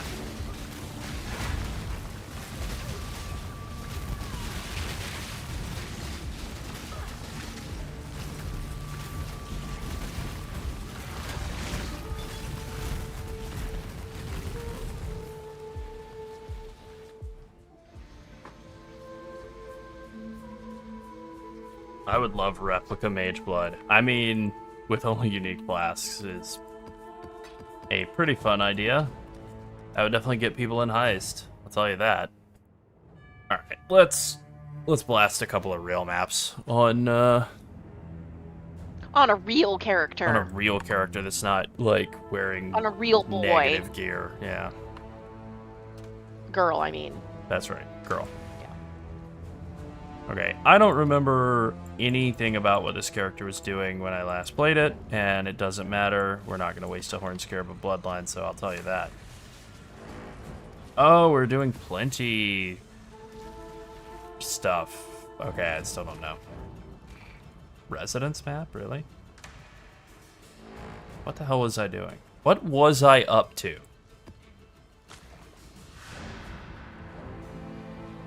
Who knows? Don't know. Don't remember. Past me, what the hell were you doing? Yeah, what Don't were know. you doing, November man? I don't know. Well, anyway, let's go blast a couple of monsters on a character that can actually take a hit and keep it staying alive. Oh my god, my loot filter is bad. That's better.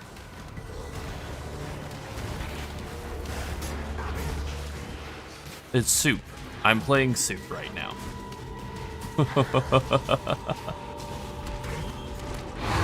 That's better.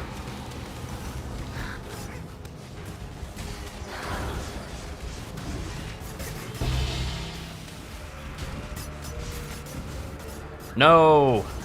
Stun locked and killed by books. Oh my god, my nemesis, the written word. I'm still being killed, even on a real character, because I chose the one mechanic that can absolutely kill me. Yep. Well, that's on me. Yeah, it is. Yeah.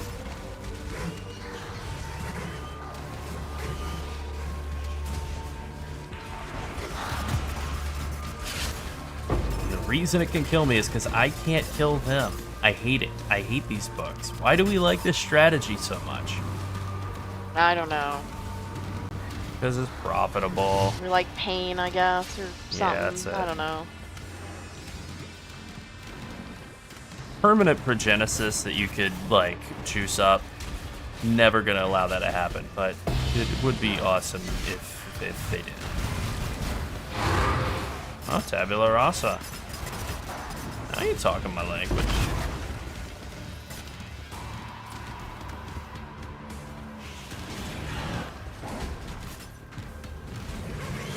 Okay, I think the biggest thing that they need to Your last do victory was not mere in the chance. next PoE1 League is they do have to give PoE1 Delirium Fog the same treatment that they've given to PoE2s, where it, like, spreads out to the edges. They might think about it. That would be nice. Well, thanks for hanging out, JP. We'll catch you on the next one. Oh, see you later, JP. Sorry you have to go to work. Yes. That. Alright, no books. No getting murdered by books. No more books? No more No more books. reading? No more homework. Just a couple of regular dudes. There we go. Feeling good.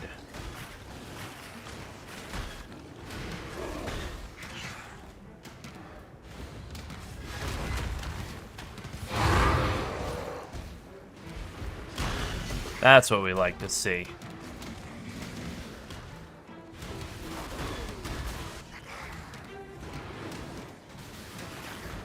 I don't know if they're the same engine or not. I mean, I assume probably. They've kind of been doing a lot of that, right? They'll make some big positive change to PoE2, and then next PoE1 League, roll it back into that.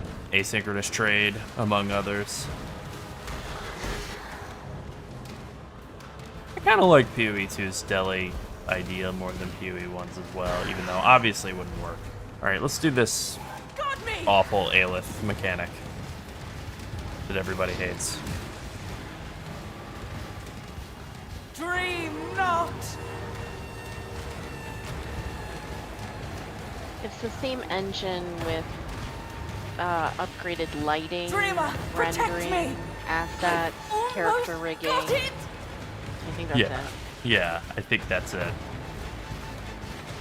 Just a bit. Just a few touches. Just a handful of things that set it apart.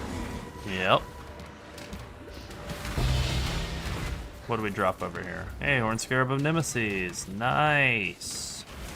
And I got a Divine Shrine on the Goof Around map. Oh my god.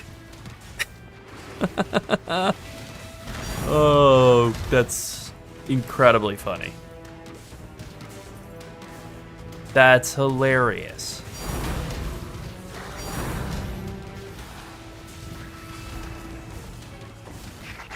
The game heard you like Divines. I'm not even upset about it. It's just like, all right, man. Hilarious. Absolutely hilarious.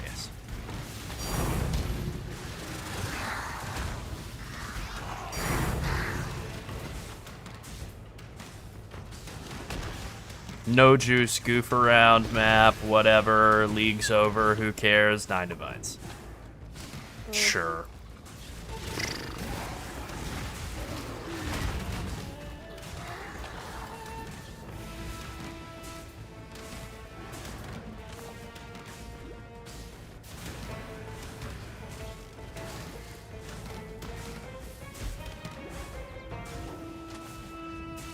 I wish the moment-to-moment gameplay of this breach mechanic from this league was better than it is.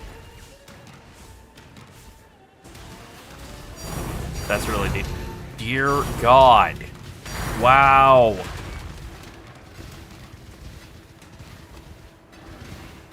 Well, I'm glad we did this on stream.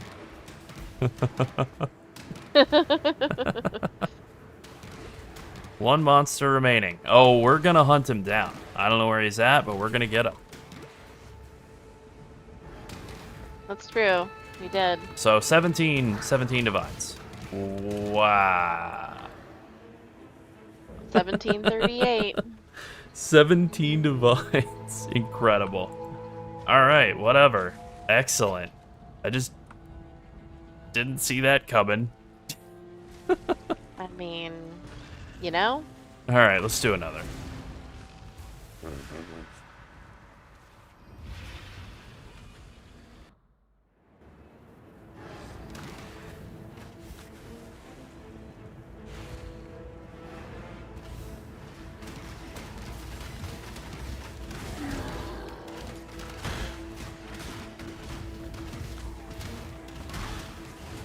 Incredible stuff.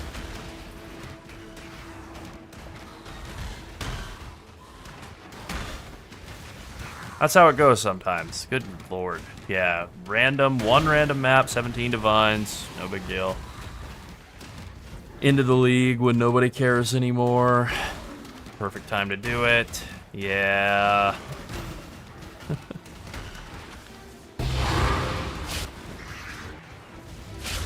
Well, you know, to be fair, the first Divine Shrine, because I did get another Divine Shrine this league, the first Divine Shrine, I believe, was on stream, and I got 0 Divines out of it. So. Sometimes it's like that.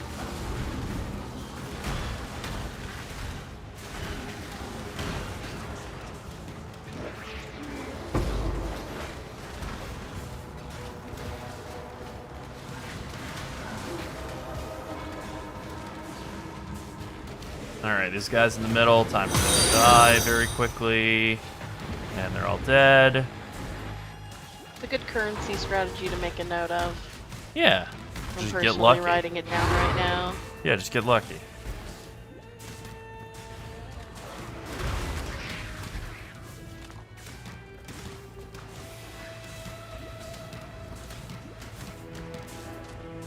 What is your spaghetti policy here? My spaghetti policy is that it's okay. It's not great. It's not a very good noodle. A very good pasta. Oh, nice try. But it is fun to say spaghetti. I will give it that. It's most fun to say. Spaghetti. Hello. Greetings. It's your lucky day, Exile. It really is. It really is. Yeah.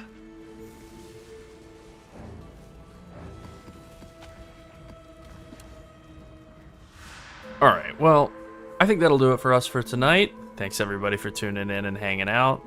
Hilarious to get that Divine Shrine. Not upset about it. Oh, you're not upset? No, I'm not Okay, upset well, about that's it. good. Not I upset guess about I it. won't have to comfort I ain't Laryl, crying guys. about He's it. not going to need comforting. No, I'm not He's crying gonna about it. cry. No. Yeah, but yeah, we're definitely gonna do some more tuning on the wand build because I think that could have been a little smoother through the campaign. But with that being said, I don't know, it felt pretty good. It's definitely gonna feel better on not a Deadeye, and really it just becomes a matter of like, yeah, can we think of anything better? Does it get nerfed? And some of that we're just gonna have to see from GGG, and the other half, I don't know. How smart are our brains? I don't know. Anyway. Thanks for hanging out. We'll catch you guys on the next one. We'll see you next time. That's right.